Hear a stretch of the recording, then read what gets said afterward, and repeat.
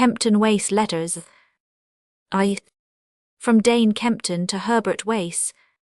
London, 3 Queen's Road, Chelsea, SW. August 14, 19. Yesterday I wrote formally, rising to the occasion like the conventional happy father rather than the man who believes in the miracle and lives for it. Yesterday I stinted myself. I took you in my arms, glad of what is and stately with respect for the fullness of your manhood. It is today that I let myself leap into yours in a passion of joy. I dwell on what has come to pass and inflate myself with pride in your fulfillment, more as a mother would, I think, and she your mother. But why did you not write before? After all, the great event was not when you found your PG2 offer of marriage accepted, but when you found you had fallen in love. Then was your hour. Then was the time for congratulation, when the call was first sounded, and the reveille of time and about fell upon your soul, and the march to another's destiny was begun. It is always more important to love than to be loved. I wish it had been vouchsafed me to be by when your spirit of a sudden grew willing to bestow itself without question, or let or hope of return, when the self broke up, and you grew fain to beat out your strength in praise and service for the woman who was soaring high in the blue wastes. You have known her long, and you must have been hers long, yet no word of her and of your love reached me. It was not kind to be silent. Barbara spoke yesterday of your fastidiousness, and we told each other that you had gained a triumph of happiness in your love, for you are not of those who cheat themselves. You choose rigorously, straining for the heart of the end as do all rigorists who are also hedonists. Because we are in possession of this bit of data, as to your temperamental cosmos, we can congratulate you with the more abandon. Oh Herbert, do you know that this is a rampant spring, and that on leaving Barbara Ipk 3 tramped out of the confines into the green happier, it almost seems, than I have ever been? Do you know that because you love a woman and she loves you, and that because you are swept along by certain forces, that I am happy and feel myself in sight of my portion of immortality on earth, far more than because of my books, dear lad, far more. I wish I could fly England and get to you. Should I have a shade less of you than formerly if we were together now? From your too much green of wealth a barrenness of friendship. It does not matter. What is her gain cannot be my loss. One power is mine, without hindrance in freedom and in right to say to Ellen's son, Godspeed, to place Hester Stebbins's hand in his, and bid them forth to the sunrise into the glory of day. Ever your devoted father, Dane Kempton. PG 4. Roman 2. From Herbert Wace to Dane Kempton. The Ridge. Berkeley, California. September 3, 19. Here I am, back in the old quarters once more, with the old afternoon climb across the campus and up into the sky, up to the old rooms, the old books, and the old view. You poor fog-begirt Dane Kempton, could you but have lounged with me on the window couch an hour past, and watched the light pass out of the day through the Golden Gate, and the night creep over the Berkeley hills and down out of the east?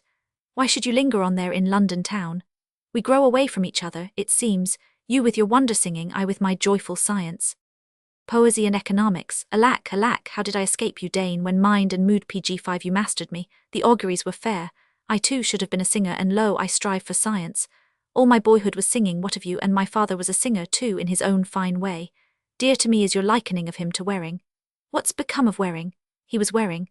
I can think of him only as one who went away, chose land travel or seafaring.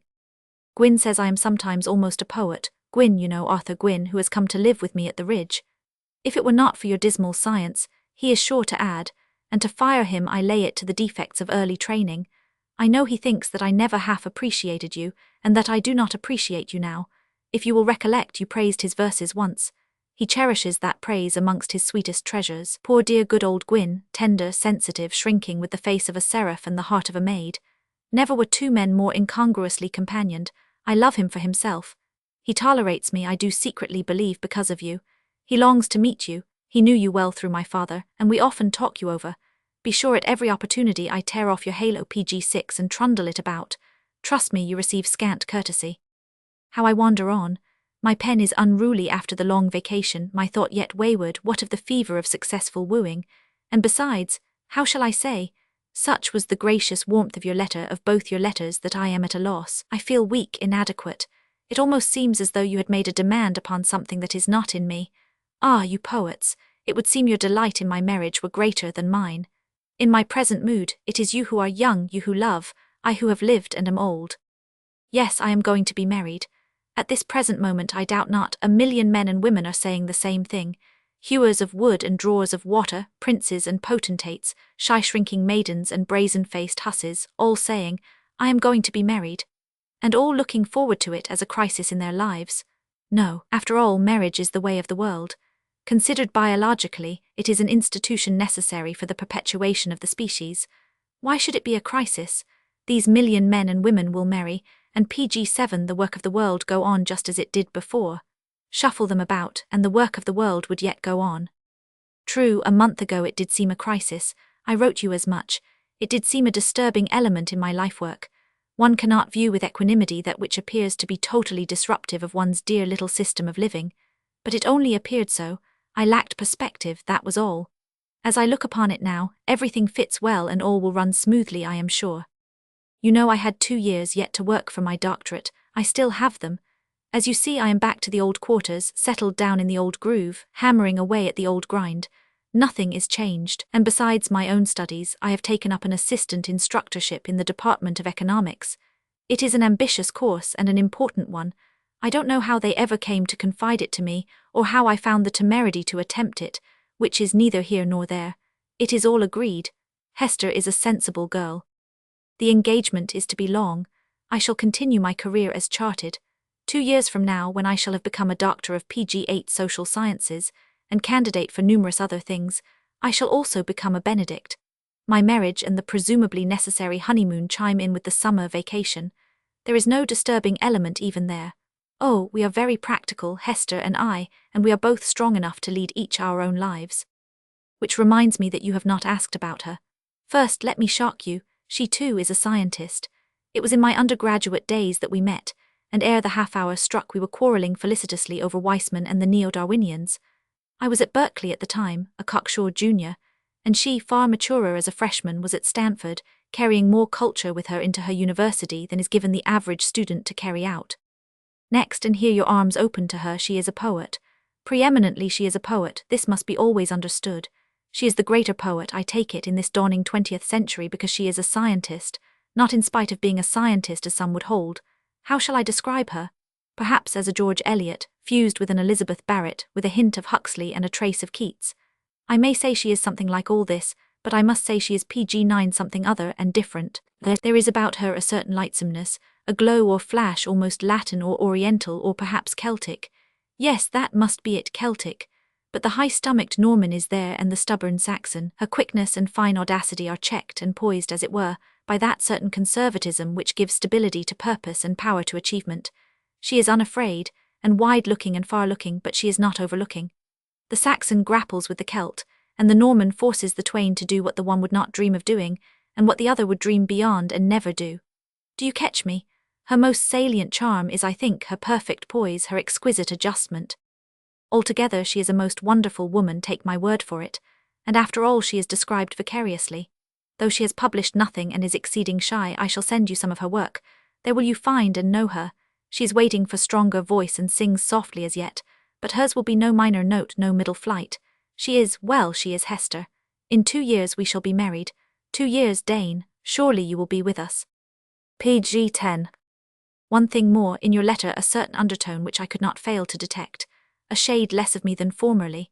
I turn and look into your face, Waring's handiwork you remember, his painter's fancy of you in those golden days when I stood on the brink of the world, and you showed me the delights of the world and the way of my feet therein. So I turn and look and wonder. A shade less of me of you, poesy and economics, where lies the blame? Herbert. PG11. Roman 3. From Dane Kempton to Herbert Wace. London. September 30, 19. It is because you know not what you do that I cannot forgive you. Could you know that your letter with its catalogue of advantages and arrangements must offend me as much as it belies? Let us hope. You and the woman of your love, I would pardon the affront of it upon us all, and ascribe the unseemly want of warmth to reserve or to the sadness which grips the heart when joy is too palpitant. But something warns me that you are unaware of the chill your words breathe, and that is a lapse which it is impossible to meet with indulgence. He does not love her, was Barbara's quick decision, and she laid the open letter down with a definiteness which said that you, too, are laid out and laid low. Your sister's very wrists can PG12 be articulate. However, I laughed at her and she soon joined me. We do not mean to be extravagant with our fears. Who shall prescribe the letters of lovers to their sisters and foster fathers? Yet there are some things their letters should be incapable of saying, and amongst them that love is not a crisis and a rebirth, but that it is common as the commonplace, a hit or miss affair which shuffling could not affect. Barbara showed me your note to her. Had I written like this of myself and Earl? You could not, I objected.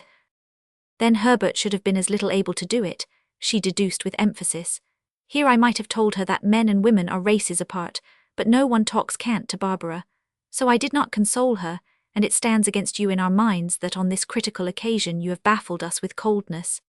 An absence of 6 years, broken into twice by a brief few months, must work changes. When Barbara called your letter unnatural, she forgot how little she knows what is natural to you. She and I have been wont to predetermine you, your character, foothold and outlook, by the fact that you knew your Wordsworth, and that you knew him without being able to PG-13 take for yourself his austere peace. Youth which lives by hope is riven by unrest. I made no vows, vows were made for me. Bond unknown to me was given, that I should be, else sinning gently, a dedicated spirit. That pale sunrise seen from empty Tamalpais, and your voice vibrant to fierceness on the else sinning gently. To me the splendor of rose on piled-up ridges of mist spoke all for you, so dear have you always been. It rested on the possible wonder of your life. It threw you into the scintillant dawn with an abandon meet to a son of wearing. Tell me, do you still read your Wordsworth on your knees? I am bent with regret for the time when your mind had no surprises for me, when the days were flushed halcyon with my hope in you. I resent your development if it is because of it that you speak prosaically of a prosaic marriage, and of a honeymoon simultaneous with the degree. I think you are too well pleased with the simultaneousness. Yet the fact of the letter is fair. It cannot be that the soul of it is not. Hester Stebbins is a poet. I lean forward and think it out as Ip 14 did some days ago when the news came. I conjure up the look of love. If the woman is content, how much more than content the feeling she bounds within knowing you hers as she is yours? What better test that all is well? I conjure up the look of love. It is thus at meeting and thus at parting. Even here tonight, when all is chill and hard to understand, I catch the flash and the warmth, and what I see restores you to me, but how deep the plummet of my mind needed to sound before it reached you. It is because you permitted yourself to speak when silence had expressed you better. Show me the ideally real Hester Stebbins, the spark of fire which is she. The storms have not broken over her head. She will laugh and make poetry of her laughter. If before she met you she wept, that too will help the smiling. There is laughter which is the echo of a miserere sobbed by the ages. Men chuckle in the irony of pain, and they smile cold, lessened smiles in resignation. They laugh in forgetfulness, and they laugh lest they die of sadness. A shrug of the shoulders, a widening of the lips, a heaving forth of sound, and the life is saved. The remedy is as drastic as are the drugs used for epilepsy, which in quelling the PG-15 spasm, bring idiocy to the patient. If we are made idiots by our laughter, we are paying dearly for the privilege of continuing in life. Hester shall laugh because she is glad and must tell her joy, and she will not lose it in the telling. Greet her for me and hasten to prove yourself, for the poet, gentle creature that he is, hath like the lover his unruly times, his fits when he is neither sick nor well, though no distress be near him but his own unmanageable thoughts. You will judge by this letter that I am neither sick nor well, and that I reach for a distress which is not near. If I were merchant rather than poet, it would be otherwise with me. Danes. PG-16. Roman 4. From Herbert Wace to Dane Kempton. The Ridge. Berkeley, California. October 27, 19. Do I still read my Wordsworth on my knees? Well, we may as well have it out. I have foreseen this day so long and shunned it that now I meet it almost with extended hands. No, I do not read my Wordsworth on my knees. My mind is filled with other things. I have not the time. I am not the Herbert Wace of 6 years gone. It is fair that you should know this. Fair also that you should know the Herbert Wace of 6 years gone was not quite the lad you deemed him. There is no more pathetic and terrible thing than the prejudice of love. Both you and I have suffered from it. 6 years ago, and before that, I felt and resented the growing difference PG-17 between us. When under your spell, it seemed that I was born to lisp in numbers and devote myself to singing, that the world was good and all of it fit for singing. But away from you even then doubts faced me, and I knew in vague fashion that we lived in different worlds. At first in vague fashion, I say. And when with you again, your spell dominated me and I could not question. You were true, you were good, I argued, all that was wonderful and glorious. Therefore you were also right. You mastered me with your charm, as you were wont to master those who loved you. But there came times when your sympathy failed me and I stood alone on outlooks I had achieved alone. There was no response from you. I could not hear your voice. I looked down upon a real world. You were caught up in a beautiful cloudland and shut away from me. Possibly it was because life of itself appealed to you, while to me appealed the mechanics of life. But be it as it may, yours was a world of ideas and fancies, mine a world of things and facts. Enters here the prejudice of love. It was the lad that discovered our difference and concealed. It was the man who was blind and could not PG-18 discover. There we erred, man and boy, and here, both men now, we make all well again. Let me be explicit. Do you remember the passion with which I read the intellectual development of Europe? I understood not the tithe of it, but I was thrilled. My common sense was thrilled, I suppose, but it was all very joyous, gripping hold of the tangible world for the first time, and when I came to you, warm with the glow of adventure, you looked blankly, then smiled indulgently and did not answer. You regarded my ardour complacently, a passing humour of adolescence, you thought, and I thought, Dane does not read his Draper on his knees. Wordsworth was great to me, Draper was great also. You had no patience with him, and I know now, as I felt then, your consistent revolt against his materialistic philosophy. Only the other day you complained of a letter of mine, calling it cold and analytical. That I should be cold and analytical despite all the prodding and pressing and moulding I have received at your hands, and the hands of Waring, marks only more clearly our temperamental difference, but it does not mark that one or the other of us is less a dedicated spirit. If I have PG-19 wandered away from the warmth of poesy and become practical, have you not remained and become confirmed in all that is beautifully impractical? If I have adventured in a new world of common things, have you not lingered in the old world of great and impossible things? If I have shivered in the grey dawn of a new day, have you not crouched over the dying embers of the fire of yesterday? Ah, Dane, you cannot rekindle that fire.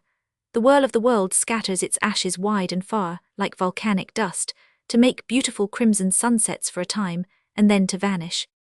None the less are you a dedicated spirit, priest that you are of a dying faith. Your prayers are futile, your altars crumbling, and the light flickers and drops down into night. Poetry is empty these days, empty and worthless and dead. All the old-world epic and lyric singing will not put this very miserable earth of ours to rights, so long as the singers sing of the things of yesterday, glorifying the things of yesterday and lamenting their departure, so long will poetry be a vain thing and without avail. The old world is dead, dead and buried along with its heroes and Helens and knights and ladies and tournaments and pageants. You cannot sing PG-20 of the truth and wonder of today in terms of yesterday. And no one will listen to your singing till you sing of today in terms of today. This is the day of the common man. Do you glorify the common man?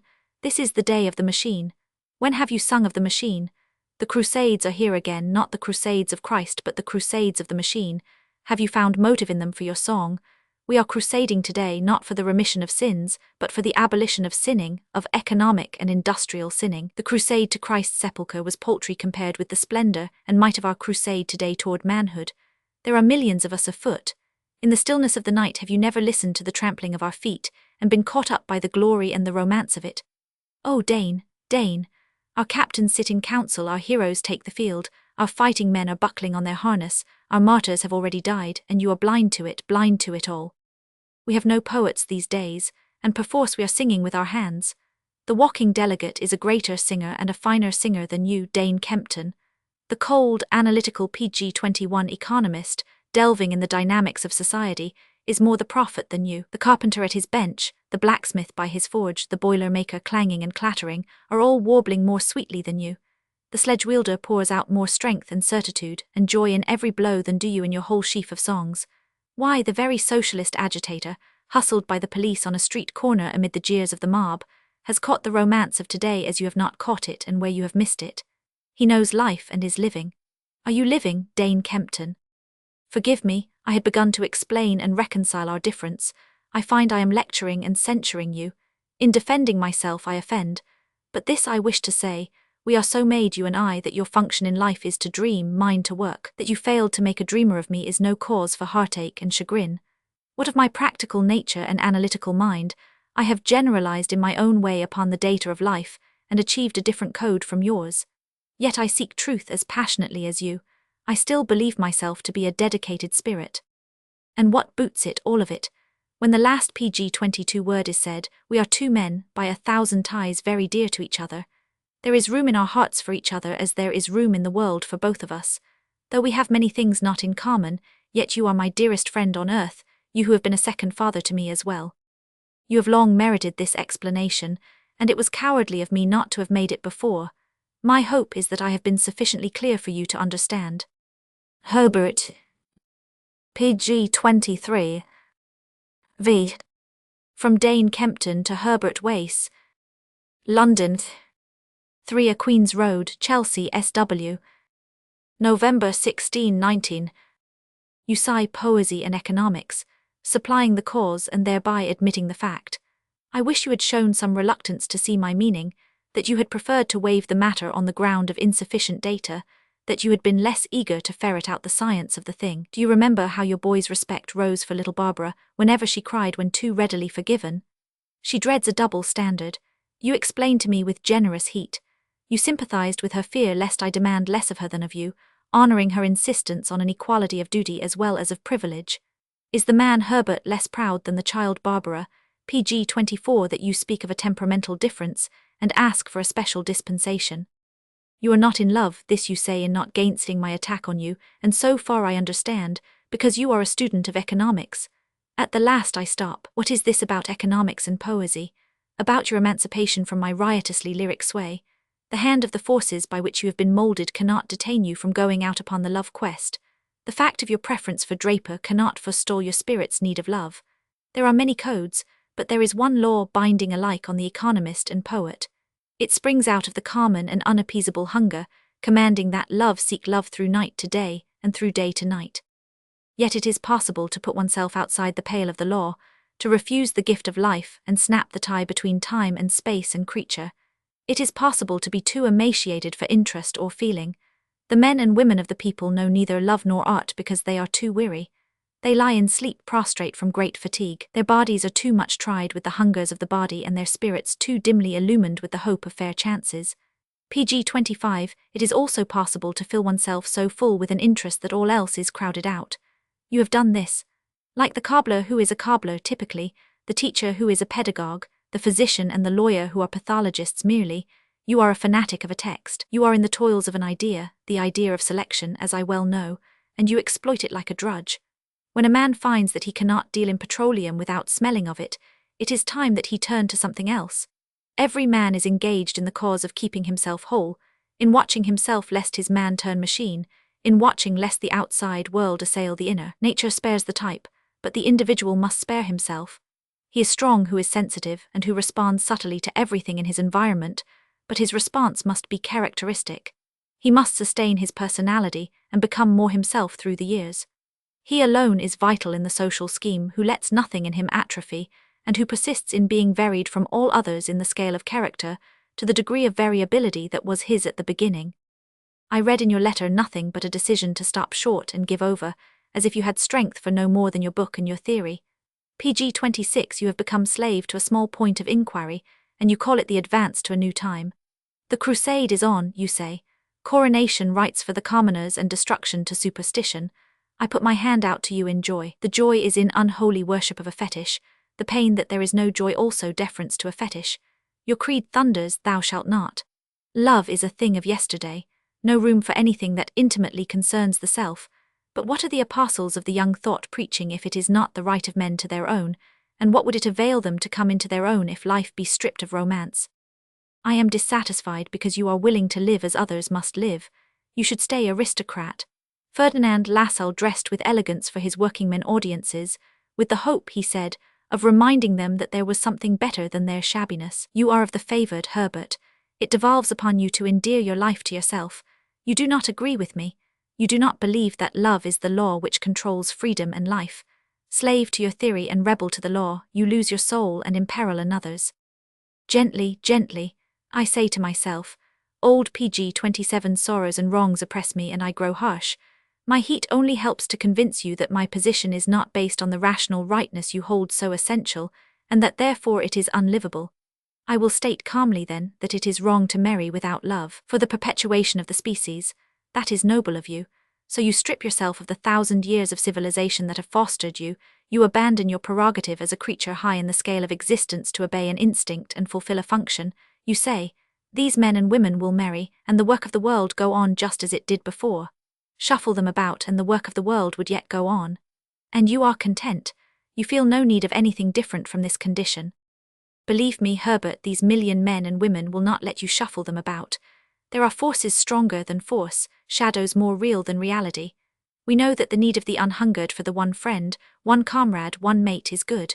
We honor the love that persists in loving. More beautiful than starlight is the face of the lover when the voice and the vision enfold him. The race is consecrated to the worship of idea, and the lover who pg-28 lays his all on the altar of romance, which is idea, is at one with the race. The arms of the unloved girl close about the formless air and more real than her loneliness, and her sorrow is the imagined embrace, the awaited warm, close pressure of the hands, the fancied gaze. What does it mean? What secret was there for Leonardo in Mona Lisa's smile? What for him in the motion of waters? You cannot explain the bloom, the charm, the smile of life, that which rains sunshine into our hearts, which tells us we are wise to hope and to have faith, which buckles on us an armor of activity, which lights the fires of the spirit, which gives us Godhead and renders us indomitable. Comparative anatomy cannot reason it down. It is sensibility, romance, idea. It is a fact of life toward which all other facts make. For the flush of rose light in the heavens, the touch of a hand, the color and shape of fruit, the tears that come for unnamed sorrows, the regrets of old men, are more significant than all the building and inventing done since the first social compact. Forgive my tediousness. I have flaunted these truisms before you in order to exorcise that modern slang of yours, which is more false than the overstrained forms of a feudal France. To pg-29, shut out glory is not to be practical. You are not adjusting your life artistically. There is too much strain, too little warmth, too much self-complacence. I see that you are really younger than I thought. The world never censures the crimes of the spirit. You are safe from the world's tongue-lashings, and in that safety is the danger against which my friendship warns you. I have been reading Hester's poems, and I know that she is like them, nervous, vibrant, throbbing, sensitive. I have been reading your letters, and I think her soul will escape yours. If you have not love like hers, you have nothing with which to keep her. This I have undertaken to say to you. It is a strange role, yet conventional. I am the father whose matrimonial whims are not met by the son. The stock measure is to disinherit, but the cause of our quarrel is somewhat unusual, and I can be neither so practical nor so vulgar as to set about making codicils. Love is of no value to financiers. There is no bank for it, nor may it be made over in a will. Rather is it carried on in the blood, even as Barbara carried it on into the life of her girl babe. Your sister keeps me strong with the faith of love. May God be good to her. It was 5 years ago that she pg-30 came to me and whispered, Earl. When she saw I could not turn to her in joy, she leaned her little head back against the roses of the porch and wept, more than was right, I fear, for a girl just betrothed. Earl was a cripple and poor and helpless, but Barbara knew better than we, for she knew how to give herself. Poor little one, whom nobody congratulated. She sends you and Hester her love, unfolding you both in her eager tenderness. Danes. pg-31. Romans 6. From the same to the same. London. November 1919. Metaphysics is contagious. I caught it from Barbara, and I cannot resist the impulse to pass it on, and to you of all others. The mood leapt upon Barbara out of the pages of Kasia, a story by Tolstoy. To my mind, it is a painful tale of lovers who outlive their love, killing it with their own hands, but the author means it to be a happily ending novel. Tolstoy attempts to show that men and women can find happiness only when they grow content to give over seeking love from one another. They may keep the memory but must banish the hope. Hereafter, think of me only as the father of your children, and the woman who had pined for that which had been theirs in the beginning of their union weeps softly and agrees. Tolstoy calls this piece pg-32, but for Barbara and me this gain is loss, this end an end indeed, replete with all the tragedy of ending. I found Barbara today on the last page of Kasia, and much disturbed. Dear, I saw a spirit break, she said. I waited before asking whose, and when I did, she answered, that of 3/4 of the world. The ghost of a dream walked today, when after the spirit broke I saw it, and myself and my Earl vanished in shadow. We and our love thinned away before the thought shape. Your dreaming, Barbara, can scarce be better than your living. We looked long at each other. She knew herself a happy woman, yet today the ghost had walked in the light, and her eyes were not held, and she saw. Even her life was not sufficient, even her plans were paltry, even her heart's love was cramped. Such times of seeing come to happy men and to happy women. Barbara was reading the opinions of the world and the acceptances of the world, and in disliking them she came to doubt herself. Perhaps she too should be less at peace, she too may be amongst Pharisees a Pharisee. In the midst of the breaking of spirit, how PG-33 can I know? She demanded. Love is sure, I prompted, my hand on her forehead. Earl and I are sure, dear. She laughed low, and a drift of sobbing swept through the music. It is not that we are in doubt about ourselves, but sometimes, like today, you understand, one finds oneself bitten by the sharp tooth of the world, and a despair courses through the veins and blinds the eyes, and then in the midst of the bitterest throe comes a great visioning. I heard her and understood, and my heart leapt as it had not done for long. Think of it, Herbert, 53 and still young. When was it that I last fluttered with joy? Ah, yes, that time the summer and the woods had a great deal to do with it, and a few words spoken by a boy. I think Barbara's majesty of attainment through vicarious breaking of spirit a greater cause for rejoicing. And then in the midst of the bitterest throe came a great visioning. When pain is good and to be thanked for, how good life is. By this alone may you know the proportion and the value of the good of being. 3/4 of the world are broken-spirited, but from out the wreckage a thought shape, and it is well. The vision fastens upon us, and what was full seems PG-34 shrunken, what whole and of all time a passing bit, an untraceable flash. And that is well, for the dream recalls the hope, and the heart grows hardy with hoping and dreaming. So Barbara, and you do not repine because of these things. Let the grand music mutter 1,000 heresies, let 3/4 of the world accept and live them, you would not think the unaspiring 3/4 broken-spirited. You would hail them right practical. And if you held a thought as firmly as your sister holds the thought of love, and you found yourself alone in your esteem of it, you would part from it and go over to the others. You would not be the fanatic your sister is, to stay so much the closer by it that of necessity she must doubt her own allegiance, fearing in her devotion that without knowing it, she too is cold and but half alive. You would not see visions that would put your best to shame. The thought shape of the more you could be, were you and the whole world finer and greater, would not walk before you. You would rest content and assured, and I regret your assurance. Always yours, Dane Kempton. PG-35. Roman 7. From Herbert Wace to Dane Kempton. The Ridge. Berkeley, California.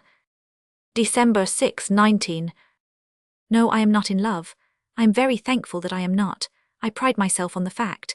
As you say, I may not be adjusting my life artistically to its environment, there is room for discussion there, but I do know that I am adjusting it scientifically.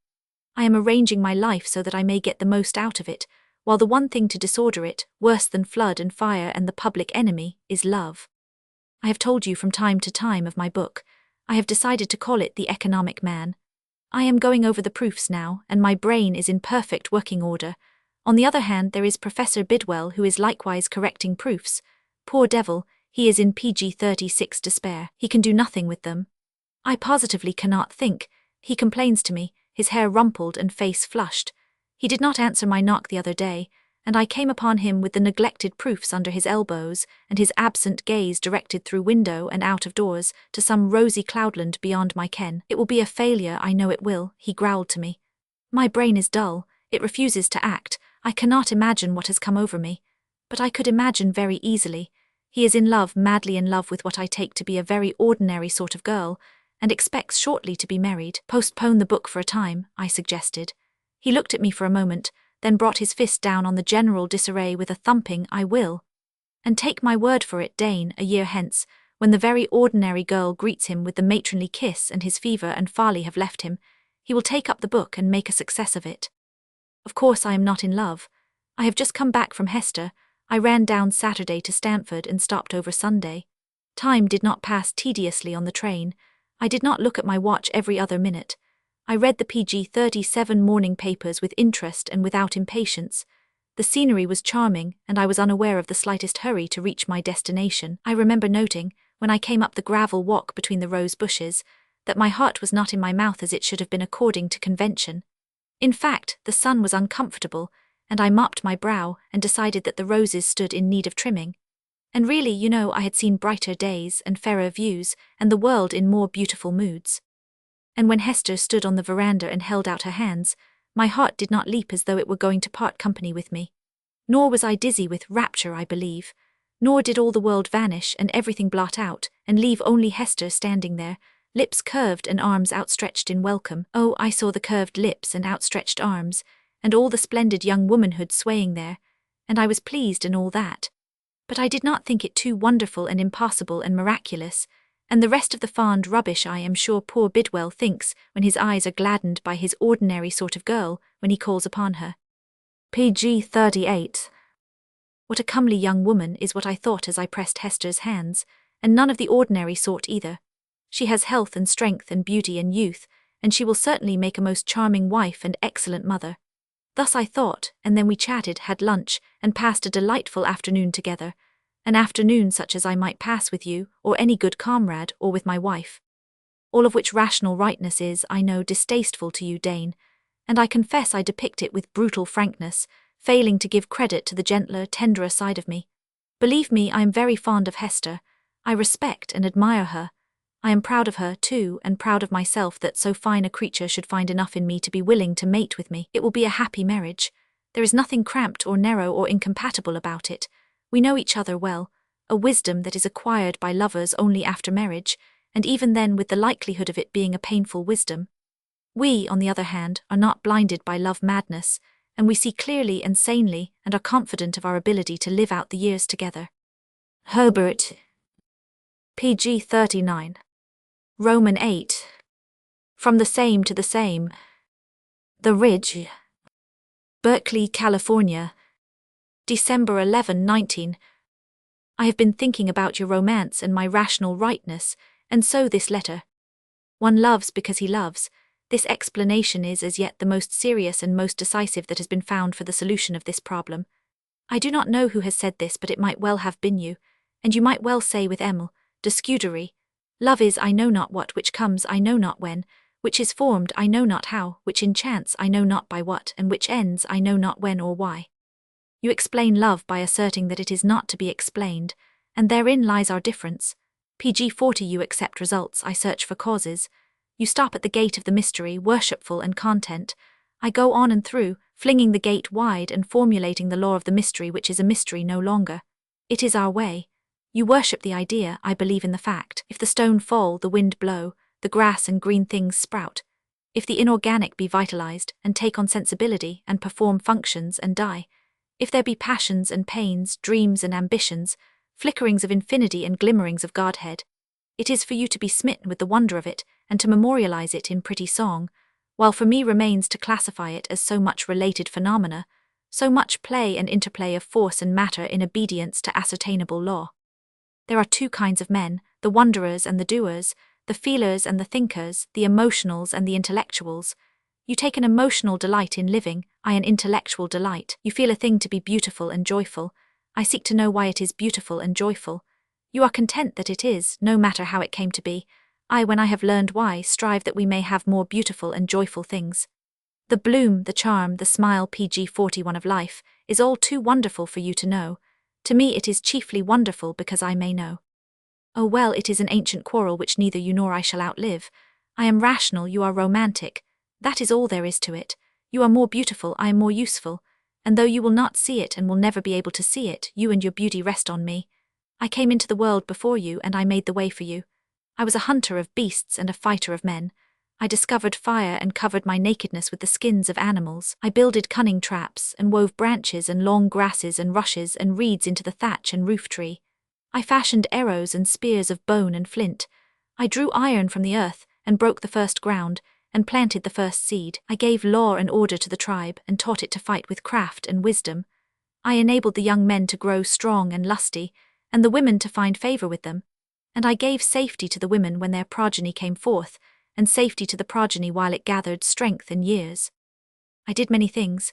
Out of my blood and sweat and toil I made it possible that all men need not all the time hunt and fish and fight. PG 42, the muscle and brain of every man were no longer called to satisfy the belly need. And then, when of my blood and sweat and toil I had made room, you came, high priest of mystery and things unknowable, singer of songs and seer of visions. And I did you honor and gave you place by feast and fire, and of the meat I gave you the tenderest, and of the furs the softest, need I say that of women you took the fairest? And you sang of the souls of dead men and of immortality, of the hidden things and of the wonder. You sang of voices whispering down the wind, of the secrets of light and darkness and the ripple of running fountains. You told of the powers that pulsed the tides, swept the sun across the firmaments, and held the stars in their courses. I and you scaled the sky and created for me the hierarchy of heaven. These things you did, Dane, but it was I who made you and fed you and protected you. While you dreamed and sang, I labored sore, and when danger came, and there was a cry in the night, and women and children huddling in fear and strong men broken, and blare of trumpets and cry of battle at the outer gate, you fled to your altars and called vainly on your PG-43 phantoms of earth and sea and sky. And I girded my loins and strapped my harness on and smote in the fighting line, and died perchance that you and the women and children might live. And in times of peace you throve and waxed fat, but only by our brain and blood did we men of the fighting line make possible those times of peace. And when you throve, you looked about you and saw the beauty of the world and fancied yet greater beauty. And because of me your fancy became fact, and marvels arose in stone and bronze and costly wood. And while your brows were bright, and you visioned things of the spirit, and rose above time and space to probe eternity, I concerned myself with the work of head and hand. I employed myself with the mastery of matter. I studied the times and seasons and the crops, and made the earth fruitful. I builded roads and bridges and moles, and won the secrets of metals and virtues of the elements. Bit by bit, and with great travail, I have conquered and enslaved the blind forces. I builded ships and ventured the sea, and beyond the baths of sunset found new lands. I conquered peoples, and PG-44 organized nations and knit empires, and gave periods of peace to vast territories. And the arts of peace flourished, and you multiplied yourself in divers ways. You were priest and singer and dancer and musician. You expressed your fancies in colors and metals and marbles. You wrote epics and lyrics, I as you today write lyrics, Dane Kempton. And I multiplied myself. I kept hunger afar off, and fire and sword from your habitation, and the bondsmen in obedience under you. I solved methods of government and invented systems of jurisprudence. Out of my toil sprang forms and institutions. You sang of them and were the slave of them, but I was the maker of them and the changer of them. You worshipped at the shrine of the idea. I sought the fact and the law behind the fact. I was the worker and maker and liberator. You were conventional, tradition bound you. You were full-bellied in content, and you sang of the things that were. You were mastered by dogma. Did the medieval church say the earth was flat? You sang of an earth that was flat, and danced and made your little shows on an earth that was flat. And you helped to bind me with chains and burn me with fire when PG-45 my facts, and the laws behind my facts shook your dogmas. Dante's highest audacity could not transcend a material inferno. Milton could not shake off Lucifer and hell. You were more beautiful, but not only was I more useful, but I made the way for you that there might be greater beauty. You did not reck of that. To you the heart was the seat of the emotions. I formulated the circulation of the blood. You gave charms and indulgences to the world. I gave it medicine and surgery. To you, famine and pestilence were acts of providence and punishment of sin. I made the world a granary and drained its cities. To you the mass of the people were poor lost wretches who would be rewarded in paradise or baked in hell. You could offer them no earthly happiness of decency. Forsooth, beggars as well as kings were of divine right. But I shattered the royal prerogatives and overturned the thrones of the one, and lifted the other somewhat out of the dirt. Nor is my work done. With my inventions and discoveries and rational enterprise, I draw the world together and make it kin.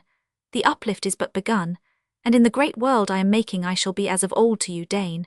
I, who PG-46 have made you and freed you, shall give you space and greater freedom, and as of old we shall quarrel as when first you came to me and found me at my rude earthwork. You shall be the scorner of matter, and I the master of matter. You may laugh at me and my work, but you shall not be absent from the feast, nor shall your voice be silent. For when I have conquered the globe, and enthralled the elements and harnessed the stars, you shall sing the epic of man, and as of old it shall be of the deeds I have done. Herbert. PG-47. Roman Night. From Dane Kempton to Herbert Wace. 3A Queen's Road, Chelsea, SW. December 28, 19. The curtain is rung down on an illusion, but it rises again on another, this time, as before, with the look of the absolute good and true upon it. It is because we are at once actor and spectator that we find no fault with blinking sight and slothful thought. We are finite branded and content, except during the shrill, undermining moments when the orchestra is tuning up. Thus we half men struggle. I follow your letter and wonder whether your illusions have qualities of beauty which escape me. I give you the benefit of every doubt which it is possible for me to harbour with regard to my own system of illusions. You glorify the crowd practical, you attach yourself to the ranks that carried thought into action.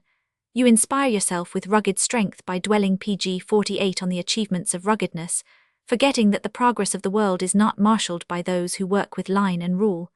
It was not his crew, but Columbus, who discovered America. The crew stood between the old and the new, as indeed the crew always does. Between the idealist and his hope were hosts of practical enemies whom he had to subdue before he reached land. But I must not fall into your mistake of dividing men into categories. Men are not either intellectual or emotional, they are both. It is a rounded, not an angular development which we follow. Feeling and thinking are not mutually exclusive, and the great personality feels deeply because he thinks highly, feels keenly because he sees widely. Common sense is not incompatible with uncommon sense. Evil does not of necessity attend beauty, nor weakness the strength of genius. I shall sing of the deeds you have done if your deeds are worthy of song. I shall sing a song of the sword too, should the sword, thrust through the fatuous, thrust through the fungus brood. Whatever helps the races to better life sings itself into racial lore, and I alone shall not refuse the tribute when you come to see that the Iliad is as great a gift to the race as the doings pg 49 of Achilles, that the Iliads are more significant than the doings they celebrate. You will cease to classify men into doers and singers. You will cease to dishonor yourself in the eyes of the singers with the hope that in so doing you gain somewhat elsewhere. Professor Bidwell is in love and it interferes with his work. You have the advantage of him there, no doubt. However, you lose more than you gain. You have shattered the dream and have awakened. To what? What is this reality in which your universe is hung? Where shine the stars of your scientific heaven? By the beauty of your dreaming alone, Herbert, shall you be judged and known. You dream that you have learned the lesson, solved the problem, pierced the mystery, and become a prophet of matter. But matter does not include spirit, so the motif of your dream grows all confused. Your race epic omits the race. You sing the branch and the leaf rather than the sunlit and tenebral wood. Bidwell thinks his ordinary sort of girl, a lyric love, half angel and half bird, and all a wonder and a wild desire. Bidwell exaggerates perhaps, but unless he feels this for his wife, he has no wife. Barbara obeyed the voice of her heart. That sounds sentimental, but it is pg 50 none the less a courageous thing to do. I was inconsistent enough to be sorry because she loved a crippled man. Bidwell and Barbara are wiser and happier than you can be, Herbert, than you from whose hand the map of Parnassus Hill has been filched. Is there one state of consciousness better than another? I think yes. Better to have long, youthful thoughts and to thrill to vibrant emotions than to grovel sluggishly. Better to hope and dream and aspire and sway to great harmonies than to be blind and deaf and dumb. Better for the type, better for the immortality of the world's soul. This to me is a vital thought, therefore life or death is in the issue. For the rest I know not. By the glimmer of light lent me I can but guess greatness and descry vagueness. You go further and would touch the phantasmagorial veil. Right, I say and I pray Godspeed, but there must be intensity. Are you thrilled? Do you stretch out your arms and dream the beauty? It is only when you gaze into a reality empty of the voices of life that I would wake you to bid you dream better. Well, Herbert, I have quarrelled with you and shall to the end, I promise.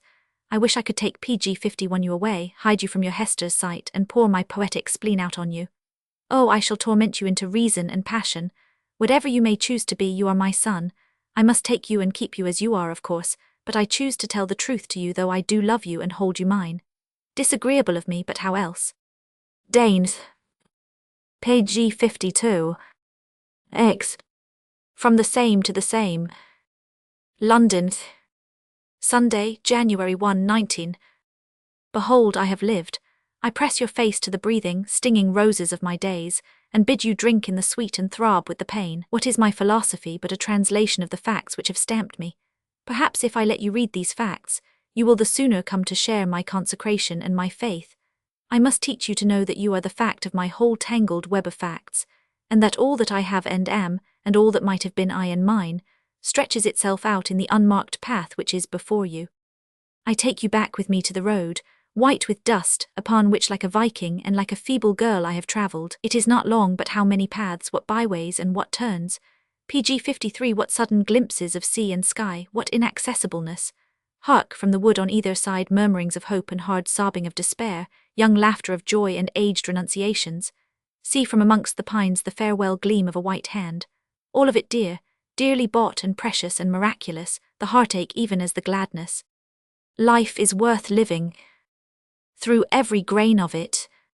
From the foundations to the last edge of the cornerstone death. I through every grain of it. Even that morning in the wood, 30 years ago, when your mother put her hand in mine and looked a great pity into my eyes. Indeed, she loved me well, but romance shone on the brow of John Wace. For her his face was sunlit, and she needs must take it between her hands and hold it forever. He was her Siegfried, her master. Thus the gods decreed, and we three obeyed. What else was there to do? We must be honest before all, and Ellen did not love me any more, and I must know it, and wipe out a past of deepest mutuality, and strengthen and PG-54 console, and restore the woman whose hand held mine while her eyes were turned elsewhere. Before that bright black summer morning which saw me woman-pitied, I knew I should have to renounce her. Their souls rushed together in their first meeting. John had been away, knocking about museums and colleges, and carrying on tempestuous radical work. He was splendidly picturesque. I was a youth of 23, almost 10 years his junior, a boy full of half-defined aims and groping powers, reaching toward what he had firm in his grasp. Ellen talked of his coming, and she planned that she should meet this my one friend in the environment she loved best, in my rooms, whose atmosphere, she declared, belonged to an earlier time and place. She found in me Nolly Goldsmith and all of Grub Street. So they met at the tea-table in my study, and a great warmth stole over your father. He spoke without looking at either of us, while Ellen looked as if her destiny had just begun. Without it rained. I strode to the window and in a dazed way stared at the lamp-post which was sticking out its flaming little tongue to the night. Why was I mocked? There was no mocking, and there should have been no PG-55 bitterness. Of that there was none either after a while. Ellen put her hand on my hair, and a strong primal emotion rose in me. In that moment civilization was as if it had not been. I reverted to the primitive. The blood of forgotten ancestors, cavemen and rivermen, reasoned me my ethics. I turned to her, met her flushed cheeks and moved being and the glory of dawning in her eyes. I measured my strength with hers and your father's, Herbert. Easily, great strength was mine in my passion. Easily I could carry her off. You too have had moments of upheaval when you heard the growling of the tiger and the bear, when the brute crowded out the man. Then your soul writhed in derision. You scoffed at that which you had held to be the nobility of the soul, and you minced words satirically over the exquisiteness of the type which we have evolved. Then the experiment of life turned farce, the heavens fell about your ears, and fool was upon your lips. Oh, the hurricane that sweeps over the soul when it is cheated of its joy. In the first instant of Ellen's indifference, when I felt myself pushed out of her life, I forgot everything but my desire. IPC 56 could not renounce her. I was in the throes of the passion for ownership. Gentle girl, between whom and myself there had been naught but sweetness and fellowship. How often had we talked large, we were very young, of our sublimities and potentialities. How often had we pictured tragedies of surrender and greatened in the speaking. Ah, it should come true. For her and for me there must be miracles, and there were.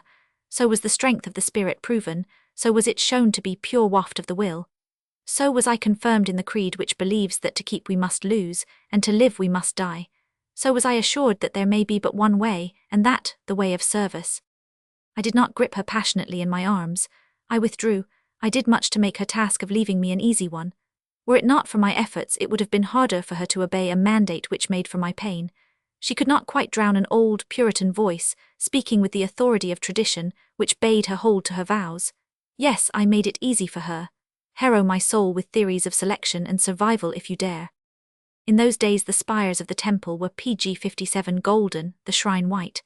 The door was seen from every point in the fog-begirt world. We who worshipped knew not of doubt.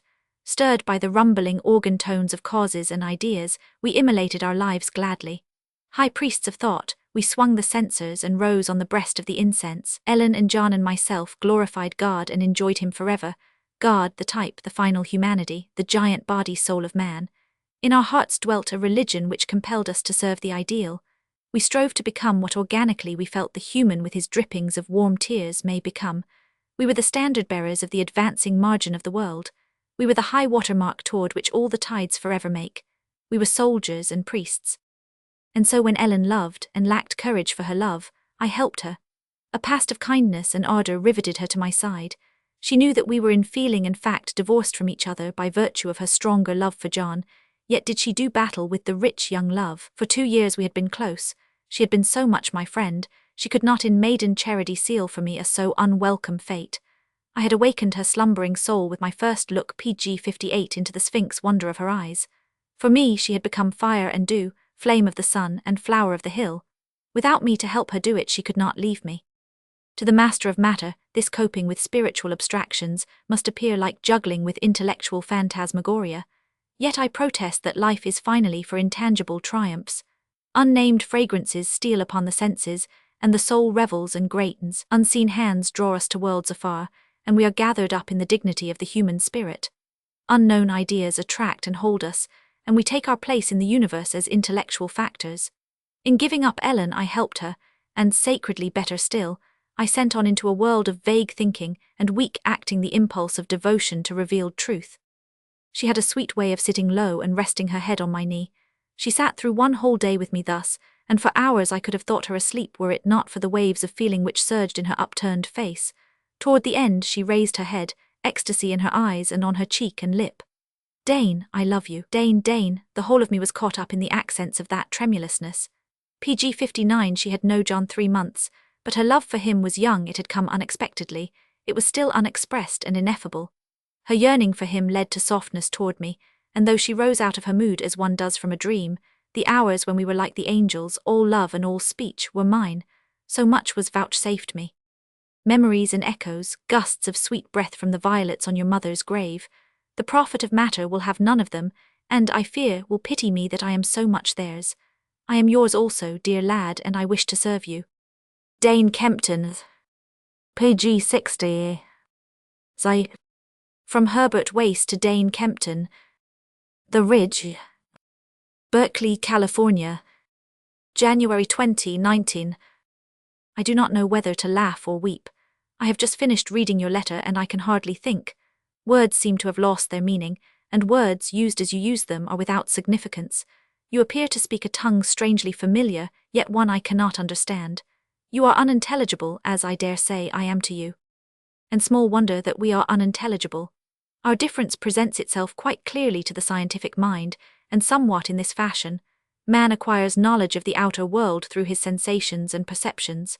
Sensation ends in sentiment, and perception ends in reason. These are the two sides of man's nature, and the individual is determined, and PG 61 ruled by whichever side in him happens to be temperamentally dominant. I have already classed you as a feeler, myself as a thinker. This is, I think, true. You, I am confident, feel it to be true. I reason why it is true. You accept it on faith as true, lose sight of the argument forthwith, and proceed to express it in emotional terms, which is to say that you take it to heart and feel badly because it happens to be so. You feign to know this modern scientific slang, and you are contemptuous of it because you do not know it. The terms I use freight no ideas to you. They are sounds, rhythmic and musical, but they are not definite symbols of thought. They're facts you do not grasp. For instance, the prehensile organs of insects, the great toothed mandibles of the black stag beetle, the amorous din of the male cicada and the muteness of his mate. These are facts which you cannot relate, one with the other, nor can you generalize upon them. Let me add to these related characters, and you cannot discern the law which is alike to all. What to you the fluttering moth, decked in gold and crimson, brilliant, iridescent, splendid? The beauty of it bids you bend to deity, otherwise it has no PG 62 worth. It is a stimulus to religion, and that is all. So with the glowing incandescence of the stickleback, and its polished scales of silver, what make you of the hoarse voice of the gorilla? Is not the dewlap of the ox inscrutable, the mane of the lion, the tusks of the boar, the musksack of the deer? In the amethyst and sapphire of the peacock's wing you find no rationality. To you it is a manifestation of the wonder which is taboo. And so with the cockbird, displaying his feathered ruffs and furbelows, dancing strange antics and spilling out his heart in song. I, on the other hand, dare to gather all these phenomena together, and find out the common truth, the common fact, the common law, which is generalization, which is science. I learn that there are two functions which all life must perform, nutrition and reproduction, and I learn that in all life, the performance according to time and space and degree is very like. The slug must take to itself food, else it will perish, and so either slug must procreate its kind, or its kind will perish, and so either need being the same, the only difference is in the expression. In all life come times and seasons when the individuals are aware of dim yearnings, and PG-63 blind compulsions and masterful desires. The senses are quickened and alert to the call of kind, and just as the fish and the reptile glimmeringly adumbrate man, so do these yearnings and desires adumbrate what man in himself calls love, spelled all out in capitals. I repeat, the need is the same. From the amber up the ladder of life to you and me comes this passion of perpetuation, and in yourself, refine and sublimate as you will, it is none the less blind, unreasoning and compelling. And now we come to the point. In the development of life from low to high, there came a dividing of the ways. Instinct, as a factor of development, had its limitations. It culminated in that remarkable mechanism, the bee swarm. It could go no farther. In that direction life was thwarted. But life, splendid and invincible, not to be thwarted, changed the direction of its advance, and reason became the all-potent developmental factor. Reason dawned far down in the scale of life, but it culminates in man, and the end is not yet. The lever in his arm he duplicates in wood and steel, the lenses in his eyes in glass, the visual impressions of his brain on chemically sensitized wood pulp.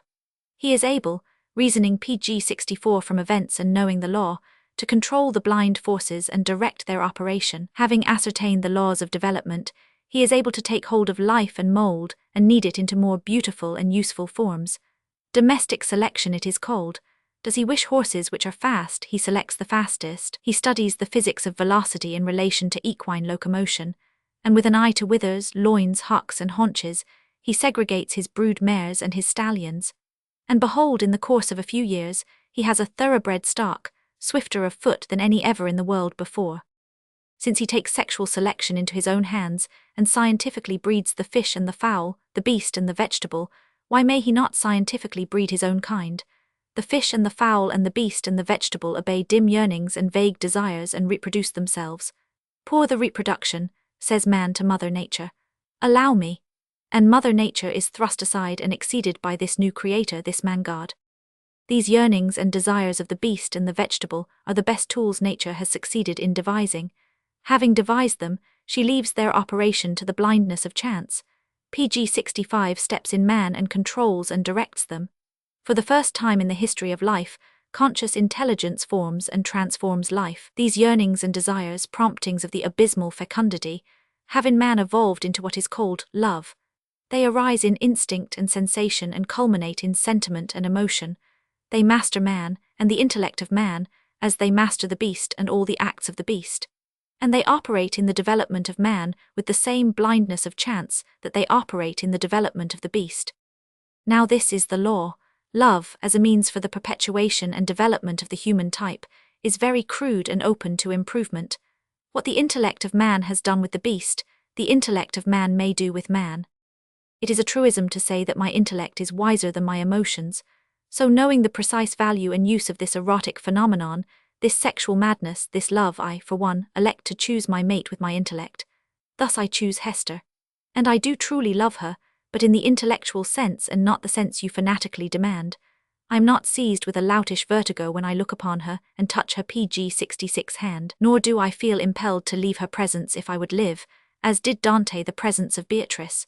Nor the painful confusion of Rousseau, when, in the same room with Madame Gotten, he seemed impelled to leap into the flaming fireplace. But I do feel for Hester what happily mated men and women, after they have lived down the passion, feel in the afternoon of life. It is the affection of man for woman, which is sanity. It is the sanity of intercourse which replaces love madness, the sanity which comes upon sparrows after the ardour of mating, when they leave off wrangling and chattering and set soberly to work to build their nest for the coming brood. Prenuptial love is the madness of non-understanding and part-understanding. Postnuptial affection is the sanity of complete understanding. It is based upon reason and service and healthy sacrifice. The first is a blind mating of the blind. The second, a clear and open-eyed union of male and female who find enough in common to warrant that union. In a word, and in the fullest sense of the word, it is sex comradeship. Prenuptial love cannot survive marriage any considerable time. It is doomed inexorably to flicker out, and when it has flickered PG-67 out, it must be replaced by affection, or else the parties to it must separate. We well know that many men and women, unable to build up affection on the ruins of love, do separate, or if they do not, continue to live together in cold tolerance or bitter hatred. Now Hester is my mate, we have much in common.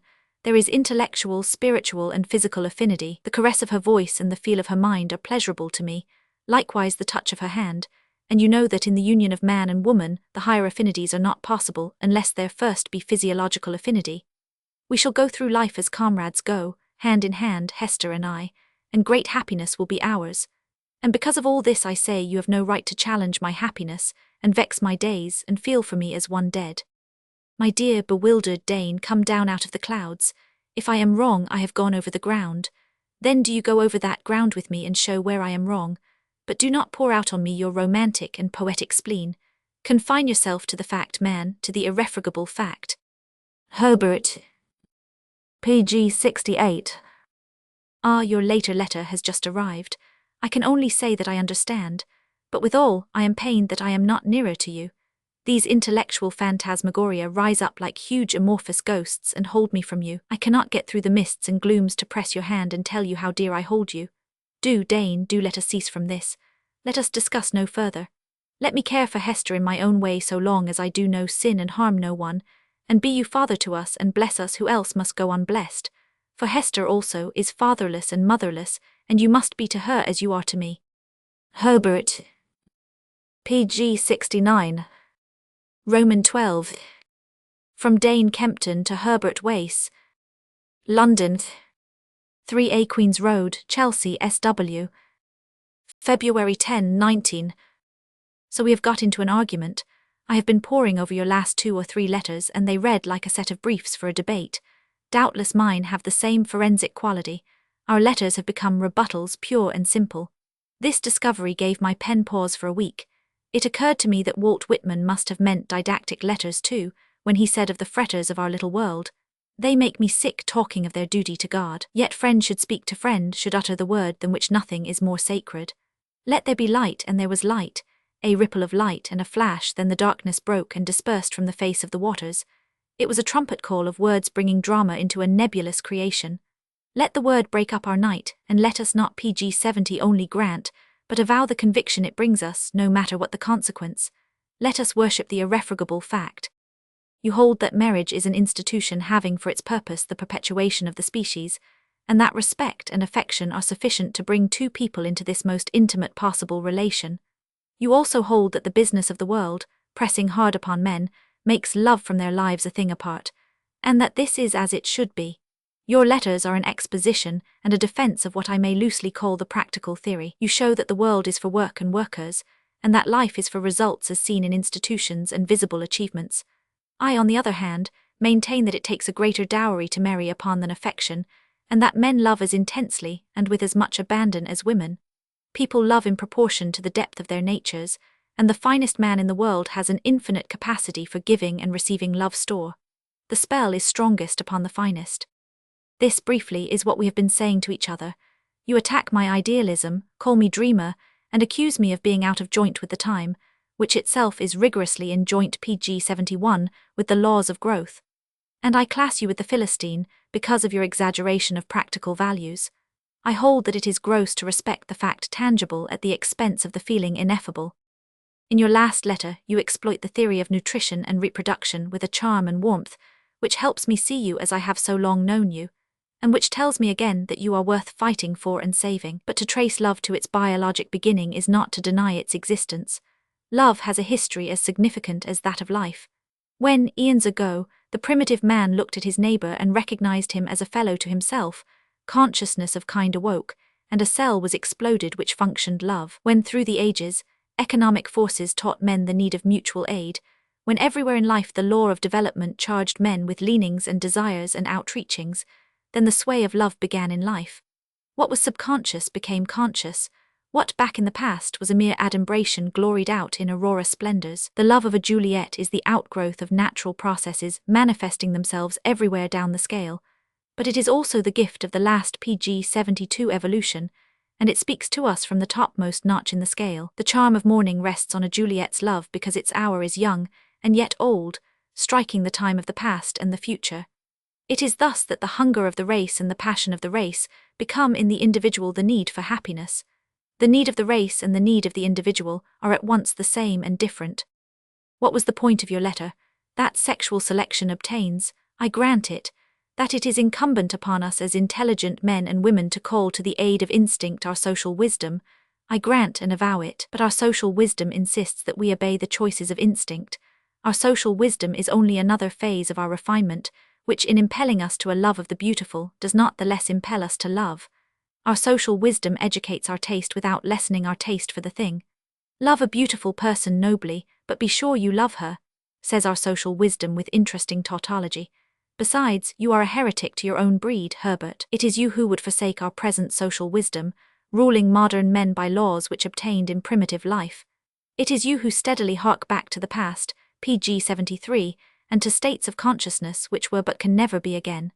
The early facts of biology cannot include that which transcends them. To borrow from Ernest Seton Thompson, man is evolved with the lower orders in the same way that water is changed into steam, and the nature of the change, when it is effected, is as radical. Add a number of degrees of heat to water and it is still water. Let 1 degree be wanting to the necessary number, and the substance is still intact. Add the last degree, and water is no longer water. From water to steam is a radical change and a transformation. You agree to improve upon the beasts of the fields and upon our own race in the past, and in this you go farther than you have need if marriage is for nothing else than to serve the instinct for perpetuation. You show some respect for what is natural and instinctive, yet you say that all would be as well if individual choice had not prevailed, and men and women were shuffled about. You draw up a cold program for action in affairs of the spirit, and formulate a code of procedure in matters of the heart. I have a program too. Mine does not break with nature. On the contrary, it obeys every instinct and listens to every call on the senses. pg 74. My love begins in my biologic self, grows with my growth, takes its hues from visioned sunsets in cornflower skies, its grace from swaying rivers of grain seen in dreams. It is for me what it is for fish and fowl, beast and vegetable.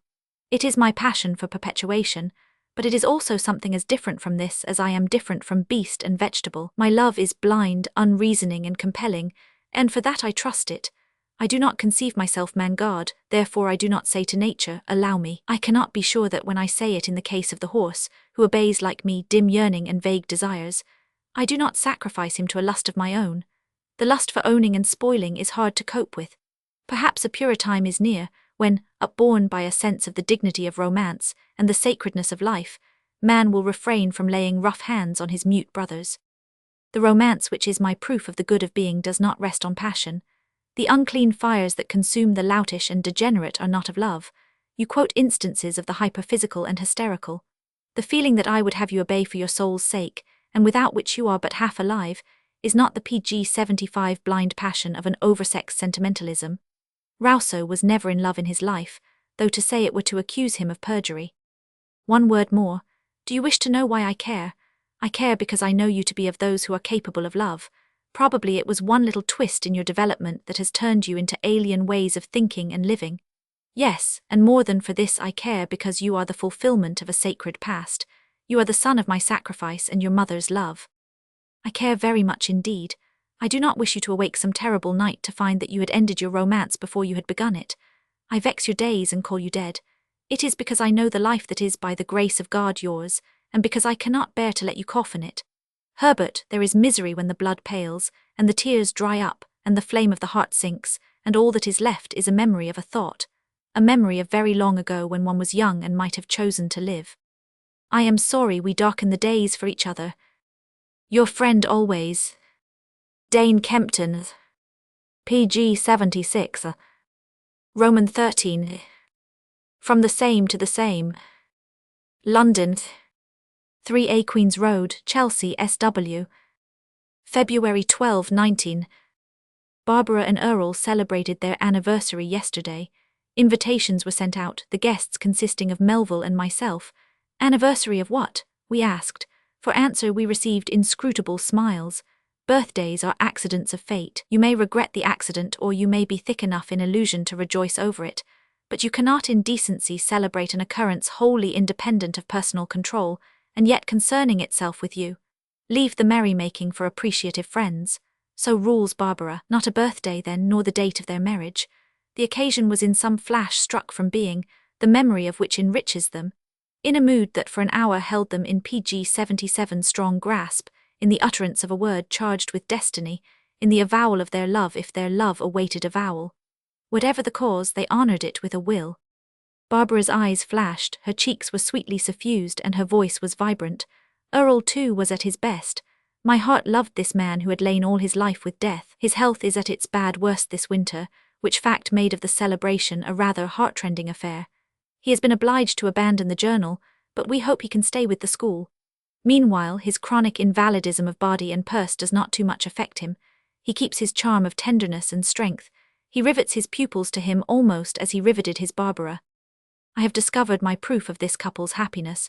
It is that I have always taken it for granted. Simple, is it not? And absolute. Often in their presence I catch myself imagining their mutual lives and seeing vaguely the graces that each brings to each. How she must delight him, I say, how his eyes speak to her. They can never come to the end of each other, and so on. The ordinary married couple so often brings a sense of distressed surprise. How can these two foot it PG-78 together? How did it happen? How can it go on? Last night counted to me. Your father and I have had such evenings, but I did not think I could do it all over again. We spoke with the fire and conceit of young students, exciting ourselves with expired theories, hoping old hopes, smarting under blows that perhaps had long ceased to fall. What then? What if we were ill-read in the facts? We could not have been wrong in the feeling. For the old hope that has been proven vain, a new, for the ancient hurt, a modern wrong, as great and as crying. It was good to feel that we had not grown too wise to harbour thoughts of change and redress, or too much ironed out with doctrine to be resigned. I confess it is long since I have eaten my heart in fury, in impatience, in wildness, but last night we awoke the radical in one another. We condemned the system. We placed ourselves outside the regime, refusing aught at its hands, registering our protest, hating the inordinate scheme of things only as hotly as we loved the juster hand of a future time. It is curious that we, offsprings of parvenu success, should be capable of such repudiation. Barbara accepts the management without the PG-79 trouble of a question. What do you know? What do you know? The girl demands, a radiant little angel in white and a conservative. You must know yourselves in the wrong, else would you smite your way through the world. Ah, Barbara has yet to learn that it is hard to live.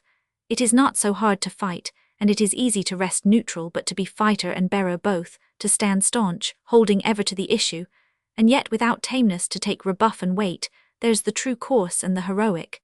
It is difficult when one has been conquered to know it. It is difficult to honour an outgrown ideal, which cost us, nevertheless, comfort and prestige, prizes which youth scorns and which oncoming age, pathetically enough, holds dear. It is difficult to pull up when driving too fast and too far, when galloping towards fanaticism, and it is impossible to whip oneself into passion and martyrdom. It is difficult to live, little Barbara. For me it is also difficult to report a social function. At this one Browning presided, for Melville took up Kempton-Wace and read it to us. That voice of his is in itself an interpretation, but Browning needs interpreting less than any other man who wrote great poems, because he wrote the greatest. It was 4 in the morning PG-80 when the "Oh great, just good God, miserable me" of the soldier saint fell upon our ears. How we had listened! Earl steadily paced the floor, Barbara leaned her cheek upon my hand. Her soul was doing battle and so was mine. We were all fighting the gallant fight. Read Pompilia and you are filled with reverence, read Kempton-Wace, and you are caught up by the spirit of action. You must rise and forth to burn your way like he, though you may have been too weary in spirit before to answer to your name when opportunity called roll. It was Earl who broke the silence caused by the inner tumult. In a dreamy voice, his eyes very eager and intent, he told us how at one time he had gone up a hill that faced the house in which he lived. A hard rain was driving. He fell at every step up the slippery steepness, but at every step the beauty of it became more and more wondrous, hardly bearable. The little village sank lower and lower, and about him were soft hills, graceful and verdant, a stretch of water lying dark under the clouded sky, and the mountain grey and watchful in the distance. It was then, in the chill of a January rain on an oak-clad hill of a western spot, that he recognized the dear features of the mother, knew her his PG-81 as hers he was, and loved her with passion. The sea is vast and wondrous, but it is alien. It holds you apart, it is not of you, but the gentle earth with her undulating form and the growing life in her lap, soothes with wordless harmonies. It was then that he forgave the fate which deformed him. A twisted oak, that is all, no less a tree and no less beautiful in the landscape, and it was sufficient to live, in the bosom of so much beauty sufficient also to die. As he stood, thinking it out, feeling the wonder and the glory, at times sorry for those who can see no longer the slanting sheets of rain and the grass at the feet, at times feeling that since this is good, In some impalpable way oblivion to all this may be also good. As he stood there, flushed with the climbing and sad with great joy, the thought came, with whom? It cannot be lived alone. With whom? He turned at the touch of an arm at his shoulder to meet the smile and the look and the quick breath of her who had sent herself his Eve.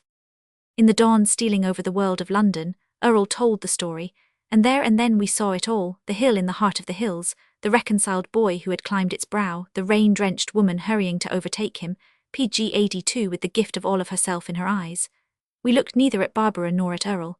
Possessed of the secret, we spoke a few words and left. Our host had divulged what the anniversary sought to celebrate. We understood and were glad. Good night, lad. Would you could have shared our heyday at the dawning. Danes. PG 83. Roman 14. From Herbert Wace to Dane Kempton. The Ridge. Berkeley, California. February 31, 19. Love is a something that begins in sensation and ends in sentiment. Thanks to beautiful and permissible hyperbole, you have begun with sensation in your description of love, and have ended with sentiment. You have told me about love in terms of love which is a vain performance and unscientific. Now let me make you a definition. Love is a disorder of mind and body, and is produced by passion under the stimulus of imagination. Love is a phase of the operation of the function of reproduction, and it occurs solely in man. Love, adhering to the common understanding of the term, is an emotional excitement which does not obtain among the lower animals.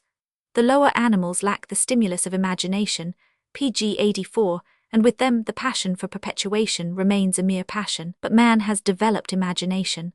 The pure sexual passion is glossed over and obscured by a cloud of fancies, mistaken yearnings and distorted dreams. And so well is the real intent of the function obscured, that it is actually lost to him, especially during the period of love madness, so that there seems an apparent divorce between the parts which go to make up love, between passion and imagination.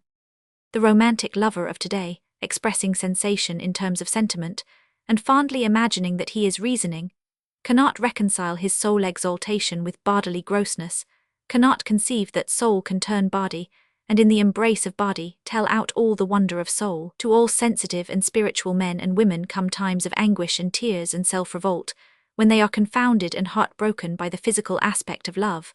Poor men and women, they suffer keenly and sincerely through lack of something more than a sentimental concept of love. To them, body and soul appear things apart, to be kept apart, lest the one contaminate the other, and in the end, loving well and truly, they prove their love by enduring, though unable ever quite to shake off the sense PG 85 of sin and shame and personal degradation. They do not understand life, that is the trouble. The beast, lacking imagination, needs no rational rightness for the various acts of living, such as they need, and which they do not possess. Because of their unchecked and unbalanced imagination, they mistake the half of life for the whole, and when forced to face the whole are affrighted and shocked. They do not reason that the need for perpetuation is the cause of passion, and that human passion, working through imagination and worked upon by imagination, becomes love. And while I am in this vein, I may as well deny that a greater spiritual dowry than affection is required for marriage. For that matter, I fail to see anything so spiritual in erotic phenomena. If a man may achieve affection for a woman without undergoing prenuptial madness, if a man may take the short cut, as it were, then I see no reason why he should not marry that woman. He is certainly justified, since affection is what romantic love must evolve into after marriage. But do not mistake me, Dane. I do not intend this sweepingly. It will not do for the whole human herd, for at once enters that abhorrent thing you rightly fear, the marriage for PG 86 convenience. Alas, it too often masquerades under the guise of romantic love. Certainly, every man is not capable of taking this short cut, and at the same time of avoiding a violation of true sexual selection. Having little brain, the average man can only act in line with sexual selection by undergoing the romantic love malady. But for some few of us, and I dare to include myself, the shortcut is permissible. This shortcut I shall take, and far be it from any worldly sense of stocks and bonds and comfortable housekeeping. Marriage means less to man than to woman, yes, by all means at least to the normal man or woman, as surely as reproduction is woman's peculiar function and nutrition man's, just so surely does marriage sum up more to woman than to man. It becomes the whole life of the woman, while to the man it is rather an episode, rather a mere side to his many-sided life. Natural selection has made it so. The countless men of the past, even from before the time they swung down out of the trees, who devoted more time and energy to their love affairs than to the winning of food and shelter, died from malnutrition in various ways. Only the men, normal men with a proper respect for the PG-87 mechanism of life, survived and perpetuated their kind. The chance was large that the abnormal lover did not win a wife at all. At least it is so today. The abnormal lover is not a successful bidder for women and is usually passed by. But while we are on this topic, do not let us forget Dante Alighieri, your prince of lovers. Has a suitable explanation ever occurred to you concerning how he came to marry Gemma, daughter of Manetto Donati, who bore him 7 children, and was never once mentioned in the Divina Commedia? You remember what he said of his first meeting with Beatrice. At that moment I saw most truly that the spirit of life which hath its dwelling in the secretest chambers of the heart began to tremble so violently that the least pulses of my body shook therewith. And he later had 7 children by Gemma, daughter of Manetto Donati, and whom, as the historian has recorded, there was no reason to suppose other than a good wife.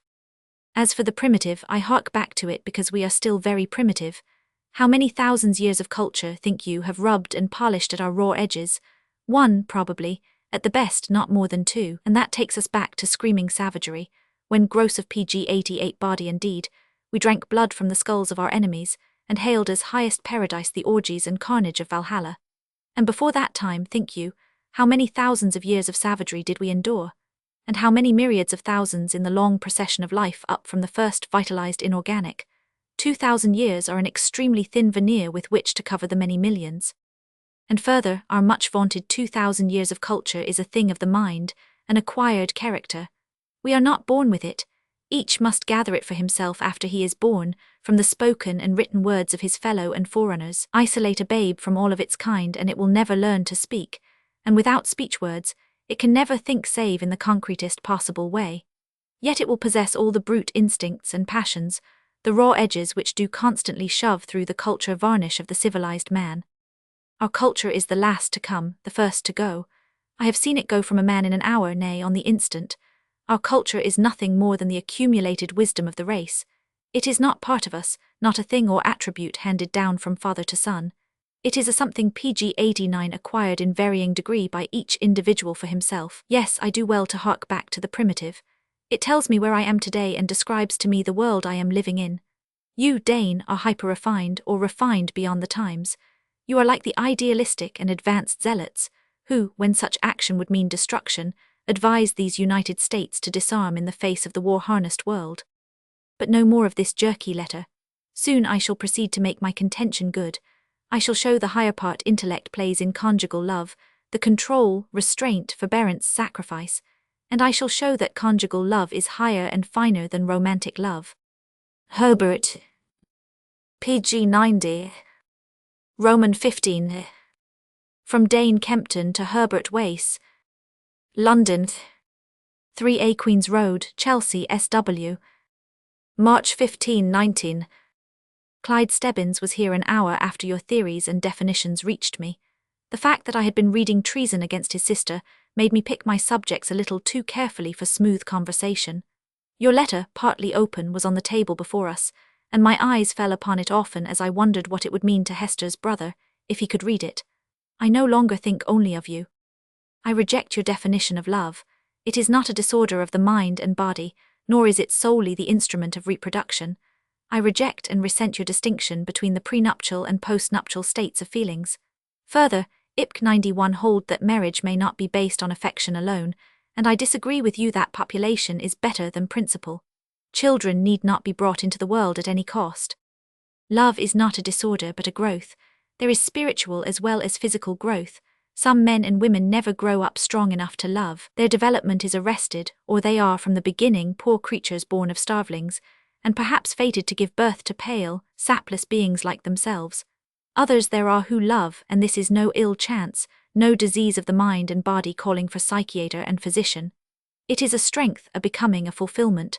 Let us reason from the effect to the cause. How does this madness manifest itself? Not in weakness. You never saw a man or woman in love who was the worse for it. The lover carries all things before him, and not for himself alone, but for a larger world than ever had been his. He who loves one must perforce love all the world and all the unborn worlds. This is the way life goes. which is another way of saying it is a scientific fact. That which makes men capable of consecration is not a disorder of the mind and body. It is the greatest of all forces, and it turns the PG-92 wrangling and grabbing human creature into an inspired poet. And the cause, the passion for perpetuation and the imagination, we agree, but there are other and more immediate needs than the need of perpetuation that call out love, needs that are peculiarly of the present, being bound up with the steady outreaching for help, for fellowship in the jerky journey through the universe. If love were no more than an instrument of reproduction, you would be right in maintaining that the fastidiousness I insist on is unnecessary and unnatural. If love were that and that alone, there would be no love, which is a paradox indeed. Because of our soul's yearning that we meet and mix in soul through flesh, which yours and mine wear and impress and make their visible selves, all which means, for the love of you and me, let us become one flesh being one soul. I dare a formula. In the beginning love arose in the passion for perpetuation. Today the passion for perpetuation arises in love. Just as we put ourselves in the way of natural selection, pitting the microcosm against the macrocosm in a passion of ethical feeling, just so do we reverse for ourselves processes that seem indeed to have PG-93 all the force of law. This reversal is civilization. The lover is impelled to perpetuate himself in the here and the now. The law of life exacts from him the tribute of love. Imagination gives the lover the key to the object of his love. He enters and he beholds only the ideal which is hers. For him her clay self and the mere facts of her do not exist. The conditions of love are inherent in civilization. When purpose is high and feeling rich, when the everlasting possession of the good is desired, then is heard the I am of love. Now to my definition. Negatively, love is not a disorder of the mind and body, not a madness, since it arises in the eternally most valuable, since it is the culmination of high processes, and since it makes for sanity of vision and strength and happiness. Positively, love is the awakening of the personality to the beauty and worth of some one being, caused by the passion for perpetuation and by imagination. It is a desire to hold to the good everlastingly, and to merge with it. Aristotle proved to the satisfaction of his time that women have fewer teeth than men. Aristotle was a great man, and besides being a philosopher was the foremost scientist of his PG-94 day. I cannot help thinking of this prodigious blunder. Perhaps, who knows, the same famous fate which a sexual classification of teeth enjoys awaits a definition calling love a disorder. I will continue tomorrow. A note has just been given me calling me to Earl, who is ill but not seriously. Barbara has prescribed for him a game of chess. The desire to see you again has got into my blood. I think I shall be in the New West and with you before long. Your friend always, Dane Kempton. PG-95. Roman 16. From the same to the same. London. Sunday morning. I must proceed with the 3 other points of my letter, so I shall stay here and write, though there is a sharp breeze this morning and a coquettishly escaping sunlight, and something tugs at me to go out upon the city streets. It is not restlessness but the love of the open. I am fain to leave a walled house and, better still, to get outside of the walls within and join the city in friendship, and let the city join me. I never feel greater fellowship than when I walk.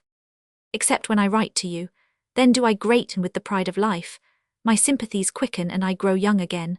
I constitute myself advocate of the world, and enthusiasm does not fail me in this high calling. It is but natural that in the face of skepticism, which IPC 96 cannot share, I should feel greater faith, that in the face of revilement, a sense of the glory of the thing belittled should settle upon me.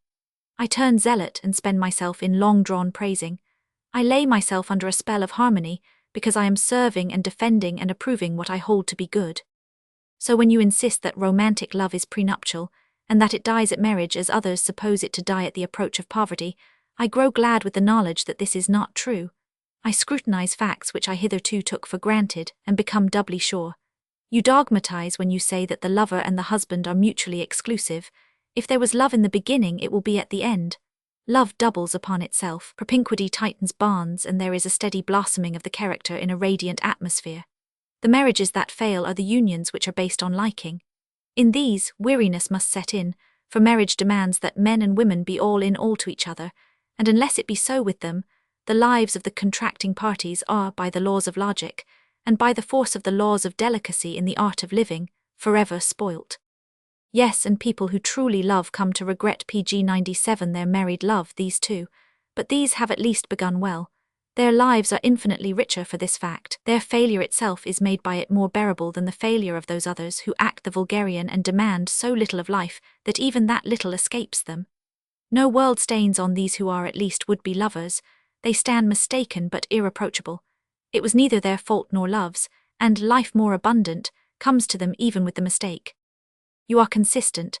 Just as you maintain that love is passion, so do you think that it is no more than a preliminary thrill. You note a change, the flutter and the excitement felt in the presence of the unknown go, and you do not know that they give place to the steadier joys of the unknown, that after the promise comes the fulfillment, that the hope is not more beautiful than the realization, that there is divinity in both, and that love does not disappoint. Tell me, are the placid marriages of affection you are preparing to describe so very placid? Do these jog along so well?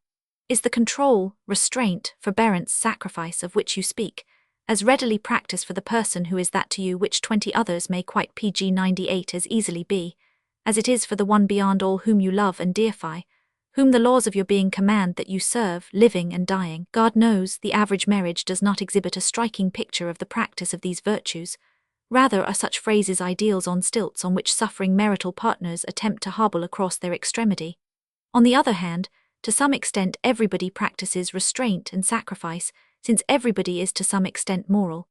But it goes very hard with your average man and woman in your average marriage, and there is a decided setting of the mouth and narrowing of the eyes with the effort. Whatever placidity there is attained by means of vampirism. Diderot, the husband of a stupid seamstress, had no right to the love of a Emil.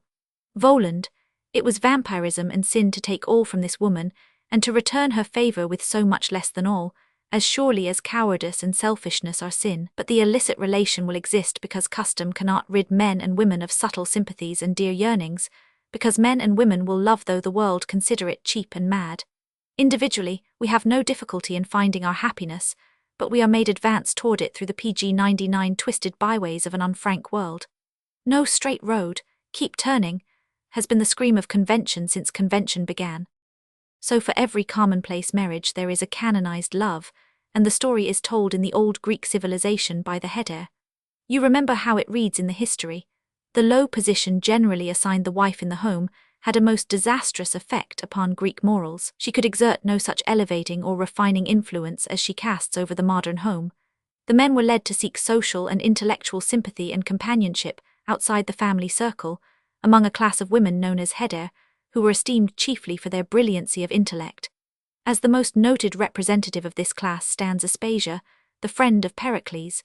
The influence of the heder was most harmful to social morality, and the practice persisted through many a Renaissance where Lauras and Beatrices were besung, down to the brilliant encyclopedists of the 18th century with their avowed loves, down to our Goethe and John Stuart Mill. All of these loves rose in very different motives and environments, yet were they the same fundamentally, strong, sweet love between man pg 100 and woman, very much spoiled by the fact that custom permitted the loveless marriage at the same time, but yet love which was good since it was the best that could be had.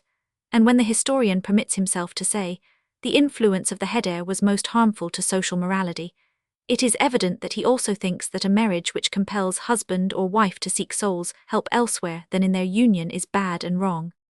Today there is a change in attitude. Woman is newborn in strength and dignity, and the highest chivalry the world has ever known is in blossom. She is an equal, a comrade, a right regal person. She is no longer a means but an end in herself, not alone fit to mother men but fit to live in equality with men. I repeat, she is not a means but an individual, with a soul of her own to rear. Because of the greater and more general emancipation of woman, the subtlety of modern love has become possible. Now for the last point, the question of perpetuation. Just as function precedes organ, so the love of life is inherent in the living for the maintenance of life. But even the primitive man in whom instinct is strongest proves himself capable of death. Some men have always pg 101 been able to give up their lives for some cause. Indeed, there is thought to be suicide amongst animals. And today we certainly no longer say a man must live, quite as often must he die. Men have found it wise to die at the stake or on the gallows. If this be true of our relation to the life which courses through us, how much more true is it of our instinct to perpetuate ourselves, which pertains to the love of life biologically only, which is often, in the social manifestation of that instinct, a cold intellectual concept and never a dominating thought, we are not driven to procreate. In fact, every child born into the world competes hard for its morsel. Under our unimaginable economic regime, all increase in population is a menace. I call bringing children into the world a codfish act which causes an overflux of vulgar little earthlings, if the process be not humanized and spiritualized. If the child is conceived not in lust but in love, it is rightly born. If it is the child of your ideal, the offspring of that which is your truest life, then is your progeny your immortality, and then only, have you reason for pride and joy in that which you have cause to be. PG 102. My dear Herbert, my love has not failed. This you must come to understand. Love never fails. The children that might have been mine are better unborn, since I could not give them a mother whom I loved. You remind me that Dante married Gemma, daughter of Manetto Donati, and she bore him 7 children. Yet Herbert was this wife not mentioned in the Commedia, nor in La Vita Nuova, nor anywhere else in his writings. Dante was a conformist. He was not in all respects above his time, witness his theology. Convention permitted the dispassionate marriage side by side with love. He was conventional, and the infinite moment of meeting in paradise with his lady was embittered by her cold, lessened smiles. Ah, from what agonies of heart and brain! What exultations trampling on despair! What tenderness, what tears, what hate of wrong! What passionate outcry of a soul in pain! Uprose this poem of the earth and air, this medieval miracle of song. It was for Beatrice that this man vexed his spirit with immortal effort, and raised a Titan voice which yet is heard in charmed echoes. It was for Beatrice that he descended into the PG 103 dead regions, and climbed the hills of purgatory and soared towards the rose of paradise. And she, where is she? Instantly I cried. Dante, our prince of lovers, might have lived better, but he loved well. This in answer to your letter. To meet your argument, I have found it best to employ something of your own method, but I cannot rid myself of the feeling that I have vulgarized the subject by saying so much about it. I fear my letter would provoke a smile from those who know love and the wonder of its simplicity through all the subtlety. We, in loving, have no cause to speak so much, would be their unanswerable criticism. It is easier to live than to argue about life. The thought has suddenly assailed me that what I have said may sound derogatory to Hester. Know, then, that I do not think there is a woman in the world who is not capable of inspiring true and abiding love in the heart of some man. Besides, Hester to me looms up as a heroine. Not a hair's breadth of what I know of her that is not beautiful. My regret is that she, who could be a vision eterne, should be doomed to receive episodically your considerate affection. She does not know your program. PG 104, she is a girl who takes your love for granted in the same way as she gives hers, without niggardliness. It is the woman who cannot be content with less than all that is slowly starved to death on a bread-and-water diet, and who does not find it out until the end. Until the carnival time when you and Hester come to love each other, if that time is to be, you two must be as separate in deed as you are in fact. Forgive me and write soon. Yours ever, Dane. PG 105. Roman 17. From Herbert Wace to Dane Kempton. The Ridge. Berkeley, California. April 2, 19. So you have met Hester's brother. Well, I have had an outing with Hester. She loves me well, I know, and I cannot but confess a thrill at the thought. On the other hand, well do I know the significance of that love, the significance and the cause. Notwithstanding that wonderful soul of hers, she is in no wise constituted differently from her millions of sisters on the planet today. She loves, she knows not why. She knows only that she loves. In other words, she does not reason her emotions. But let us reason, we men, after the manner of men. And be thou patient, Dane, and follow me down and under the phenomena of love to PG 106 things sexless and loveless. And from there, as the proper point of departure, let us return and chart love, its phases and occurrences, from its first beginnings to its last manifestations. Things sexless and loveless, yes, and as such may be classed the drops of life known as unicellular organisms. Such a creature is a tiny cell, capable of performing in itself all the functions of life. That one pulsating morsel of matter is invested with an irritability which, as Herbert Spencer says, enables it to adjust the inner relations with outer relations, to correspond to its environment, in short, to live. That single cell contracts and recoils from the things in its environment uncongenial to its constitution, and the things congenial it draws to itself and absorbs. It has no mouth, no stomach, no alimentary canal. It is all mouth, all stomach, all alimentary canal. But at that low plane the functions of life are few and simple. This bit of vitalized inorganic has no sex, and because of that it cannot love. Reproduction is growth. When it grows overlarge it splits in half, and where was one cell there are two. Nor can the parent cell be called mother or father, and for that matter the parent cell cannot be determined. The original cell PG 107 split into two cells, one has as much claim to parenthood as the other. It lives dimly, to be sure, this mote of life and light, but before it is a vast evolution Dane, on the pinnacle of which are to be found men and women, Hester Stebbins, my mother, you. A step higher we find the cell cluster, and with it begins that differentiation which has continued to this day, and which still continues. Simplicity has yielded to complexity, and a new epoch of life been inaugurated. The outer cells of the cluster are more exposed to environmental forces than are the inner cells. They cohere more tenaciously, and a rudimentary skin is formed. Through the pores of this skin food is absorbed, and in these food-absorbing pores is foreshadowed the mouth. Division of labor has set in, and groups of cells specialize in the performance of functions. Thus, a cell group forms the skinny covering of the cluster, another cell group the mouth, and likewise internally the stomach, a sac for the reception and digestion of food, takes shape. And the juices of the body begin to circulate with greater definiteness, breaking channels in their passage and keeping those channels open. And as the generations pass, still more groups of cells segregate PG 108 themselves from the mass, and the heart, the lungs, the liver, and other internal organs are formed. The jelly-like organism develops a bony structure, muscles by which to move itself, and a nervous system. Be not bored, Dane, and be not offended. These are our ancestors, and their history is our history. Remember that as surely as we one day swung down out of the trees and walked upright, just so surely, on a far earlier day, did we crawl up out of the sea and achieve our first adventure on land. But to be brief, in the course of specialization of function, as I have outlined, just as other organs arose, so arose sex differentiation. Previous to that time there was no sex. A single organism realized all potentialities, fulfilled all functions. Male and female, the creative factors, were incoherently commingled. Such an individual was both male and female. It was complete in itself. Mark this, Dane, for here individual completeness ends. The labor of reproduction was divided, and male and female as separate entities came into the world. They shared the work of reproduction between them. Neither was complete alone. Each was the complement of the other. PG 109 in times and seasons each felt a vital need for the other, and in the satisfying of this vital need, of this yearning for completeness, we have the first manifestation of love. Male and female loved they one another, but dimly, Dane. We would not today call it love, yet it foreshadowed love as the food-absorbing pore foreshadowed the mouth. As long and tedious as has been the development of this rudimentary love to the highly evolved love of today, just so long and tedious would be my sketch of that development. However, the factors may be hinted. The increasing correspondence of life with its environment brought about wider and wider generalizations upon that environment and the relations of the individual to it. There is no missing link to the chain that connects the first and lowest life to the last and the highest. There is no gap between the physical and psychical, from simple reflex action, on and up through compound reflex action, instinct and memory. The passage is made without break to reason.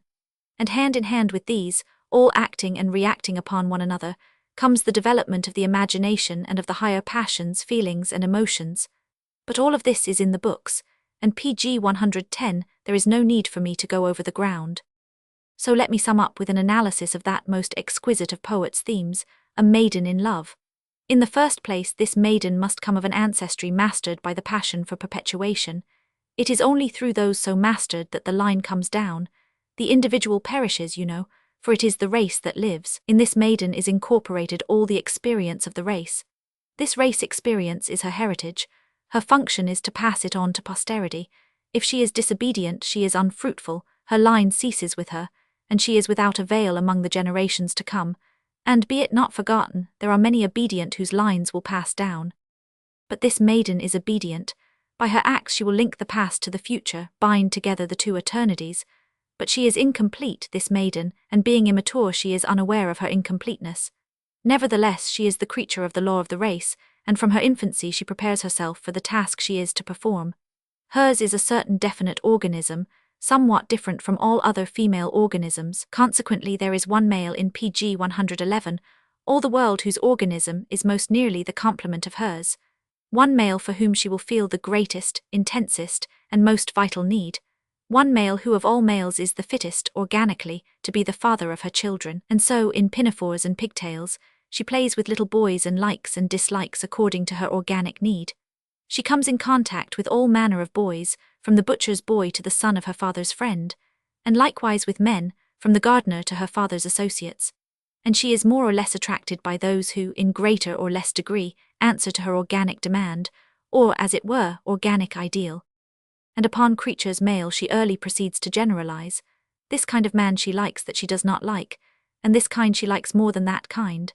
She does not know why she does this, nor with the highest probability does she know she is doing it. She simply has her likes and dislikes, that is all. She is the slave of the law, unwittingly generalizing upon sex impressions against the day when she must identify the male who most nearly completes her. She drifts across the magic borderland to womanhood, where dreams and fancies rise and intermingle, and the realities of life are lost. Ap 112 dissatisfaction and a restlessness come upon her. There seems no sanity in things, and life is topsy-turvy. She is filled with vague, troubled yearnings, and the woman in her quickens and cries out for unity. It is an organic cry, old as the race, and she cannot shut out the sound of it or still the clamour in her blood. But there is one male in all the world who is most nearly her complement, and he may be over on the other side of the world where she may not find him. So propinquity determines her fate. Of the males she is in contact with, the one who can more nearly give her the completeness she craves will be the one she loves. All of which is well and good in its way, but let us analyze further. What is all this but the symptoms of an extreme overexcitation and nervous disorder? The equilibrium of the organism has been overthrown, and there is a wild scrambling for the restoration of that equilibrium. The choice made may be good or ill, as chance and time may dictate, but the impelling excitement forces a choice. What if it be ill? What if tomorrow a male who is a far better complement should appear? The time is now.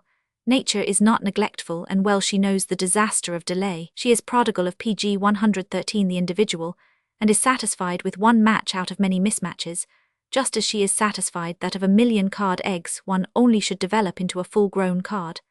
And so this love of the human in no wise differs from that of the sparrow, which forgets preservation in procreation. Thus nature tricks her creatures and the race lives on. For the lesser creatures the trick serves the purpose well. There is need for a compelling madness, else would self-preservation overcome procreation and there be no lesser creatures. And man is content to rest co-equal with the beast in the matter of mating. Notwithstanding his intelligence, which has made him the master of matter and enabled him to enslave the great blind forces, he is unable to perpetuate his species without the aid of the impelling madness. Nay, men will not have it otherwise. And when an individual urges that his reason has placed him above the beast, and that without the impelling madness he can mate with greater wisdom and potency, then the poets and singers rise up and fling potsherds at him. To improve upon nature by draining a malarial swamp is permitted him. To improve upon nature's methods and breed swifter, PG 114 carrier pigeons and finer horses than she has ever bred is also permitted. But to improve upon nature in the breeding of the human, that is a sacrilege which cannot be condoned. Down with him. He is a brute to question our divine love, God-given and glorious. Ah, Dane, remember the first dim yearning of divided life, and the soils and smirches and frenzies put upon it by the spawn of multitudinous generations. There is your love, the whole history of it. There is no intrinsic shame in the thing itself, but the shame lies in that we are not greater than it. Herbert. PG 115. Roman 18th. From the same to the same. The Ridge. Berkeley, California. April 4, 19. There were several things in your letter which I forgot to answer. Much of beauty and wonder is there in what you have said, and unrelated facts without end. Many of those facts I endorse heartily, but it seems to me you fail to embody them in a coherent argument. I have stated in so many words that there are two functions common to all life, nutrition and reproduction. Of this you have missed the significance in your rejection of my definition of love, so I must explain further. Unless these two functions be carried on, life must perish from the planet. Therefore they are the most essential concerns of life. The individual must preserve its own life, and the life of its PG 116 kind. It is more prone to preserve its own life than the life of its kind, less prone to sacrifice itself for its species. So natural selection has developed a passion of madness, which forces the individual to make the sacrifice. In all forms of life below man, the struggle for existence is keen and merciless. The least weakness in an individual is the signal for its destruction. Therefore it is counter to the welfare of the individual to do aught that will tend to weaken it. On the other hand, the law is that the individual must procreate. But procreation means a weakening and a temporary state of helplessness. Problem: how may the individual be brought to procreate, to do that which is inimical to its welfare? Answer: it must be forced by something deeper than reason, and that something is unreasoning passion. Did the individual reason on the matter, it would certainly abstain. It is because the passion is not rational that life has persisted to this day. Man, coming up from the walks of lower life, brought with him this most necessary passion. Developing imagination, he commingled the two. Love was the product. Now, because of our imagination, do not let us confuse the issue. The great task demanded pg 117 of man is reproduction. He is urged by passion to perform this task. Passion, working through the imagination, produces love. Passion is the impelling factor, imagination the disturbing factor, and the disturbance of passion by imagination produces love. Stripped of all its superfluities, what function does love serve in the scheme of life? That of reproduction. Nay, now do not object, deign, for you state the same thing, though less clearly, in your own definition of love. You say, love is the awakening of the personality to the beauty and worth of some one being, and is a desire to merge the life with that of the beloved being. In other words, your definition tells that the passion for perpetuation is the cause of love, and perpetuation the end to be accomplished. Thus nature tricks her creatures and the race lives on. Then you say negatively, love is not a disorder of mind and body, not a madness, since it arises in the eternally most valuable, since it is the culmination of high processes, and since it makes for strength and sanity of vision and happiness. I have shown the value of passion, and the processes of which love is the culmination, and I have shown that both are unreasoning pg 118 and why they are unreasoning. Do you demonstrate where I am wrong? Then again you dare a formula. In the beginning love arose in the passion for perpetuation. Today the passion for perpetuation arises in love. It is clever, but is it true? Yes, as true as this formula I dare to pattern after yours. In the beginning man ate because he was hungry. Today he is hungry because he eats. There are many things more I should like to answer, but I am writing this, twixt breakfast and lecture hour, and time presses and students will not wait. Herbert. pg 119. Roman 19th. From Dane Kempton to Herbert-Wace. London. 3A Queen's Road, Chelsea, SW. April 22, 19. Nature tricks her creatures and the race lives on, and I, over-civilized, decadent dreamer that I am, rejoice that the past binds us, am proud of a history so old and so significant, and of an heritage so marvelous. Nature tricks her creatures and the race lives on, and I am prayerfully grateful. The difference between us is that you are not. You are suffering from what has been well called the sadness of science. You accept the thesis of a common origin only to regret it. You discover that romance has a history and lo, romance has vanished. You are a worther of science, sad to the heart with a melancholy all your own, and dropping inert tears on the shrine of your accumulated facts. pg 120. In this you are with your generation. Just as every age has its prevailing disease of the body, so has it its characteristic spiritual ailment. Today we are in the throes of travail. In our arms is the child of our ever-delving intellect, but another deliverance is about to be, and the suffering is great. After science comes the philosophy of science. Our eyes are bathed in revelation, but upon our ears the music of the word has not yet fallen. Until that time when the meaning of it all shall flash out upon the world, the race will be hidebound in callousness and in faint-hearted melancholy. As yet we do not know what to do with all which we know, and we are afflicted with the pessimism of inertia and the pessimism of dyspepsia. Intellectually, we have been living too high the last 100 years or so. In this is the secret of our difference. You insist upon cheapening life for yourself because it has become evident to you that the phenomenon is common, and I, on the other hand, shout its glory because it is universal. To myself I am breathless with wonder, but to you and in my work I needs must shout it. Here let me be clear.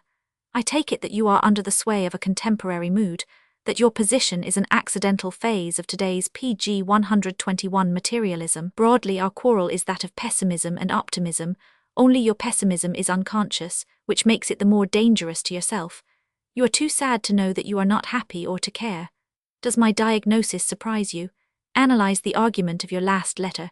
You trace the growth of the emotion of love from protoplasm to man. You follow the progress of the force which is stronger than hunger and cold and swifter, and more final than death, from its potential state in the unicellular stage, where life goes on by division, up through the multifarious forms of instinctive animal mating till you reach the love of the sexes in the human world. And the exploring leads you to the belief that nothing has been reserved for the human worth his cherishing, to the conviction that the plan of life is simple and unvaried, and therefore unacceptable. You raise the wail of Ecclesiastes, all is vanity and a striving after wind, and there is no profit under the sun.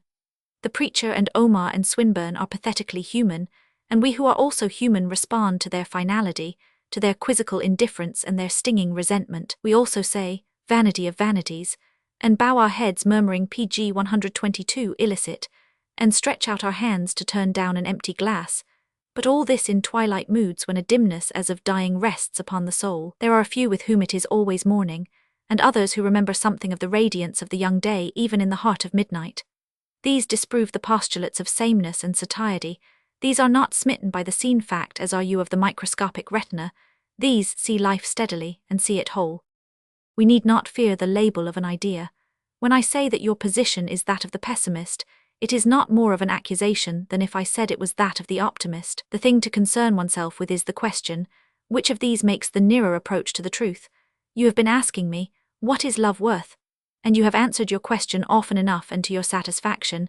In itself it is worth nothing, being but the catspaw to scheming forces, with your denial of any intrinsic beauty in the emotion, with your acceptance of it as an unfortunate incident in human affairs, comes a vague hope that the race will outgrow this force.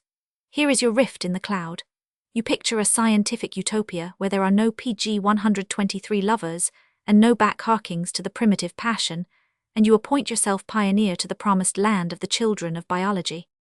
Ah, I speak as if I were vexed, instead of simply being sure I am in the right. I wish to help you to see that there is another reading to your facts. If love is essentially the same from protoplasm to man, it does not for this reason become worthless. By virtue of being universal, it is enhanced and most divinely humanly binding. You tell me that love is involuntary, compelled by external forces as old as time and as binding as instinct, and I say that because of this, life is finally for love. What the cavemen, and the birds too, and the fish and the plants forsooth? What, the inorganic perhaps as well as the organic, swayed by this force which is wholly physical, and yet wholly psychical, and does it not fire you? You are not caught up and held by this giant fact. You find that love is not sporadic, not individual, that it does not begin with you or end with you, that it does not dissociate you, and you do not warm to the world organic kinship. You do not hear the overword of the poets and philosophers of all times. You PG 124 do not see the visions that gladdened the star-forgotten nights of saints. The same surprise sweeps over the mind in reading Ecclesiastes. Is it a sorry scheme of things that one generation goes and another comes, and the world abides forever? If the same generation peopled the earth for 1,000,000 years, the dignity of life would not be increased. It is not necessary to have the assurance of eternal life as the dole for having come to be, in order to live under the aspect of eternity. It is larger to be short-lived, to be but a wave of the sea rolling for one sunful day and starry night towards a great inclusiveness. It is a higher majesty to be an alien and apart, a ringed ripple in the vastness, than to lie broad and smiling in meaningless endlessness. So it is a strange thing that men who are schooled by evolution to relate themselves to all that exists, and to seek for new kinships, should lament that there is no new thing under the sun, and whose eye would be satisfied with seeing and whose ear with hearing, who would rather have the truth than the power to seek it. There is a way of reading Ecclesiastes and Schopenhauer with a triumphant lilt in the voice. After all, it is the modulation that PG 125 carries the message of the text. When you write the history of love, I find it fair reading. When you tell me love is primal and engrossing, I hold it the more a sin to crouch away from its fires. Love is the assertion of the will to live as a definitely determined individual. This is Schopenhauer's thesis, and unnecessarily enough he apologizes for it, as if it belittled love to say that it affects man in his essentia terna. The genius of the race takes the lover conscript and makes him a soldier in life's battalions. The genius of the race, a metaphysical term, but meaning what you do when you speak of the function of love. Schopenhauer is a pessimist consciously, you unconsciously, and you have both missed the living value of your facts. Love is ruled by race welfare, says Schopenhauer. The race welfare alone corresponds to the profoundness with which it is felt, to the seriousness with which it appears, to the importance which it attributes even to the trifling details of its sphere and occasion. Love concerns itself with the composition of the next generation, therefore you find it common as the commonplace, therefore Schopenhauer regards it as a force treacherous to happiness, since to live is to be miserable. These lovers pg 126 are the traitors who seek to perpetuate the whole want and drudgery which would otherwise speedily reach an end. This they wish to frustrate as others like them have frustrated it before. Because love frustrates the death of the race, it is the joy of my senses and the goal of my striving. Says Schopenhauer, through love man shows that the species lies closer to him than the individual, and he lives more immediately in the former than in the latter. Why does the lover hang with complete abandon on the eyes of his chosen one, and is ready to make every sacrifice for her? Because it is his immortal part that longs after her, while it is merely his mortal part that desires everything else. Because this is so, love is the god of my faith. You see where our subject takes us, and all the while I care nothing for the points of argument except where they prick you from your position. One must scale the skies and swim the seas in order to reach you. Well, have I approached within your hearing? I was sitting amongst the fennel in Barbara's garden when your letter was brought, and I read it twice to make sure I understood. When pg 127, the sun lies warm on waving fennel, and a city is before you, mysterious in a veil of mist, it is easier to feel love than to think about it. For a while, it was difficult to see the bearing of the data which you marshalled so well in defense of your denial. You went far in order to answer why you are content to marry a woman you do not love. Your methods are not the methods of the practical mind. I am glad for that. You idealize your attitude, you go far back in time, you enmesh yourself in theories and generalizations, you ride your imagination proudly, in order to reconcile yourself to something which suggests itself as more ideal than that for which the unreasoning heart hungers. You are sad, but you are not practical and you are not blasé. Of Barbara, of myself, and of London doings, this is no time to write. Tell Hester your friend thinks of her. Yours with great memories and greater hopes. Dane Kempton. pg 128. Roman 20. From Herbert Wace to Dane Kempton. The Ridge. Berkeley, California. May 18, 19. I stand aloof and laugh at myself and you.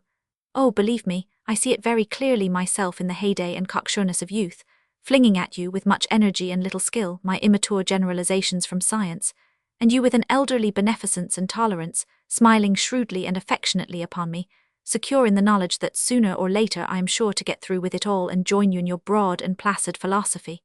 It is the penalty age exacts from youth. Well, I accept it. So I am suffering from the sadness of science. I had been prone to ascribe my feelings to the passion of science, but it does not matter in the least, only somehow I would rather you pg 129 did not misunderstand me so dreadfully. I do not raise the wail of Ecclesiastes. I am not sad but glad. I discover romance has a history, and in history I am quicker to read the romance. I accept the thesis of a common origin, not to regret it but to make the best of it. That is the key to my life, to make the best of it but not drearily with the passiveness of a slave, but passionately and with desire. Invention is an artifice man employs to overcome the roundabout. It is the short cut to satisfaction. It makes man potent so that he can do more things in a span. I am a worker and doer.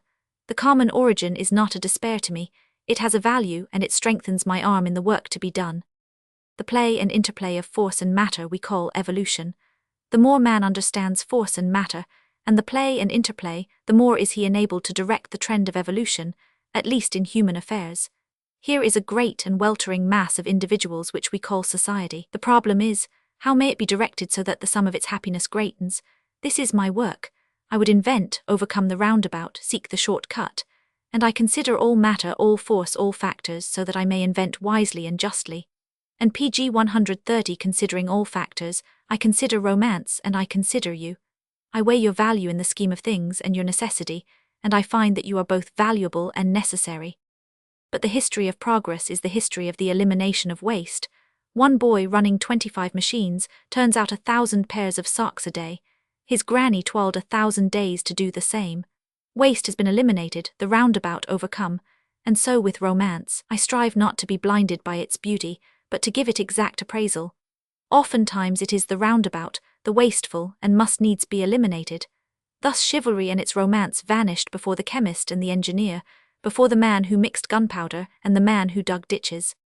I melancholy, sir, I have not the time, so may I model my answer after the great Agassiz.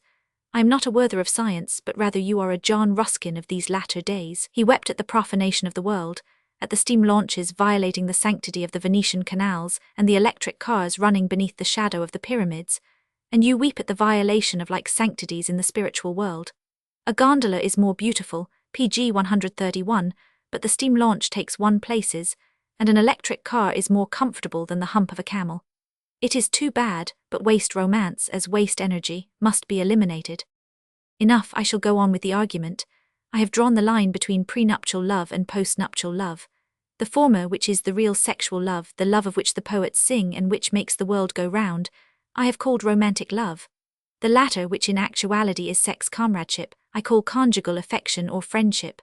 To be more definite, I shall call the one love, the other affection or friendship. Now love is not affection or friendship, yet they are oft-times mistaken one for the other, for it so happens that the friendship which is akin to conjugal affection is in many instances prenuptial in its development. A token, I take it, of the higher evolution of the human, an audaciousness which dares to shake off the blind passion and evade nature's trick, as man evaded when he harnessed steam and rested his feet. It is of common occurrence that a man and woman, through long and tried friendship, reach a fine appreciation of each other and marry, and the run of such marriages is the happiest, neither blinded nor frenzied by the pg 132 unreasoned passion of love. They have weighed each other, faults, virtues and all, and found a compatibility strong enough to withstand the strain of years and misfortune, and wise enough to compromise the individual clashes which must inevitably arise when soul shares never-ending bed and board with soul. They have achieved before marriage what the love-impelled man and woman must achieve after marriage if they would continue to live together. That is, they have sought and found compatibility before binding themselves, instead of binding themselves first, and then seeking if there be compatibility or not. Let me apparently digress for the moment and bring all clear and straight. The emotions have no basis in reason. We smile or are sad at the manifestation of jealousy in another. We smile or are sad because of the unreasonableness of it. Likewise, we smile at the antics of the lover. The absurdities he is guilty of, the capers he cuts, excite our philosophically risibility. We say he is mad as a March hare. Have you ever wondered, Dane, why a March hare is deemed mad? The saying is a pregnant one. However, love, as you have tacitly agreed, is unreasonable. In fact, in all the walks of animal pg 133 life, no rational sanction can be found for the love acts of the individual. Each love act is a hazarding of the individual's life. This we know, and it is only impelled to perform such acts because of the madness of the trick, which, though it strikes at the particular life, makes for the general life. So I think there is no discussion over the fact that this emotion of love has no basis in reason. As the old French proverb runs, the first sigh of love is the last of wisdom. On the other hand, the individual not yet afflicted by love or recovered from it conducts his life in a rational manner.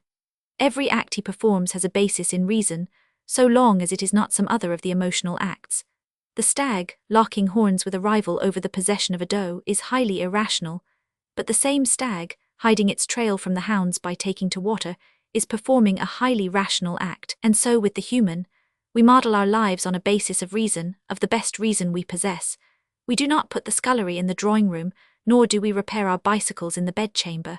We strive not to exceed our income, and we deliberate long before investing our savings. We demand good recommendations from our cook, and take letters of introduction with us pg 134 when we go abroad. We overlook the petulant manner of our friend who rowed in the losing barges at the race, and we forgive on the moment the sharp answer of the man who has sat 3 nights by a sick bed, and we do all this because our acts have a basis in reason. Comes the lover, tricked by nature, blind of passion, impelled madly toward the loved one. He is as blind to her salient imperfections as he is to her petty vices. He does not interrogate her disposition and temperament, or speculate as to how they will coordinate with his for 20 years and odd. He questions nothing, desires nothing save to possess her. And this is the paradox. By nature he is driven to contract a temporary tie, which, by social observance and demand, must endure for a lifetime. Too much stress cannot be laid upon this Dane, for herein lies the secret of the whole difficulty. But we go on with our lover. In the throes of desire, for desire is pain, whether it be heart hunger or belly hunger, he seeks to possess the loved one. The desire is a pain which seeks easement through possession. Love cannot in its very nature be peaceful or content. It is a restlessness and unsatisfaction. I can grant a lasting love just as I can grant a lasting satisfaction. But pg 135, the lasting love cannot be coupled with possession, for love is pain and desire, and possession is easement and fulfillment. Pursuit and possession are accompanied by states of consciousness so wide apart that they can never be united. What is true of pursuit cannot be true of possession, no more than the child, grasping the bright ball, can deem it the most wonderful thing in the world, an appraisement which it certainly made when the ball was beyond reach. Let us suppose the loved one is as madly impelled toward the lover. In a few days, in an hour, nay, in an instant, for there is such a thing as love at first sight, this man and woman, two unrelated individuals who may never have seen each other before, conceive a passion, greater, intenser, than all other affections, friendships, and social relations. So great, so intense is it, that the world could crumble to stardust so long as their souls rushed together. If necessary, they would break all ties, forsake all friends, abandon all blood kin, run away from all moral responsibilities. There can be no discussion, Dane. We see it every day, for love is the most perfectly selfish thing in the universe. But this is easily reconcilable with the scheme of things. The true lover is the child of nature. Natural selection has determined that exogamy pg 136 produces fitter progeny than endogamy. Cross-fertilization has made stronger individuals and types, and likewise it has maintained them. On the other hand, were family affection stronger than love, there would be much intermarriage of blood relations and a consequent weakening of the breed. And in such cases it would be stamped out by the stronger breeding exogamists. Here and there, even of old time, the wise men recognized it, and we so recognize it today, as witness our bars against consanguineous marriage. But be not misled into the belief that love is finer and higher than affection and friendship, that the yielding to its blandishments is higher wisdom on the part of our lovers. Not so, they are puppets and know and think nothing about it. They come of those who yielded likewise in the past. They obey forces beyond them, greater than they, their kind, and all life, great as the great forces of the physical universe. Our lovers are children of nature, natural and uninventive. Duty and moral responsibility are less to them than passion. They will obey and procreate, though the heavens roll up as a scroll and all things come to judgment. And they are right if this is what we understand to be the bloom, the charm, the smile of life. pg 137. Yet man is man because he chanced to develop intelligence instead of instinct. Otherwise he would to this day have remained among the anthropoid apes. He has turned away from nature, become unnatural as it were, disliked the earth upon which he found himself, and changed the face of it somewhat to his liking. His trend has been and still is to perform more and more acts with a rational sanction. He has developed a moral nature, made laws, and by the sheer force of his will and reason curbed his lyings and his lusts. However, our lovers are natural and uninventive. They get married. Pursuit with all its Tantalus delights, its sighings and its songs is gone, never to return. And in its place is possession, which is satisfaction, familiarity, knowledge. It heralds the return of rationality, the return to duty of the weighing and measuring qualities of the mind. Our lovers discover each other to be mere man and woman after all. That ethereal substance which the man took for the body of the loved one becomes flesh and blood, prone to the common weaknesses and ills of flesh and blood. He, on the other hand, betrays little petulancies of disposition, little faults and predispositions of which she never pg 138 dreamed in the prenuptial days, and which she now finds eminently distasteful. But at first these things are not openly unpleasant. There are no scenes. One or the other gives in on the instant without self-betrayal, and one or the other retires to have a secret cry or to ruminate about it over a cigar. The first faint hints, I may slyly suggest, of the return of rationality. They are beginning to think. Ah, these are little things, you say. Precisely, wherefore I lay emphasis upon them. The sum of the innumerable little things becomes a mighty thing to test the human soul. Moreover, many a home has been broken because of disagreement as to the uses or abuses of couch cushions, and more than one divorce induced by the lingering of tobacco odors in the curtains.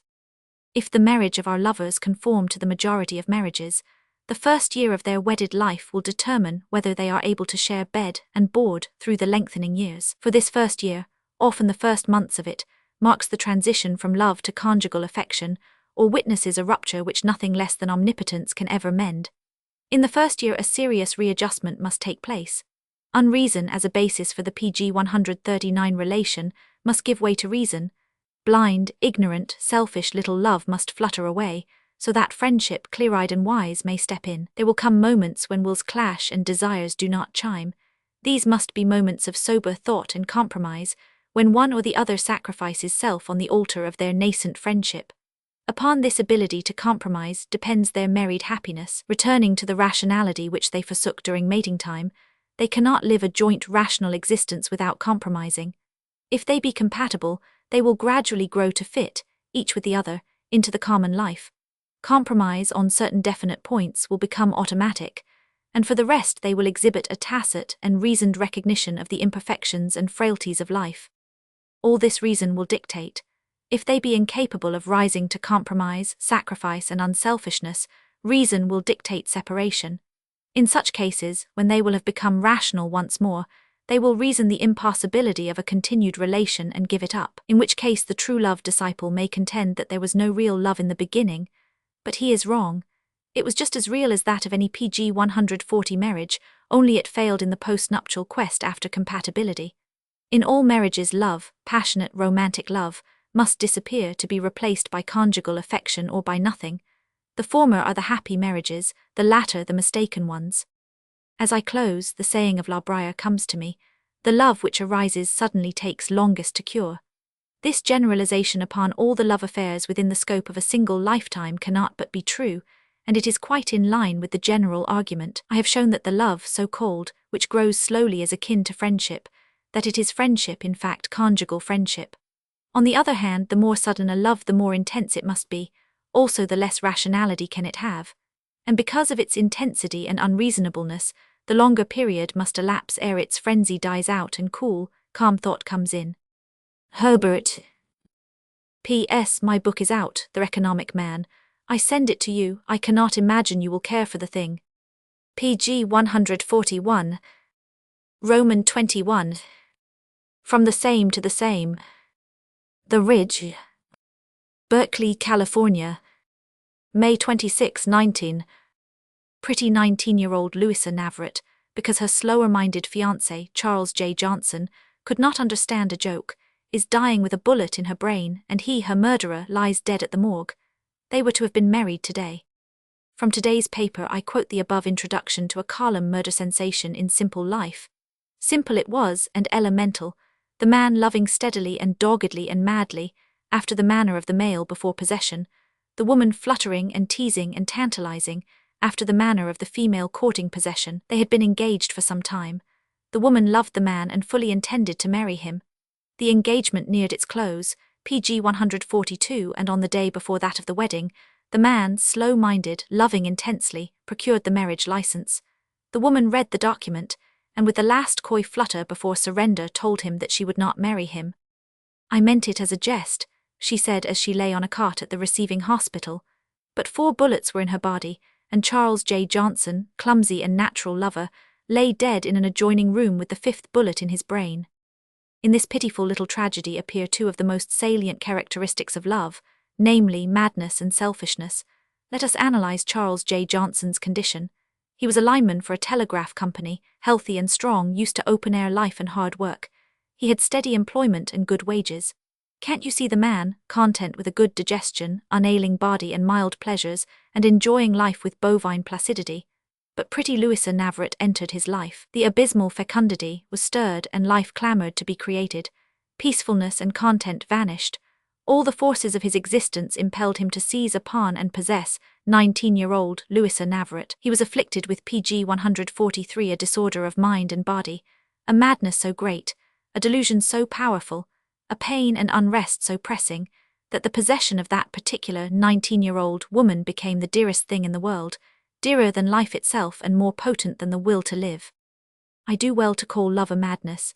Any departure from rationality is madness, and for a man of Charles J. Johnson's caliber, suicide is an extremely irrational act. But he also killed Louisa Navarrete, wherein he was as selfish as he was mad. Convinced that he was not to possess her, he was determined that no other man should possess her. While on this matter of love considered as a disorder of mind and body, I recall a recent magazine article of Mr. Finks, in which he analyzes Sappho's conception of love. In that famous poem of Sappho, he says, "That has been so often declared a compendium of all the emotions that make up love, I have not been able to find anything but a comic catalogue of such feelings as might overwhelm a woman if she met a bear in the woods: deadly pallor, a cold sweat, a fluttering heart, tongue paralyzed, trembling all over, a fainting fit." Dante suffered similarly from the disorder of pg 144 love, if you will recollect. In this connection may be cited the following passage from Diderot's Paradox of Acting. "Take two lovers, both of whom have their declarations to make. Who will come out of it best? Not I promise you. I remember that I approached the beloved object with fear and trembling. My heart beat, my ideas grew confused, my voice failed me, I mangled all I said. I cried yes for no. I made 1,000 blunders, I was illimitably inept.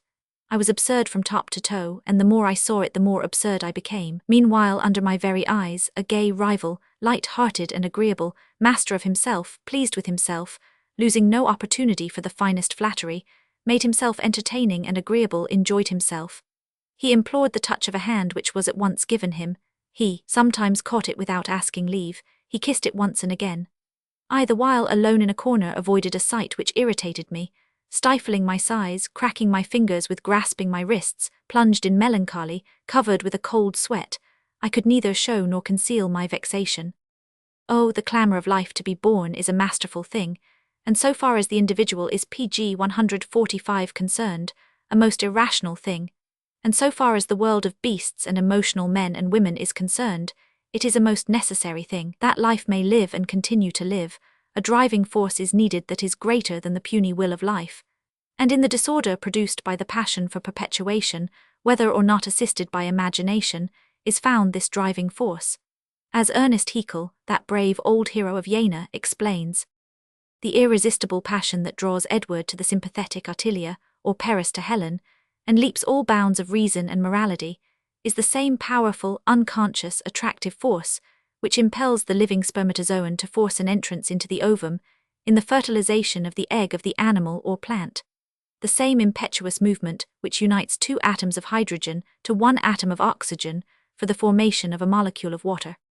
But with the advent of intellectual man, there is no longer need for obeying blind and irresistible compulsion. Intellectual man, changing the face of life with his inventions and artifices, performing telic actions, adjusting himself and his concerns to remote ends and ultimate compensations, will grapple with the problem of pg 146 perpetuation as he has grappled with that of gravitation, as he controls and directs the great natural forces so that, instead of menacing, they are made to labor for his safety and comfort.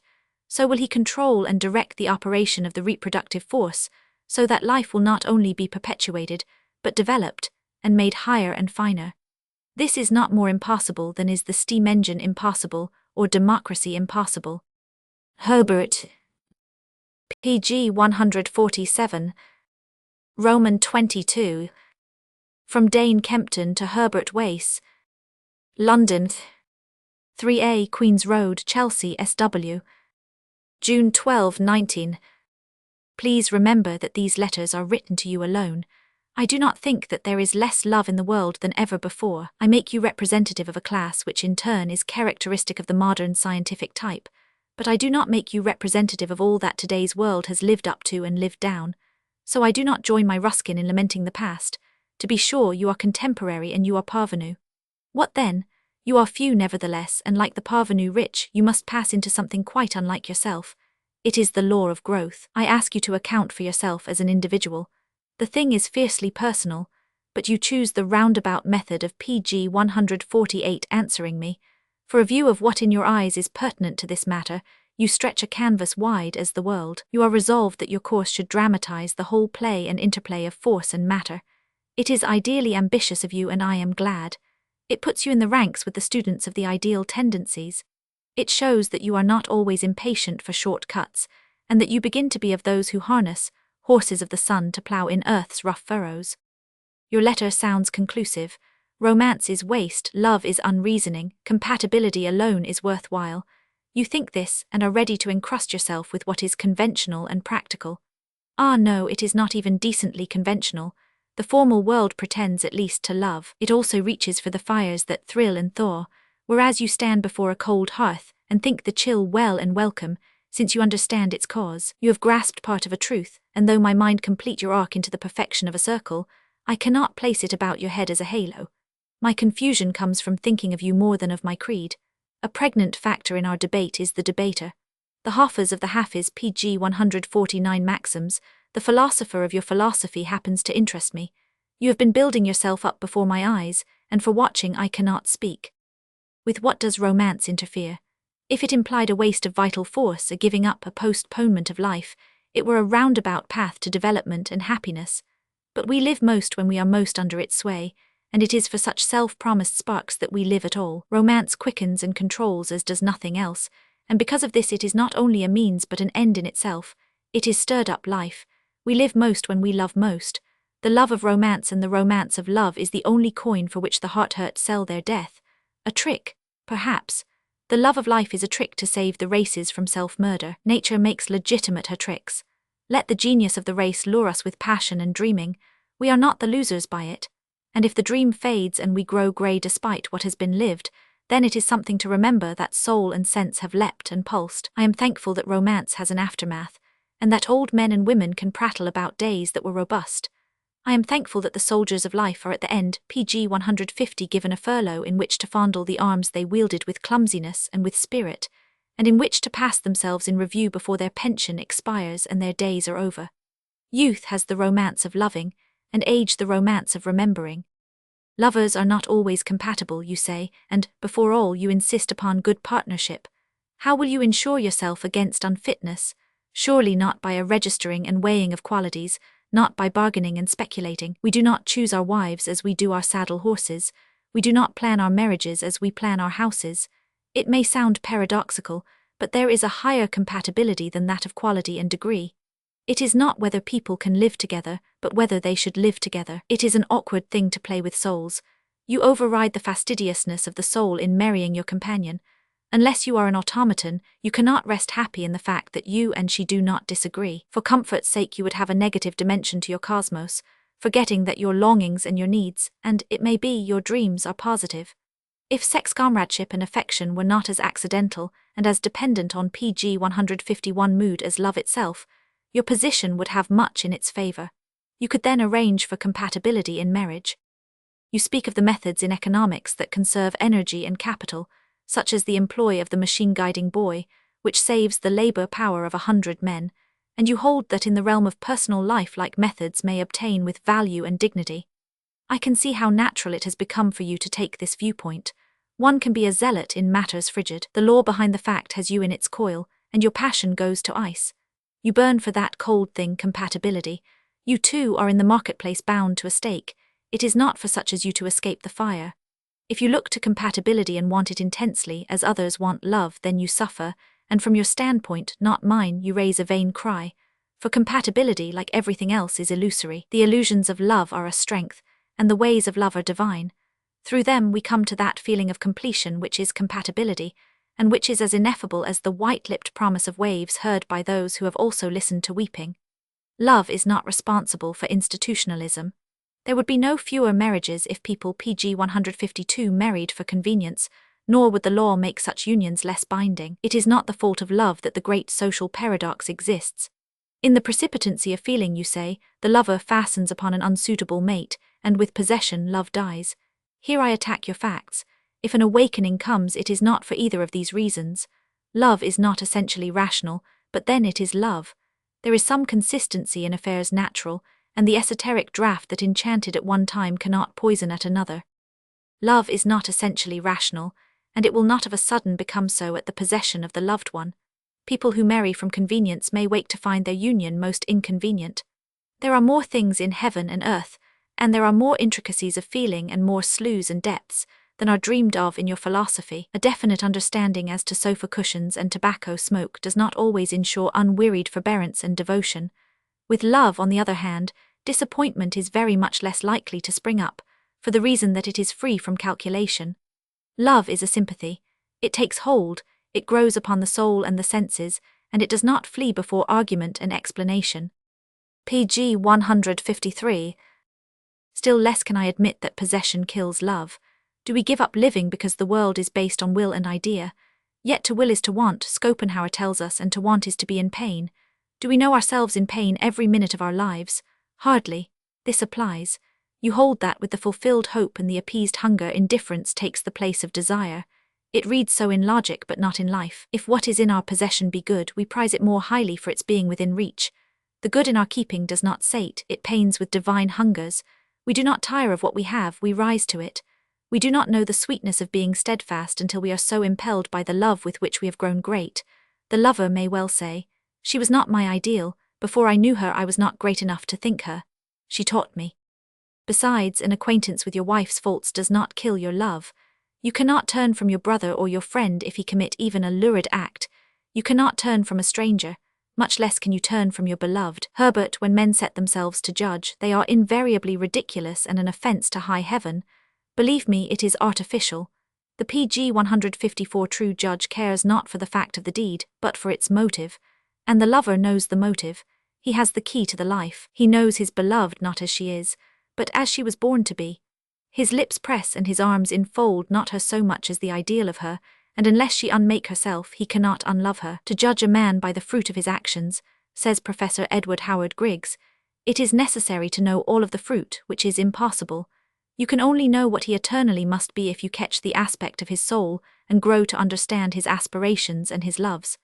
To idealize, therefore, is not to be blind, but to be far-seeing. There is another way of looking on this question of the paradox. Granted that it is caused by romantic love is still exclusively the best thing in the world. You cannot pay too dearly for the good of life. I know that the misery of being in the intimacy of wedlock with one who is not loved is unutterable. It is to become degraded and unrecognizable. It is to wear the brand of liar before God.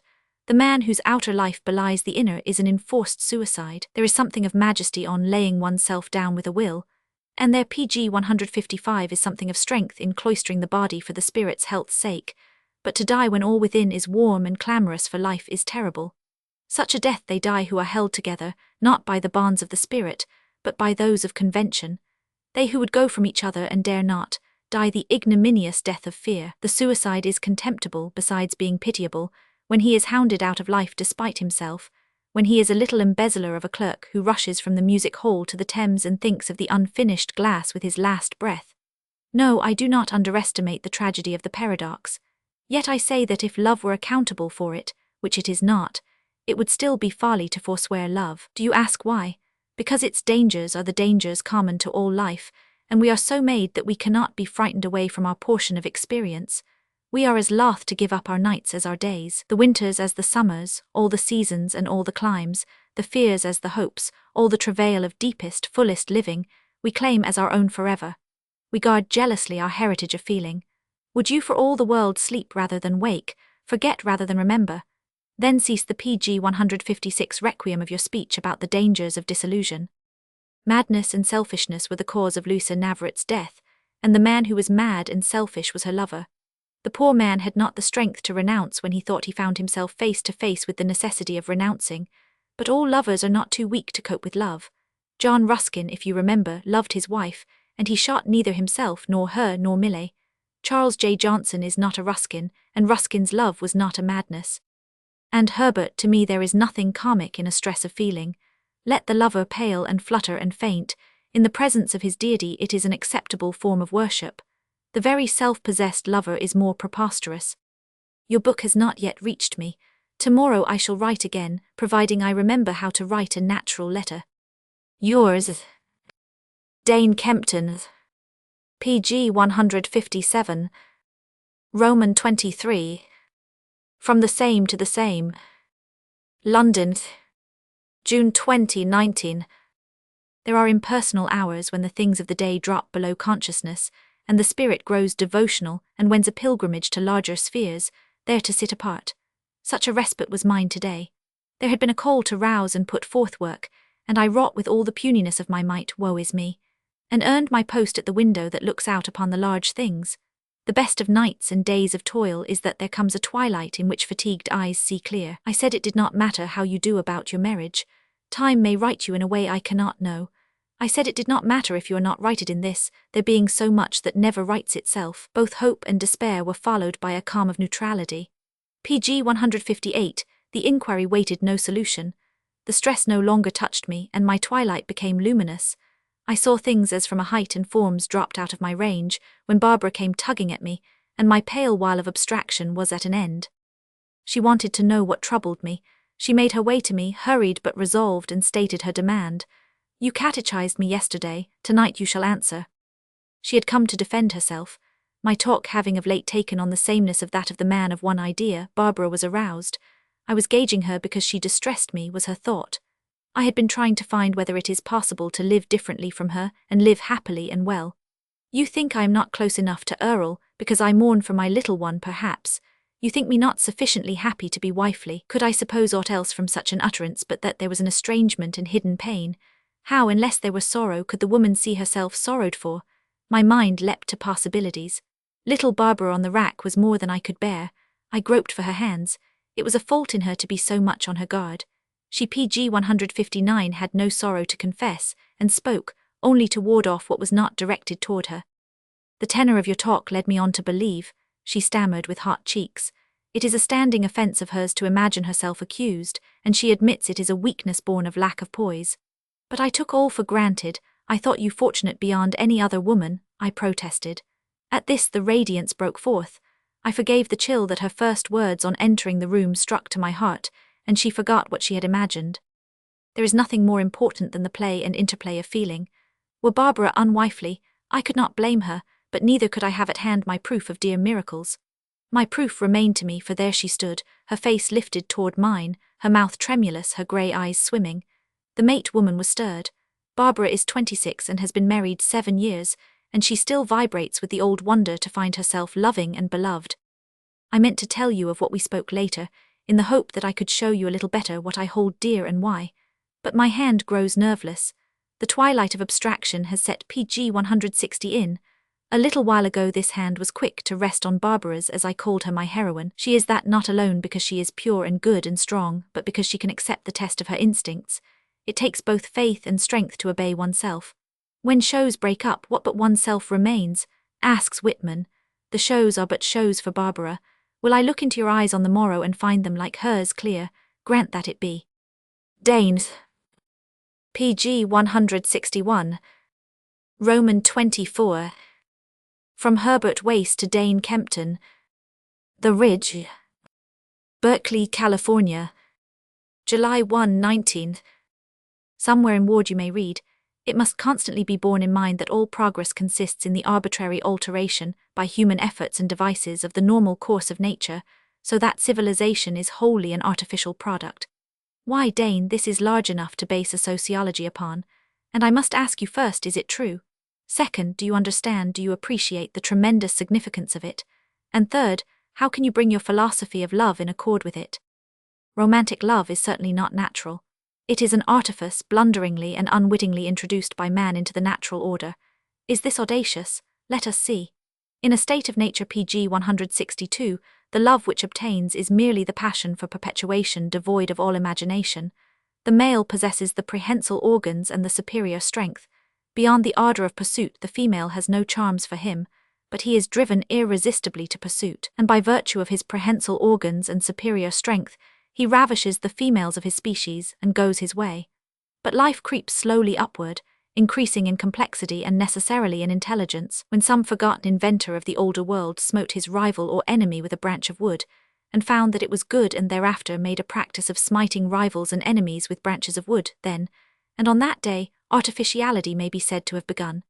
Then, and on that day, was begun a revolution destined to change the history of life. Then, and on that day, was laid the cornerstone of that most tremendous of artifices, civilization. Trace it up.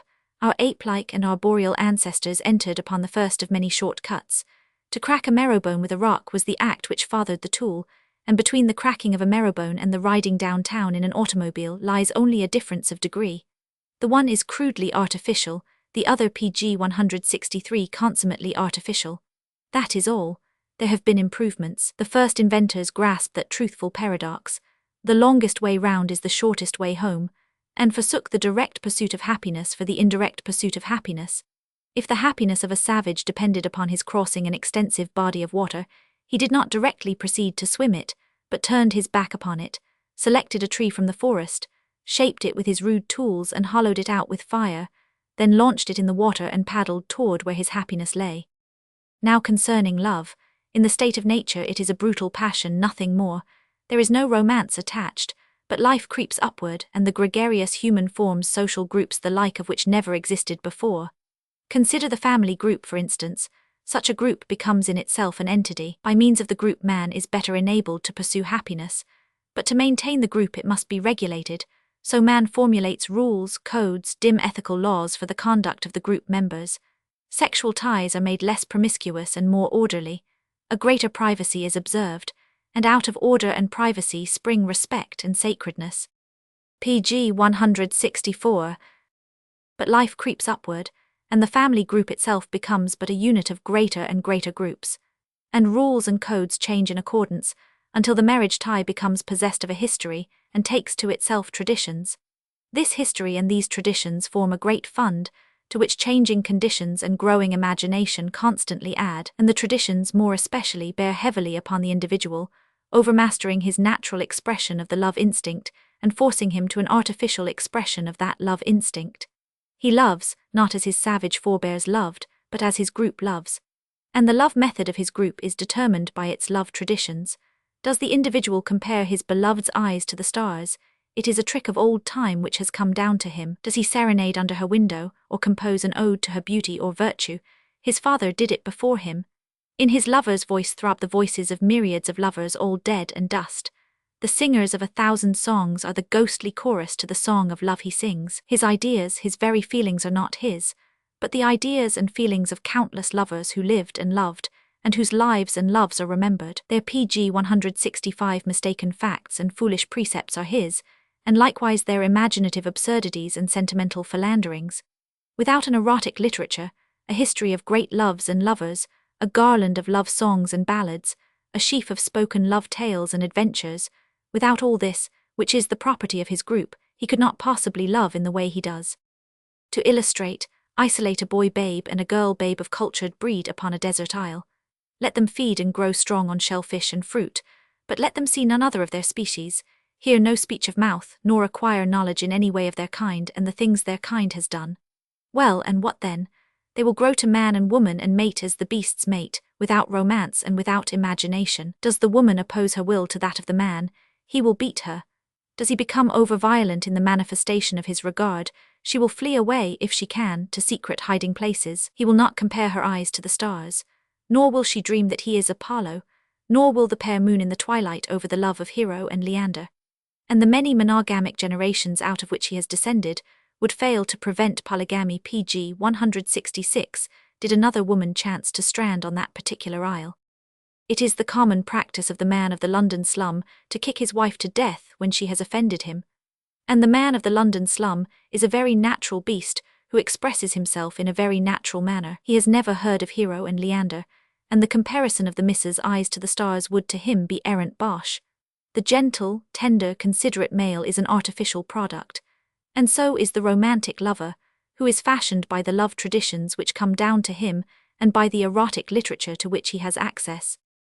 And now to the point, romantic love being an artificial product, you cannot base its retention upon the claim that it is natural. Your only claim can be that it is the best possible artifice for the perpetuation of life, or that it is the only perfect, all-sufficient, and all-satisfying artifice that man can devise.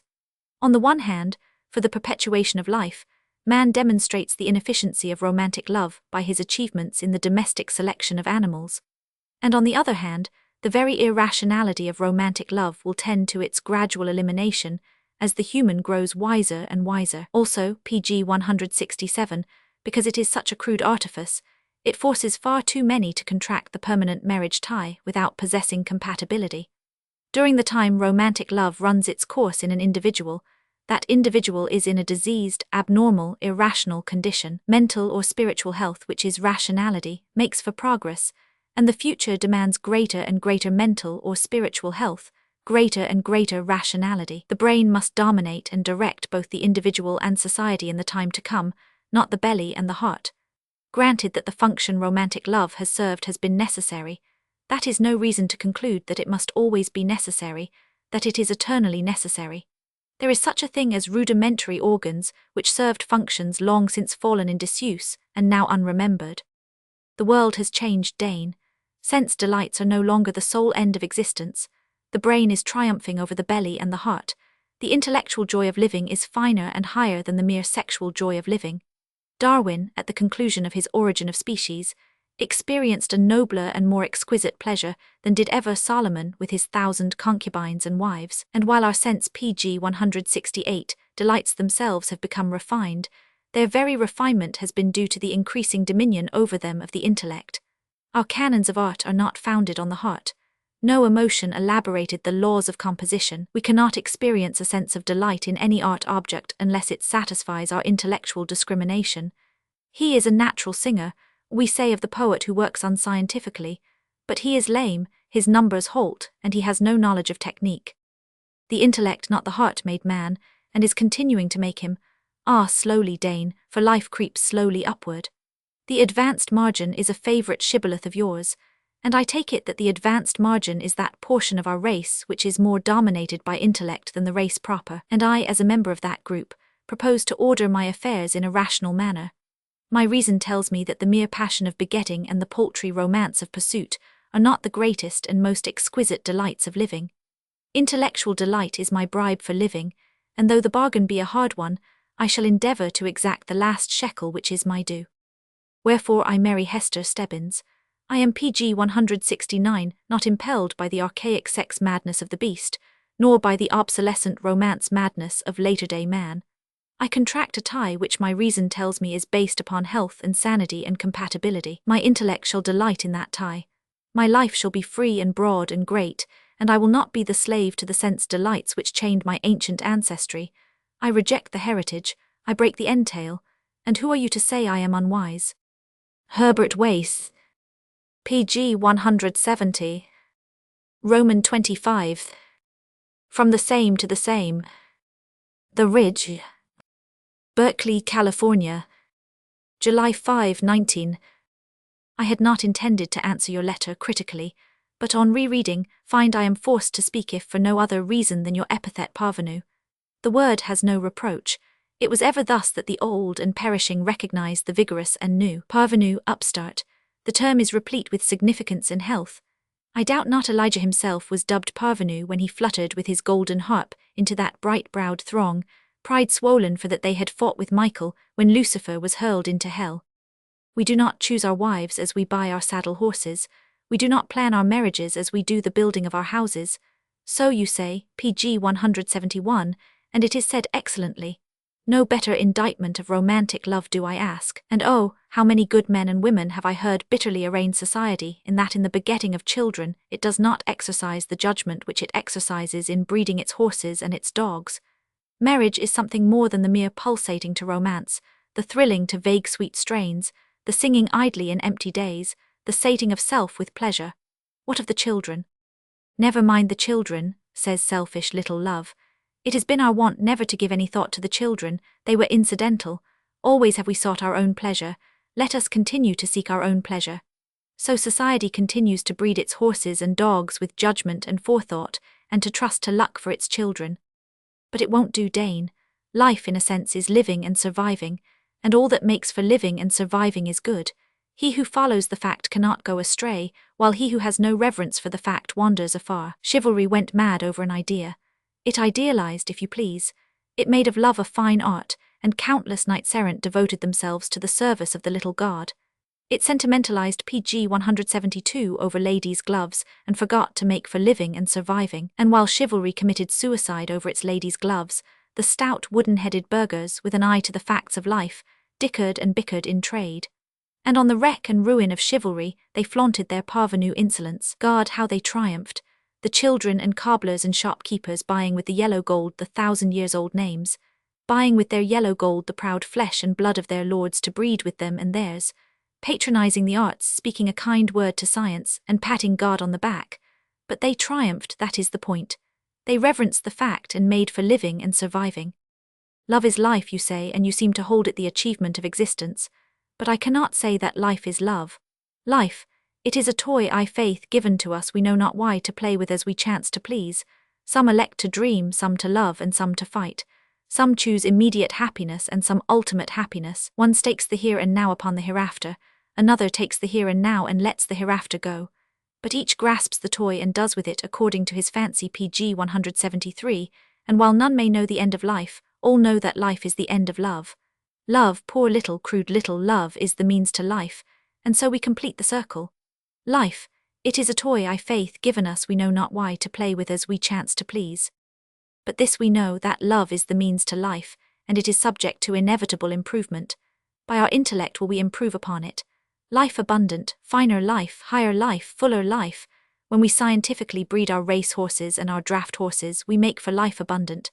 And when we come scientifically to breed the human, we shall make for life abundant, for humanity abundant. You say an acquaintance with the petty vices of one's wife does not kill one's love. Oh yes, it does, and out of the ashes of that love rises affection, comradeship, in kind somewhat similar to the affection and comradeship which I have for my brother. I do not love my brother, and it is because I do not love him, and because I do have affection and comradeship for him, that I do not turn away when he commits even a lurid act. Love, you will remember, takes its rise in the emotions, and is unstable and wanton and capricious.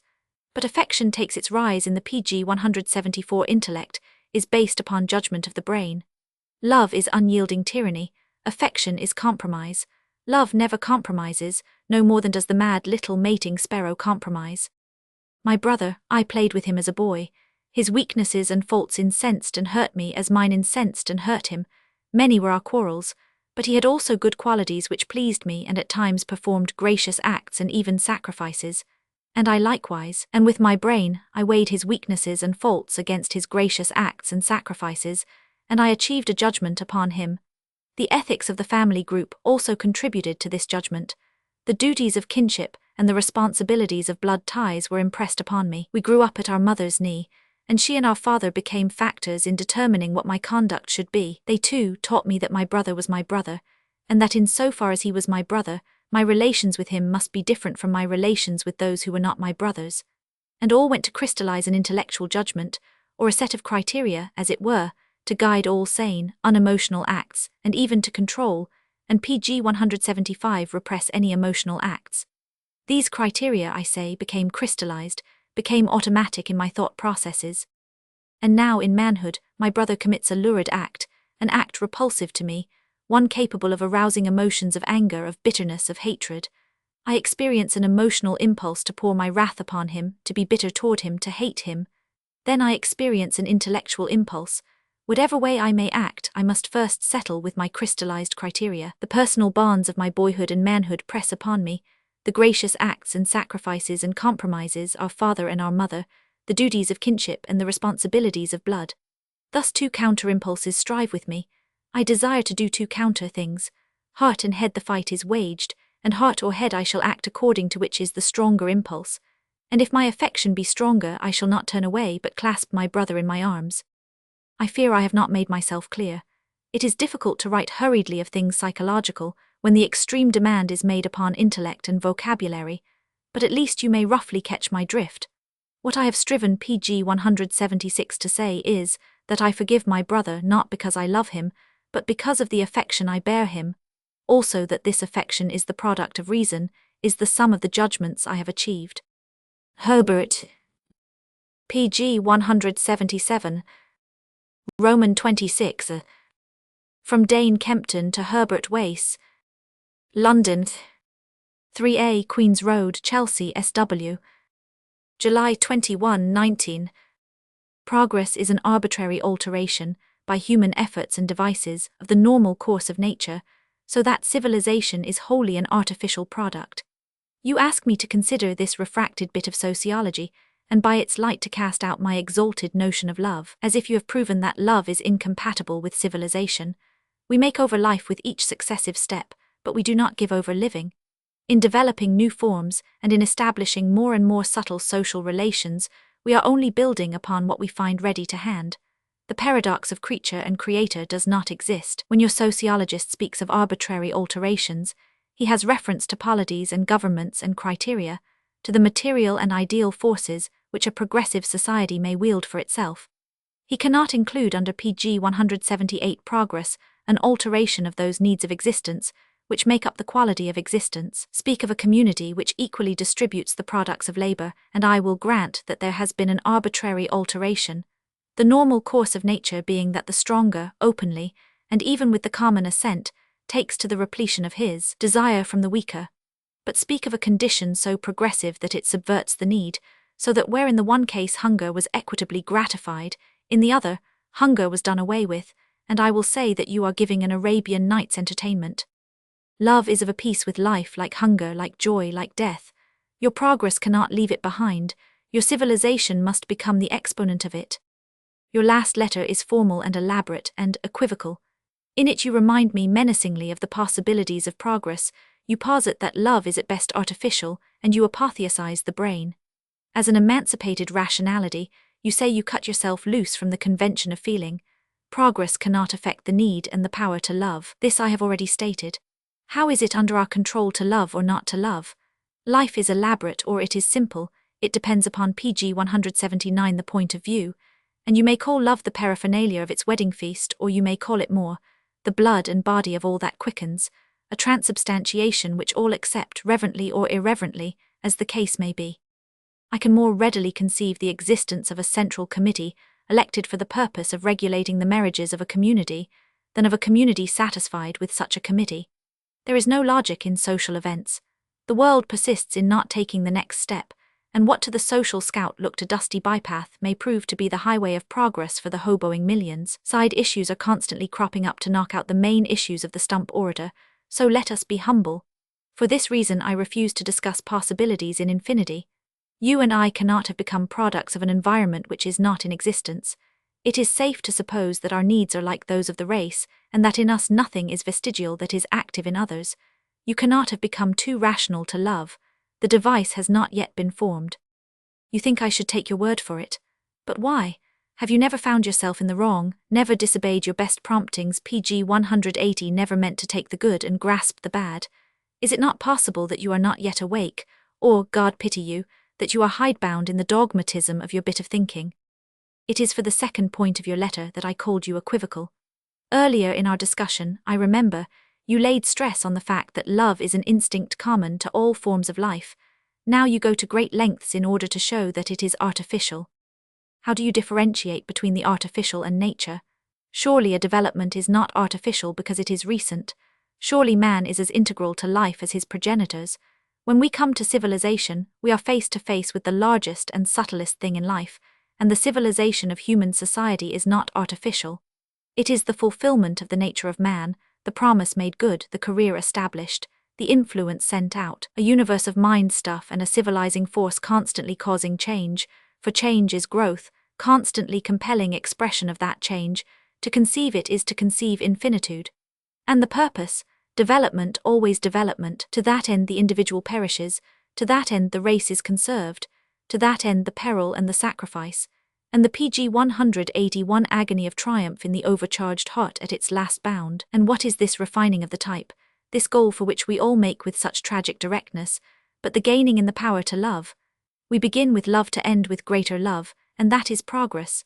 To write the epic of civilization is a task for some giant artist who shall combine in himself Homer and Shakespeare, and the work will be a love story.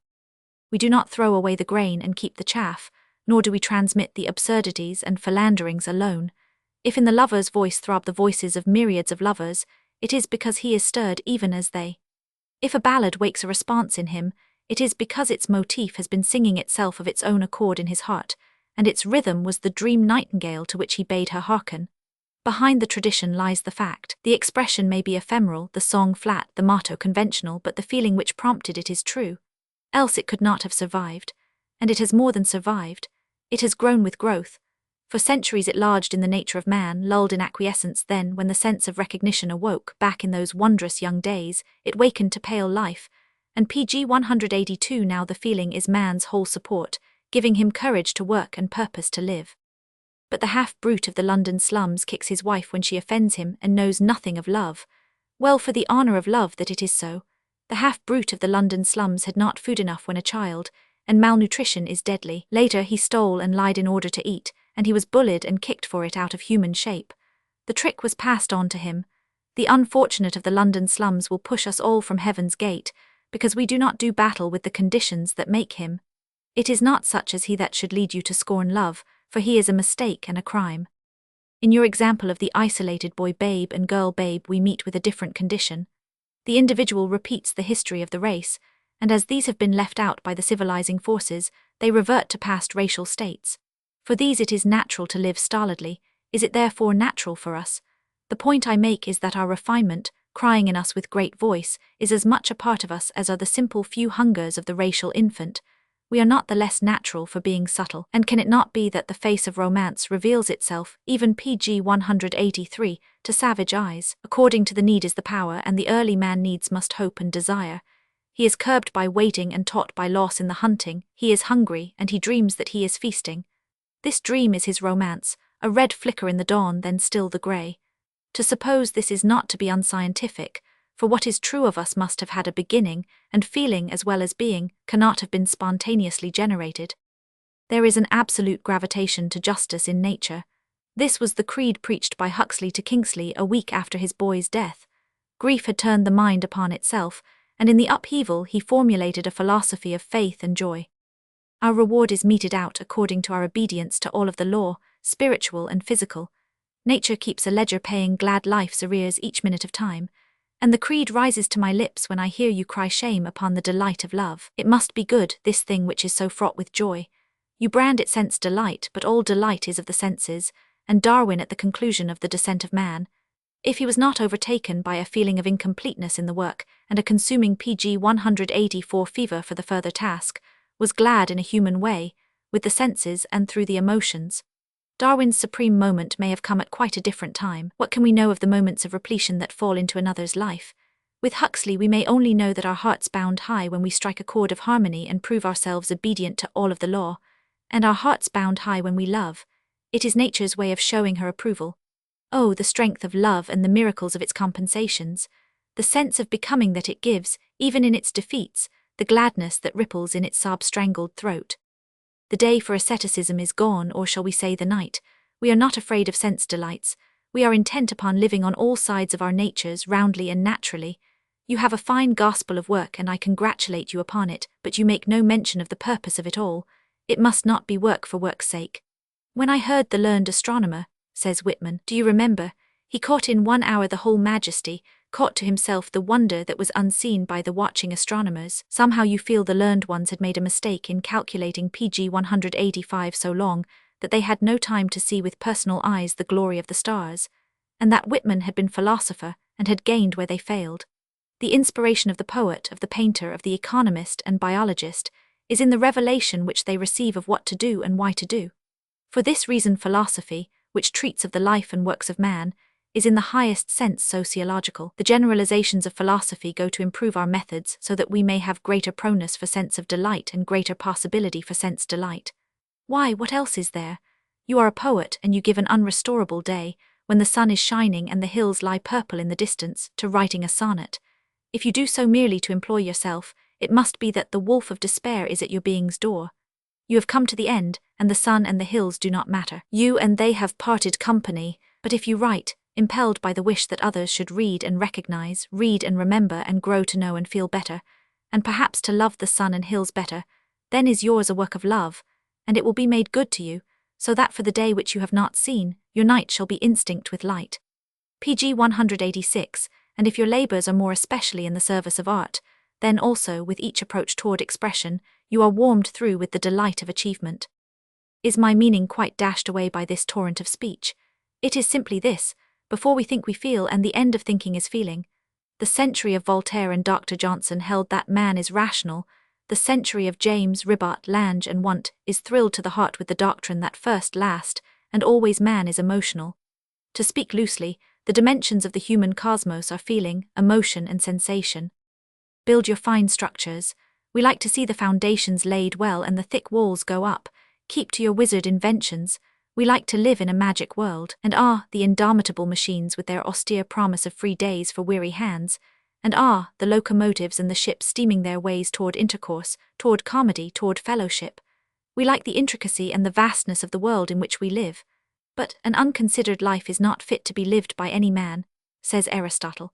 We must consider the phenomenon, civilization, searching down for the nucleus of its pg 187 worth. We will find that the stone structure without hope were a pitiable thing, that the making of compacts and the banking of capital without hope were pitiable.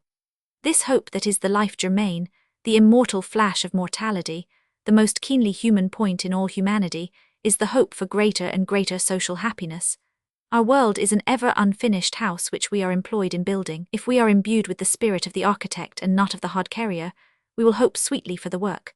The house beautiful will begin to mean our life, and each night we will consult our drawings, looking to it that on the house built of our days the sun shall wester, and that within shall be intimacy, and laughter, great speech, and close love, looking to it that the home be such as to better today's tenant, so that he be more loving and lovable than the one of yesterday.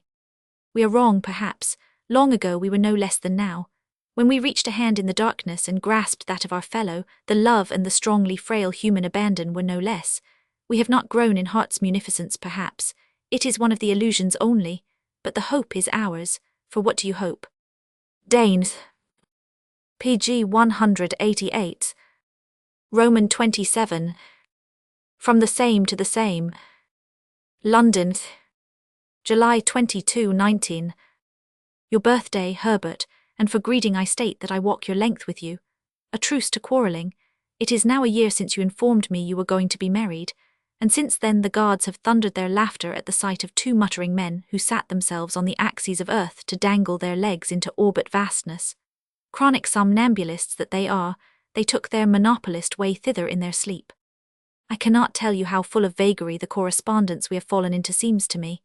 I deliberately attempted to write you into passion, and for months you deliberately continued to convict yourself out of your own mouth, and we did not see that it was tragic and comic and preposterous. Could we personify this our pg 189 dealing, we would do well to call it a kind of Caliban, and the tentacles we threw out, clawing at everything, stealing for prop to our little theory all of man and God. It is the conceit of us that I find utterly hopeless of grace. So I drop my role of omniscience. I take my form off the hub, believing the system will maintain its gravity though I go my private way, and I promise to let you alone. Forgive me and God bless you. Ah, yes, and many happy returns of the day. All my heart in the blessing and the wish. I did some remembering today, dear lad. When you were born, I was 5 years younger than you are now, yet I felt myself old. If we were as old as we feel, we would die of old age at 21. My life seemed all behind me, long, turbulent, packed with pain, useless. I spoke of myself as if all were over. It had been full of purpose, but what came of it? A few rhymes and a spoilt hope. To my morbid fancy your having come to be was a signal for me to go. I had no thought of dying, yet I accepted you as the proof of my failure. In the exacting eyes of the genius of the race I was insolvent. You were not mine. I looked into time and saw none of me there. pg 190. Yet the letter I wrote to your parents was sincere. How else?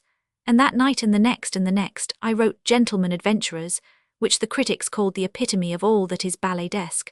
One pitied the dead because they could go forth no more on water and under sky. This poem, written in a mood which beneficent nature sends on the too sick spirit, has served for more than a quarter of a century as the complete and accepted catalogue of the reasons for living. Well, I must not laugh at it. It may be true that the passion of my heart incarnated itself in it beyond the rest, that my one song sang itself out those first 3 days of your life. If so, it is true that love is never cheated of its fruit, and that the joy which might have been for the individual oozes out of him to the race, that the strength which would have settled upon itself in the calm of satisfied hope filters through him outwards. Good night, lad.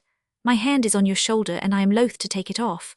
For a while I would like what cannot be, to travel with you the red-brown country roads fragrant with hay, to cross the stiles and knock upon the cabin doors, and enter where sorrow and where gladness is, big with greeting and sure of welcome. pg 191. I have often pleased myself with the fancy that the outer aspects of life are patterned after the inner, so that in the map of the spirit are to be found city and country, wood, desert and sea, so that we know these outer worlds through having travelled the worlds within.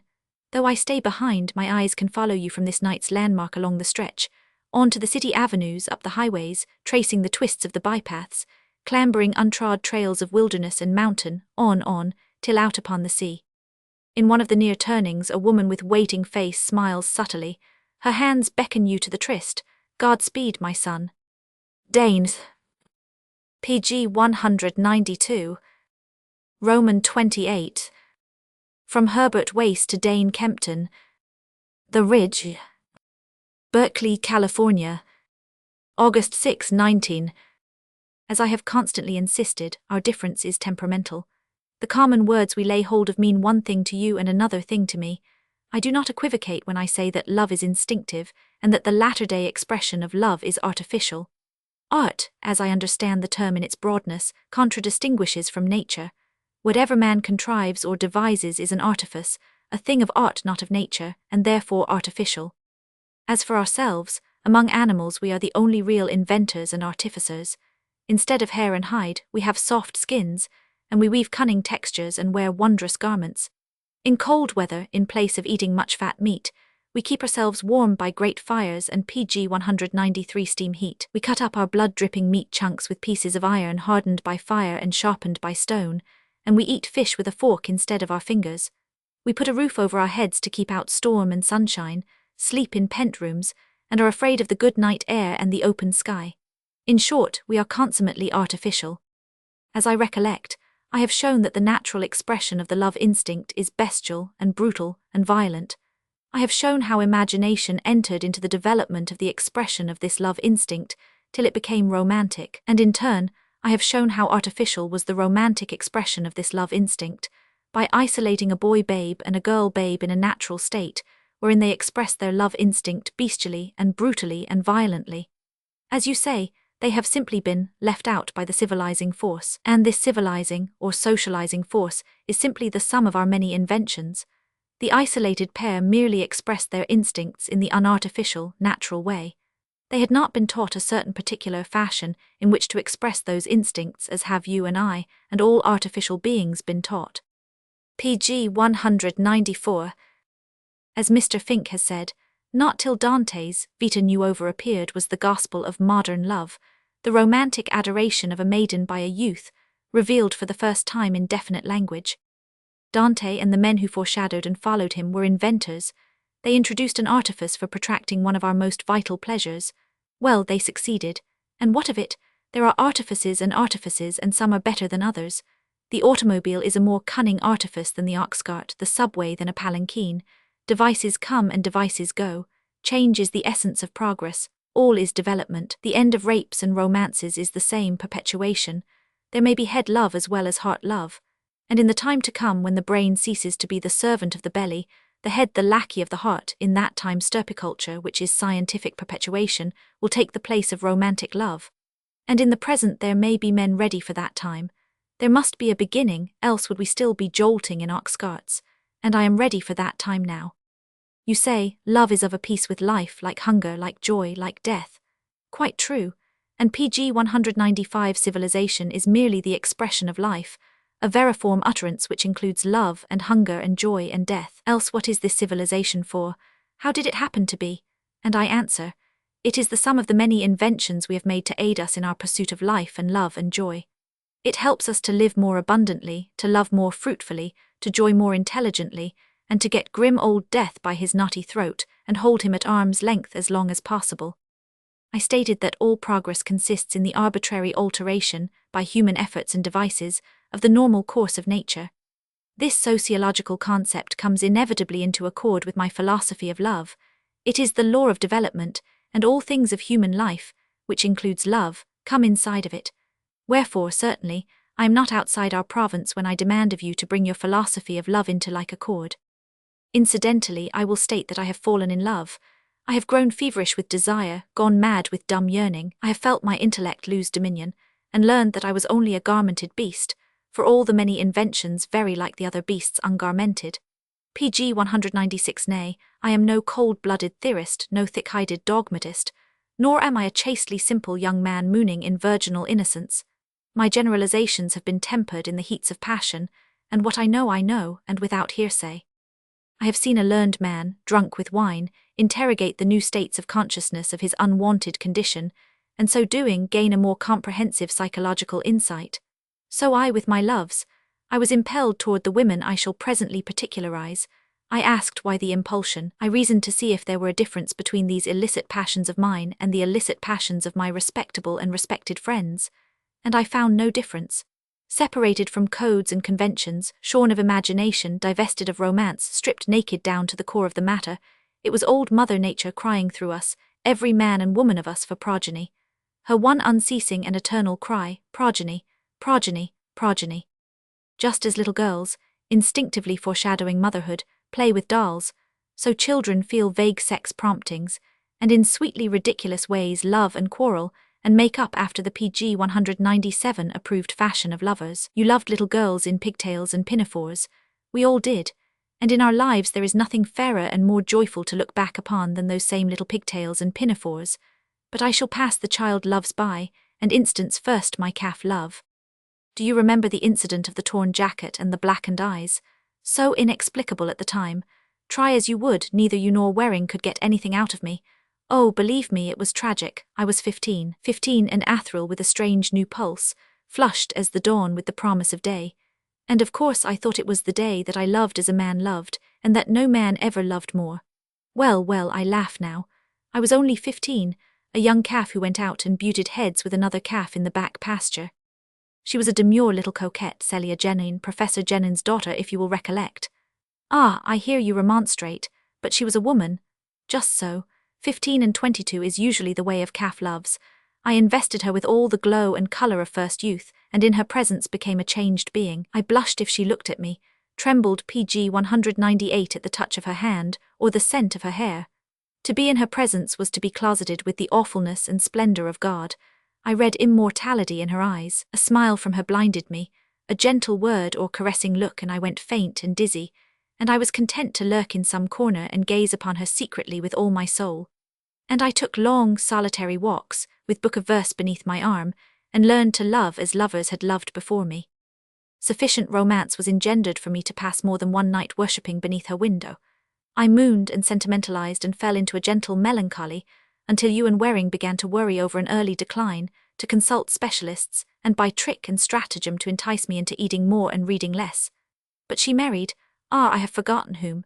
Anyway, she married, and there was trouble about it too, and I bade adieu to love forever. Then came the love of my whelpage. I was 20, and she a mad, wanton creature, wonderful and unmoral and filled with life to the brim. My blood pounds hot even now as I conjure her up. The ungarmented beast, my dear Dane, the great primordial ungarmented beast, mighty to procreate, indomitable in battle, PG 199 invincible in love. Love? Do I not know it? Can I not understand how that splendid fighting animal Antony quartered the globe with his sword and pillowed his head between the slim breasts of Egyptian Cleopatra, while that hard-won world crashed to rack and ruin? As I say, this was the love of my whelpage, and it was vigorous, masterful, masculine. There was no sentimentalizing, no fond foolishness of youth, nor was there that cool, calm poise which comes of the calculation and discretion of age. Man and woman, we were in full tide, strong, simple, and elemental. Life rioted in our veins, we were a bubble with the ferment, and it is out of such abundance that Mother Nature has always exacted her progeny. From the strictly emotional and naturalistic viewpoint, I must consider it, even now, the perfect love. But it was decreed that I should develop into an intellectual animal, and be something more than a mere unconscious puppet of the reproductive forces. So head mastered my heart, and I laid the grip of my will over the passion and went my way. And then came another man's wife, a proud-breasted woman, the perfect mother, made preeminently to know the lip clasp of a child. You know the kind, the type. The mothers of PG 200 men, I call them, and so long as there are such women on this earth, that long may we keep faith in the breed of men. The wanton was the mate woman, but this was the mother woman, the last and highest and holiest in the hierarchy of life. In her all criteria were satisfied, and I reasoned my need of her. And by this I take it that I was passing out of my blind puppetdom. I was becoming a conscious selective factor in the scheme of reproduction, choosing a mate, not in the lust of my eyes, but in the desire of my fatherhood. Oh, Dane, she was glorious, but she was another man's wife. Had I been living unartificially in a state of nature, I would certainly have brained her husband, a really splendid fellow, and dragged her off with me shameless under the sky. Or had her husband not been a man, or had he been but half a man, I doubt not that I would have wrested her from him. As it was, I yearned dumbly and observed the conventions. Nor are these experiences hot soils and smirches. They have educated me, fitted me for that which is yet to be. And I have written of them to show you that I am no closet naturalist, that I speak authoritatively out of pg 201 adequate understanding, since the end of love, when all is said and done, is progeny, and since the love of today is crude and wasteful, as an inventor and artificer I take it upon myself to substitute reasoned foresight and selection for the short-sighted and blundering selection of Mother Nature. What would you? The old dame would have made a mess of it had I let her have her way. She tried hard to mate me with the wanton, for it was not her method to look into the future to see if a better mother for my progeny awaited me.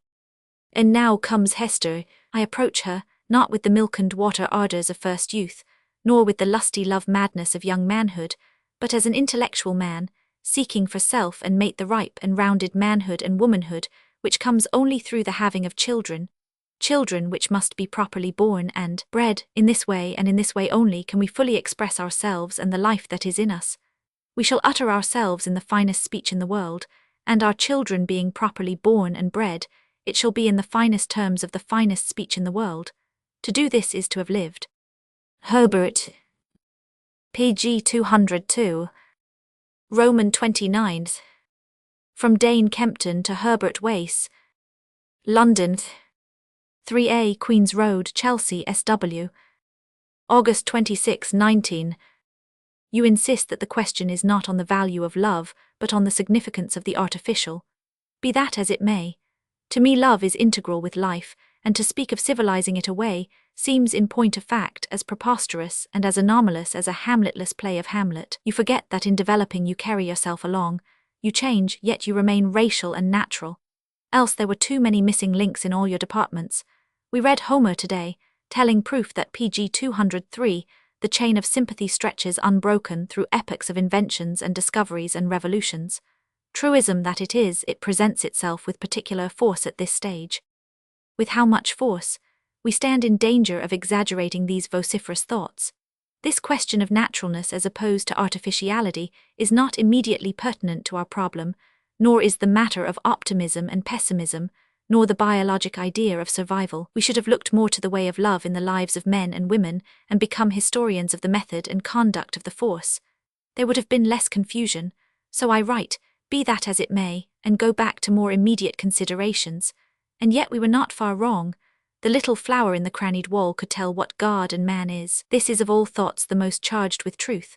Let me understand one of your conclusions, root and all in all, and such is the gracious plan of oneness in the branching and leafage and uptowering, that I must know and name the tree. Your winding bypath, could I but follow it to the end, must bring me to the highway of your thought, every step telltale of the journey's destination. But soon I shall be with pg 200 for you, the 5th of next month after all, the arrangements as planned. Then we will begin to know each other, and we will no longer be tormented by the irksomeness of writing. Therefore, until easier and more fluent times, to the heart of the subject straight. Your love affairs, how well you have outgrown them and how ably you criticize them. They have not withstood the test of time, for you bear them no loyalty. Calfdom and whelpage, vagaries of adolescence you call them, you do not show them much respect. For this reason your examples lose what weight they might have borne. They belong so wholly to the past, they are mere wraiths of bygone stirrings, they cannot clothe you with knowledge of love. Cold now, what boots it that you have been afire? You cannot be taught by what is utterly over. You are catching what I aim to say, I hope, for I aim to say much. Put it that instead of a girl whom you idealized, it was a principle, some scheme of reform which you honored with all the passion of young hope and dream, and which knit your alert being into a Laocoon of striving. Your maturer eyes see this ideal impossible and narrow.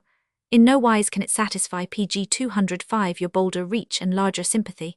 But you do not laugh at what has been. If you strove for it sincerely at any time, no matter how remote, you could never again deride it. Because once you loved it, you are eternal keeper of the key to its good. What has been wholly yours you never quite desert. Nothing has remained to you of your love affairs, therefore your recital of them is empty of meaning. If you were in love today, and because of your philosophy you determined to do battle with your feeling, your experience would be more authoritative. You have known love, and having known you refuse it. Henceforth it must be reason and not feeling. What is your objection? You ask, this merely that the thing cannot be. Marriage to be marriage must come through love, through the reddest romance of love, through fire of the spirit, yes, even through the love of calfdom and whelpage, else it is a mockery. Where is the woman of character who would sell the be-all and end, all of her existence for a neat catalogue of possible advantages. Where is the man who would frankly and without embellishment dare make such proposal? You point to yourself, but you have never explained yourself to Hester, and even to me you are PG 206 embellishing the matter with all the might in your persuasive pen. The ardours of Kaftam and Wellpage that you smile at I would have you throb with. You underrate the firstlings of the heart, the rose and white blossoming, the call upon the senses and the readiness to respond and to fulfill, to give and to take, to be and make happy, the great pride and utter abandon which is young love. At 15, fortunately for the development of mind and character, hope is placed where hope must pine. Love, then, is doomed to be tragic. The youth attains to be denied. But he sounds his depth. Thereafter he knows what to expect of himself. He has a precedent. After this he will count it a sin to forget and to accept the solace of mediocrity. In this lies the value of the tragedy. I sometimes think that whatever is youngest is best. It is the young that, timid and bold, pay greatest reverence to knowledge, receiving without chill of prejudice and shameful cowardice of quibbling the brave new thought. Wisdom may be of age, but passion for scholarships, trail-breaking, and hardy prospecting in the treasure mines of research is of young pioneerhood alone. It is a youth who dares be radical, PG 207 who dares, in splendid largesse, build mistake upon mistake, bleeding his life out in service, and it is a youth standing tiptoe upon the earth, now waiting in unperturbed ease, now searching with unbridled zeal, who is lover and mystic. The best is yet to be, says Rabbi Ben Ezra, the last of life for which the first is made. Yes, the last of life will be good, but only if it is like youth, beating with its pulse and instinct with its spirit. The unhappy youth is left on the battlefield but not to die. The sword thrusts challenge him to put forth greater strength in fiercer wars. He learns hard and well. Indeed, I cannot leave this subject of first love. How do you know it was not good for you to love as you did? It is strange you should resolve to love no more, because at one time you loved deeply enough almost to remain in love. It cannot be that you have grown old, and that nature is resolving for you. You tell me of your experiences in order that I may be convinced that you know whereof you speak, and I listen in wonder. Your conclusions are unwanted. Then something was amiss, for you have outgrown and forgotten. But how is it with you in the present when your indifference waits not upon PG 208 time? You approach your future wife clothed in indifference as in male, and you do violence. How can I show you? I speak as I would to a child to whom it is necessary to explain that it is bad to abandon an education. Life is a school, and to me it seems that you are about to resign long before diploma and degree, so I interpose. I was taught by first love, and I honour that time beyond any other. I was Ellen's. I have been lonely. For the mere human need, for the sake of that which to the lonely is very dear, I have thought of marriage, but I remembered, and I refused to do violence to myself remembering. Long ago my standard was established. I learned how deeply I could feel, and I refused to acknowledge myself bankrupt. I refused to approach an honourable human being with less than my all. Until my soul flower out again, until suns flame about my head as in that dear Yoretime, I shall keep teeming with dreams and make no affront. I who have seen love dare not live without love. I would not give in to fate, Herbert. I would assert my manhood. I would abide in the strength of the first output, going with the flush of the first glow into the gloom. I would spurn the calm of compromise and mediocrity and register a high claim. I would keep the peace PG 209 with romance and fly her colours to the last. You have lived. It is well, and it might have been better, but do not give over and talk of stirpiculture. You are not wiser than the laws which made you. Danes. PG 210. XXX. From Herbert Wace to Dane Kempton. The Ridge. Berkeley, California. September 1819. How abominable I must seem to you, Dane, for certainly a creature is abominable that lays rough hands on one's dearest possessions. I doubt if even you realize how deeply you are stirred by my conduct towards love. My marriage with Hester, considering the quality and degree of the contracting parties, must appear as terrible to you as the sodomies that caused God's ancient wrath to destroy cities. You see, I take your side for the time, see with your eyes, live your thoughts, suffer what you suffer, and then I become PG 211 myself again, and steel myself to continue in what I think is the right. After all, mine is the harder part. There are easier tasks than those of the illusion shatterer.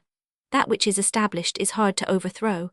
It has the 9 points of possession, and woe to him who attempts its disestablishment, for it will persist till it be drowned and washed away in the blood of the reformers and radicals.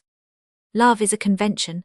Men and women are attached to it as they are attached to material things, as a king is attached to his crown or an old family to its ancestral home. We have all been led to believe that love is splendid and wonderful and the greatest thing in the world, and it pains us to part with it. Faith, we will not part with it. The man who would bid us put it by is a knave and a fool, a vile, degraded wretch, who will receive pardon neither in this world nor the next. This is nothing new. It is the attitude of the established whenever its conventions are attacked. It was the attitude of the Jew toward Christ, of the Roman toward the Christian, of the Christian toward the infidel and the heretic. And it is sincere and natural. All things desire to endure and they die hard. Love will die pg 212 hard, as died the idolatries of our forefathers, the geocentric theory of the universe, and the divine right of kings. So I say, the rancor and warmth of the established when attacked is sincere. The world is mastered by the convention of love, and when one profanes love's holy of holies, the world is unutterably shocked and hurt. Love is a thing for lovers only. It must not be approached by the sacrilegious scientist. Let him keep to his physics and chemistry, things definite and solid and gross. Love is for ardent speculation, not laboratory analysis. Love is, as the Reverend Prior and the learned bodies told Brother Lippo of man's soul. A fire smoke, no it's not. It's vapor done up like a newborn babe. In that shape when you die it leaves your mouth. It's, well, what matters talking, it's the soul. I thoroughly understand the popular sentimental repugnance to a scientific discussion of love. Because I dissect love and weigh and calculate, it is denied that I am capable of experiencing love. It is too radiant and glorious a thing for a dull clod like me to know. And because I cannot experience love and be made pg 213 mad by it, my fitness to describe its phenomena is likewise denied. Only the lover may describe love, and only the lunatic, I suppose, may compose a medical brochure on insanity. Herbert. pg 214. Roman 31. From Dane Kempton to Herbert Wace. London, October 7, 19. It is true that you have a hard task before you, but it is not because you are fighting convention and shattering illusion. It is because you are assailing a good. Love has never acquired the prestige of the established, and the run of marriages are prompted by advantage, routine, or passion. So you are no innovator, Herbert. The idolatry of love will not be overthrown by a drawn battle between those of the faith and those of the Reformation. Nothing so spectacular awaits us. I have a friend who has undertaken to translate Inferno into English, keeping to the terza rima. It is like climbing the Matterhorn, he says gravely. I get to places where I feel I can go neither forward nor back. The pg 215 task is prodigious. And it is. But whom will it concern if he succeeds in going forward? There are few who will read his book. The translation is of more importance to the translator than to anyone else. Yet the professor's magnum opus confers a degree upon us all.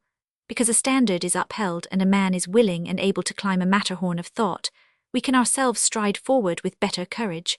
The work will be an output of heroism, and it will ennoble even those who will not know of it.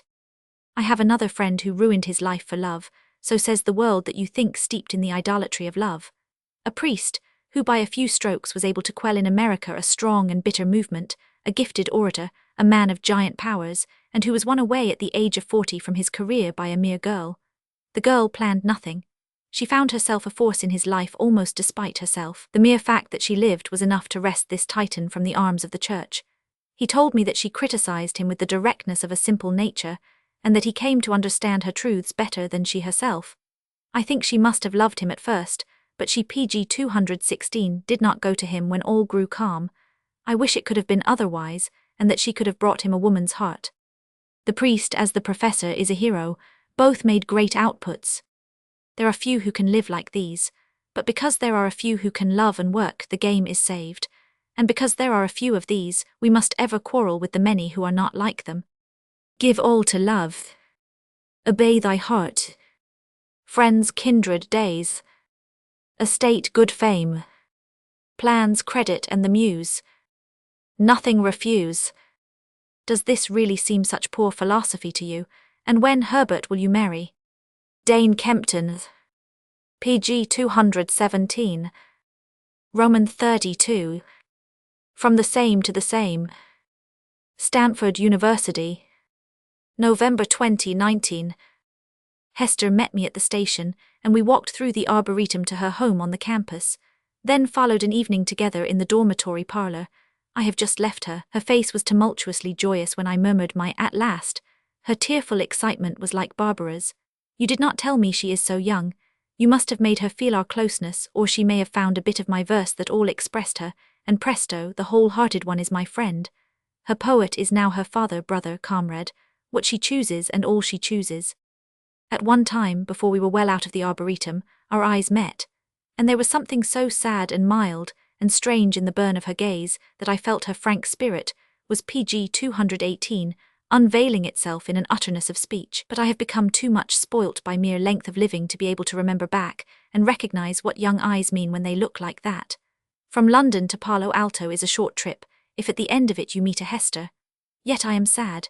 The mood crept on me the moment we grew aware that evening had come, and we stopped a little in front of the arch to observe the night look of the foothills. Lights had begun to appear in the corridors of the quadrangle, and here and there in a professor's office, while Rabble and Encina looked like lit-up fairies. There was a spell of mystery and promise in the quiet which was deeper for being suggestive of the seething student life just subsided. It was a silence that seemed to echo with bells and recitations and babble and laughter and heartache. I fell into thought. One generation cometh and another passeth away. There is no respite. March with time and find death mayhap before it has found you. As years ago the flamelet of the street lamp, so now these outposts of the colossal embryo of a world derided me and seemed to point me out and away. The evening grew chill with a greeting in which no kindness is. PG 219. Your coming has been announced in every class and your lecture is on the bulletin boards. After that, can you be depressed? The light words were spoken low, as if doubtful whether they could be taken in good part, and they came with something that was like music. Was it the voice or some inexplicable feeling? I turned in wonder. Her head was raised, and in the indistinctness I caught that sweet look of hers which besought me, and which I answered without knowing to what question. "I owe you a great happiness. Good night. Dane Kempton." PG 220. Roman 33. From the same to the same. Stanford University. Wednesday. Last night I delivered my address to the student body. Behold the chapel crowded to the doors, aisles and window seats crammed, and faces peering in from without, those of boys and girls who had perched themselves on the outer sills. A student audience is at the same time most critical and the most generous.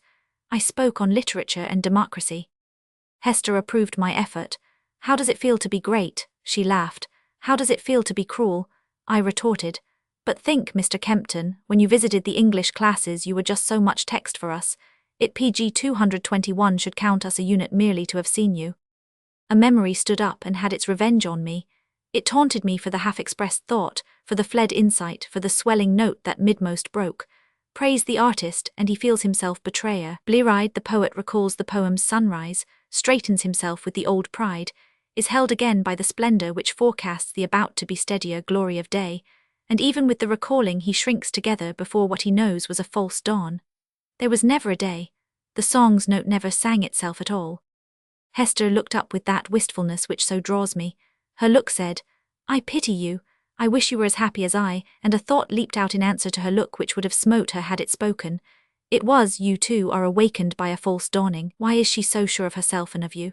Is she sure?" The puny bit of writing had a vigorous rising. The ragged author was clad in it as in ermine.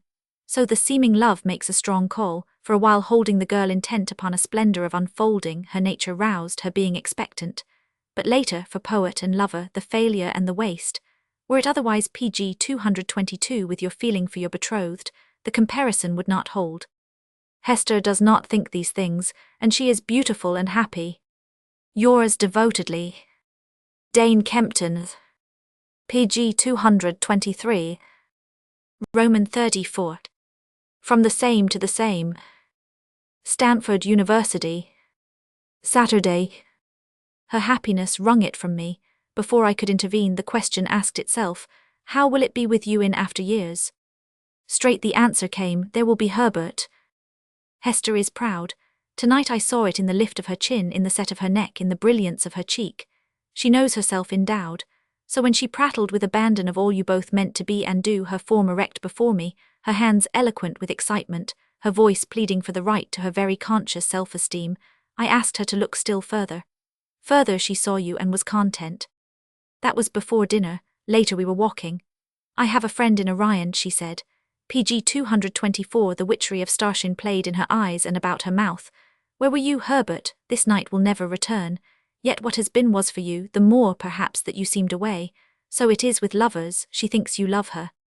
I am sorry for your mood, she said. You are holding yourself to account these days in a way I know. Then she spoke, and I learned with new heaviness of spirit that she does know the way of it.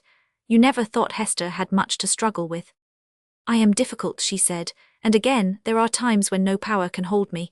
Then she quoted Browning. Already how am I so far? Out of that minute must I go. Still like the thistleball, no bar. Onward whenever light winds blow. Fixed by no friendly star. Are you unhappy, Hester? I asked. Yes, but with no more reason than you for your unhappiness. Since you have come here, you have renewed your demands upon yourself. You wish to go to school with the youngest and find you cannot. You suffer because more seems behind you than before. Her voice rose as if PG 225 she were fighting tears. It was different with her, I told her. Nothing was behind her. You test your work and I test my love. When you are sad, it is because the soul of the song spent itself to gain body. She did not finish. Why is she sad? Because the soul of her love is narrower than she hoped. On our return from our walk, she sank on the seat under the 95 oak. Did you think I meant I was always unhappy? She asked. Her words seem always to say more than her meaning. She imparts something of her own elaborateness to them. I laughed. How could I with the Herbert is in my ears? Then her love became voluble. I forgot what I knew of your theories and grew aflame with her ardor. I anticipated as largely as she. She was again possessed by her hopes. There, under the shadow of the quadrangle which her young strides measured, she spoke of what with you in her life the years must be. Beyond words you are blessed, Herbert, but if she mistakes. DK. PG 226. Roman 35. From the same to the same. Stanford University. November 27, 19. Be outspoken. What will happen I can only surmise, but you must tell her what she is to you. Set her right. This is the 4th letter in 7 days about Hester. I am endeavouring to make you acquainted with her. I had no need if you loved her. How she loves you. Yet she thinks that your calm is depth, your silence prayer. Her pride protects her, but she strains for the word which does not come. She has never been quite sure, and I thank God for that. Hester has been fearing somewhat, and she has been doubting, and it is this that may save her when the night sets in and the storm breaks over her head. You too are thankful that her instincts served PG 227 her true, and that she never quite accepted the gift that seemed to have been proffered. You have a right to demand the reason for my renewed attack. It is because I have learned the strength of her love. You are blessed beyond words, I said 2 days ago, but as you reject the blessing, Hester must know it and you must tell her.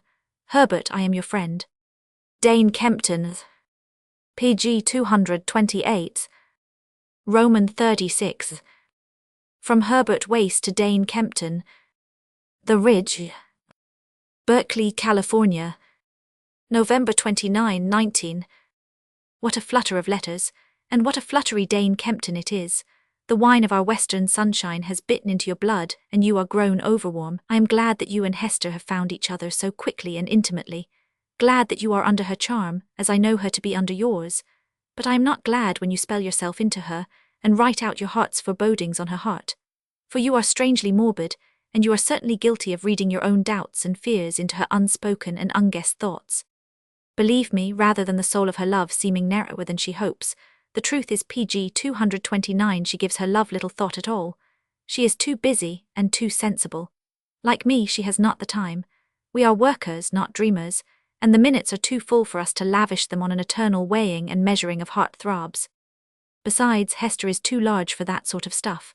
She is the last woman in the world to peer down at the scales to see if she is getting full value. We leave that to the lesser creatures, who spend their courtship loudly protesting how unutterable, immeasurable, and inextinguishable is their love, as though, forsooth, each dreaded lest the other deem it a bad bargain. We do not bargain and chaffer over our feelings, Hester and I, surely you mistake, and stir storms in teacups. Be outspoken, you say. If my conscience were not clear, I should be troubled by that. As it is, what have I hidden, what sharp business have I driven, and who is it that cried cheated? Be outspoken about what, pray? You bid me tell her what she is to me. which is to bid me tell her what she already knows, to tell her that she is the mother woman, that of all women she is dearest to me, that of all the walks of life that one is pleasantest, wherein PG 230 I may walk with her, that with her I shall find the supreme expression of myself and the life that is in me, that in all this I honor her in the finest, loftiest fashion that man can honor woman. Tell her this, Dane, by all means tell her. Ah, I do not mean that, I hear you say. Well, let me tell you what you mean in my own way and bid you tell her for me. In the lust of my eyes she is nothing to me. She is not a mere sense delight, a toy for the debauchery of my intellect and the enthronement of emotion. She is not the woman to make my pulse go fevered and me go mad, nor is she the woman to make me forget my manhood and pride, to tumble me down doddering at her feet and gibbering like an ape. She is not the woman to put my thoughts out of joint and the world out of gear, and so to befuddle and make me drunk with the beast that is in me, that I am ready to sacrifice truth, honesty, duty and purpose for the sake of possession. She is not the woman ever to make me swamp honor and poise, and right conduct in the vortex of blind sex passion. She is not the woman to arouse in me such uncontrolled desire, that for gratification I would do one ill deed, or put the slightest hurt upon PG 230, one the least of human creatures. She is not the most beautiful woman God Almighty ever planted on his footstool. There have been and are many women as true and pure and noble. She is not the woman for whose bedazzlement I must advertise the value of my goods by sweating sonnets to her, or shivering serenades at her, or perpetuating follies for her. In short, she is not anything to me that the woman of conventional love is to the man. And again, what is she to me? She is my other self, as it were, my good comrade and fellow worker and joy-sharer. With her woman she complements my man and makes us one, and this is the highest civilized sense of union. She is to me the culmination of the thousands of generations of women. It took civilization to make her, as it takes civilization to make our marriage. She is to me the partner in a marriage of the gods, for we become gods, we half brutes, when we muzzle the beast and are not menaced by his growls. Under heaven she is my wife and the mother of my children. Tell her then, tell her all you wish, you dear old fluttery, mothery poet father, as though it made any difference. Herbert. PG 232. Roman 37. From Dane Kempton to Herbert-Wace. Stanford University. December 3, 19. Not 3 weeks ago you were sitting opposite me and speaking of Hester. You admitted many things that night, amongst them that the girl never carried you off your feet. You stated over again with precision all you had written. You betrothed yourself, not because Hester is different from everybody else in the world, but because she is like. You took her for what is typical in her, not for what is individual. You preferred to walk toward her before your steps were impelled, because you feared that impulsion would preclude rational choice. With the hope of out-tricking nature, you reached for Hester Stebbins, in order that there might be a wall between your heart's fancy and yourself, should your heart become PG 233 rebellious. I was to understand that this is the new school, that so live the masters of matter and of self. And as you spoke, I wondered about the woman Hester and the form of love-making which existed between you, and whether she was simple, and without any charm despite her culture and her gift of song. She either loves him too well to know or to have the strength to care, or she is like him of the new school, I thought. I sat and watched you, noting your youth, surprised by the scorn in your eyes and the sadness on your lips. You seemed hopeless and helpless. I closed my eyes. What has he left himself? I kept asking. How will he tread the paths grey heads abhor? My own head bowed itself as before an irreparable loss. I had rejoined the child of my care only to find him blasted as by grief, the first sunshine smitten from his face, and his heart waited. One word, one ray lighting your looks in a wonted way, one uncontrolled movement of the hand, one little silence following the mention of her, would have led me to believe that I had not understood, and that all was well. The night grew old with your plans and analyses. We parted with a sense of shame upon us that we PG 234 should have written and spoken so long and with such heat, and to such little purpose. You do not see how this answers your last letter. I will tell you. It shows you that you have explained yourself fully the night we spoke face to face. You say that Hester is the woman to complement your man. This sounds like a lover, only I happen to know that she is not the irresistible woman. I found it out quite by accident. A few words dropped into a letter, a corroboration of the fact and further committal, a protracted defense of your position, running through a correspondence of over a year, and finally a face-to-face declaration. What boots it now that you write prettily? You do not love Hester. You want her to mother your children, and you install her in your life for the purpose before the need. Love is not lust, and it is good. The irresistible marriage alone is the right one. Upon it alone does the sacrament rest. The chivalry of your last letter refers less to the girl than to your own ends. It is not because Hester is what she is, that, of all the walks in life, that one is pleasantest wherein you may walk with her, but because that walk is the one you choose pg 235 beyond any other for your wife to follow. The mother woman is legion, and you refuse to specialize. Hester does not peer down at the scales to see if she is getting full value, yet she does look to her dignity, and, being poor, will not account herself rich. Hester has felt since you made known to her that you wished her to be yours, that she counted punily in your scheme, that you placed little of yourself in charge of her. She loved you and avowed it, but she has never been happy. The tragedy of love is not, what it is thought to be, the unreciprocated love, but the meagerly returned love.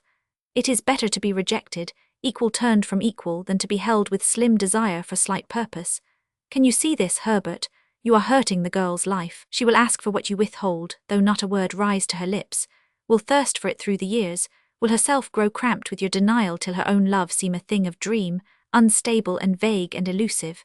And all the time you are gentle, you are devoted to her interests, furthering her happiness to the best in your power, but your power cannot touch her happiness. It is not what you do, it is the motive to your acts, and Hester would know pg 236 that she has left you unmoved. You respect the function of motherhood, but you do not love Hester. Tell her this, and prevent her from entering a union in which she must feel herself half useful, half wifely, half happy, and therefore all unhappy. It is not Hester's fault that you cannot love her, and perhaps it is not her misfortune. There is no need for panic. Of two persons, one loving and one loath, the indifferent one is in the right. Can a tree defend itself from the hewer's axe? What would avail it then to feel pain at the blows? It is beyond our control to love or not to love, and no effort that we may put forth can draw love to us when it is denied. It does not avail us to suffer from unrequited love. This which I have just said is an article of faith which the doctrine of experience often contradicts, for there may be mistake, and the one who does not love may be in the wrong. If only you could wait to see the beauty which is she before you call her. A year later and Hester may flower for you in a passionate blossoming, her face may challenge you to live. A year later and you may find that she is indeed the woman to guide you and to follow you, her pg 237 voice a song, her eyes a light in the day. As yet you have not gauged her, and you would put her to small uses. Stand aside, dear Herbert, it will be better. I have played a surly part. I may be accused of having been to you both a Dmitri Rowden and an Iago. I beg you to believe that it has not been easy for me. I have uttered the earnest word, have driven you on by the goad of friendship which drives far.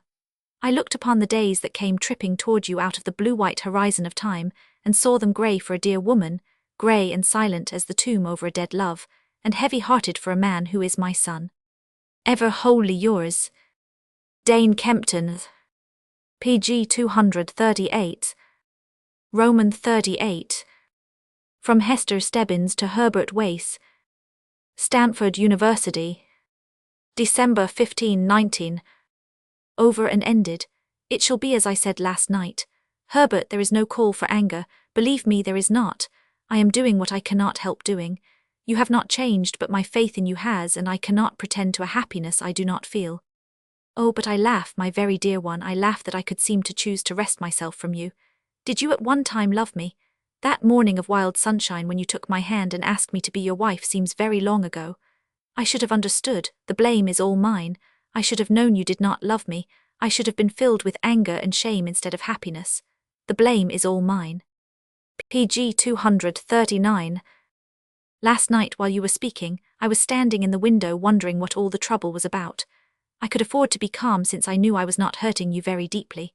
At most I was disappointing a very self-sufficient man. How do women find courage, O God, to take from men who love them the love they gave? No such ordeal mine. Farewell, Herbert. Let us think calmly of each other since we have helped each other for so long a stretch of life. Farewell, dear. Always your friend, Hester Stebbins. pg 240. Roman 39. From Hester Stebbins to Dane Kempton. Stanford University. December 1819. Herbert has analyzed the situation and has arrived at the conclusion that my dissatisfaction arises in an inordinate desire for happiness. You should not care so much about yourself, he says. Poor dear young Herbert. He is very young and cannot as yet conceive how much there is about oneself that demands care. I thought it out in the hills today. It was grey and there was a fitful wind.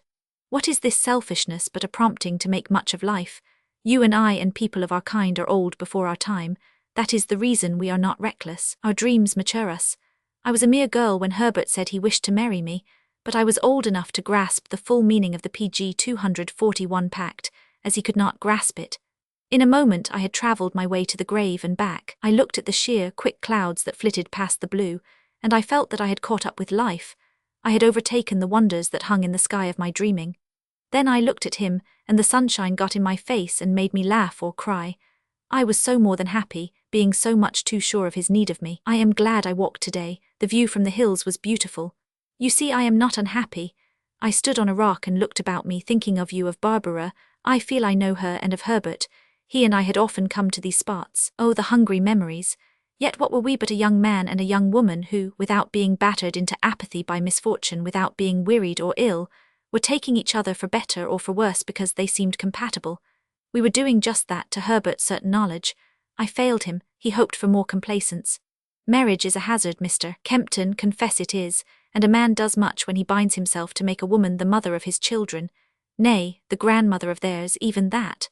What else and what more? I would never have been PG 242 wholly in my husband's life, comrade and fellow to it. Herbert knew this clearly, and I vaguely, but I acted with clearness on my vagueness. It was hard to do. It has left me breathless and a little afraid to be myself, as if I had killed a dear thing, and tearful, too, and spasmodic for your sympathy and sanction. I told him that for a long time I did not understand, supposing myself beloved and desired and chosen for him by God, thinking he yearned for the subtlety and mystery of me, thinking all of him needed me and cleaved earths and parted seas to come to me. Later, when I became oppressed by a lack and was made to hear the stillness that followed my unechoed words, I became grave and still myself.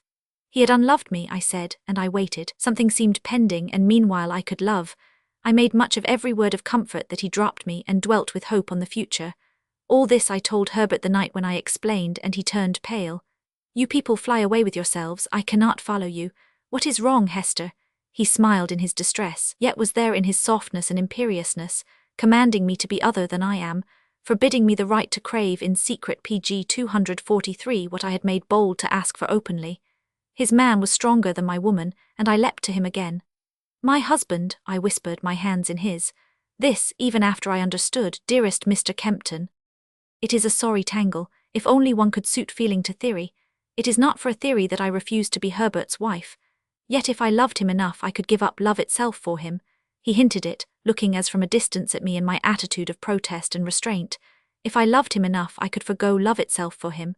Somewhere there is a fault, it would seem. Somewhere in my abandon is restraint, in my love self-seeking. Remorse overcame me just as he was about to leave, and I schooled myself to think that there had been no affront, that it honours a woman to be wanted no matter for what end, that every use is a noble use, that we die the same, loved or used. If Herbert Wace wants a wife and thinks me fitting, why, it is well. I thought all this and aged as I thought. Nevertheless, my hand did not put itself out a second time to detain the man who had forced me to face this. There is a youth here who loves me. If Herbert's face could shine like his for 1 hour, PG 244, I believe I would be happier than I have ever been. And it would not spoil that happiness if this love were toward another than myself. Say you believe me. You must know it of me that before everything else in the world, I pray that knowledge of love come to the man over whom the love of my girlhood was spilled. Do you ask what is left me, dear friend? Work and tears and the intact dream. Believe me, I am not pitiable. Hester,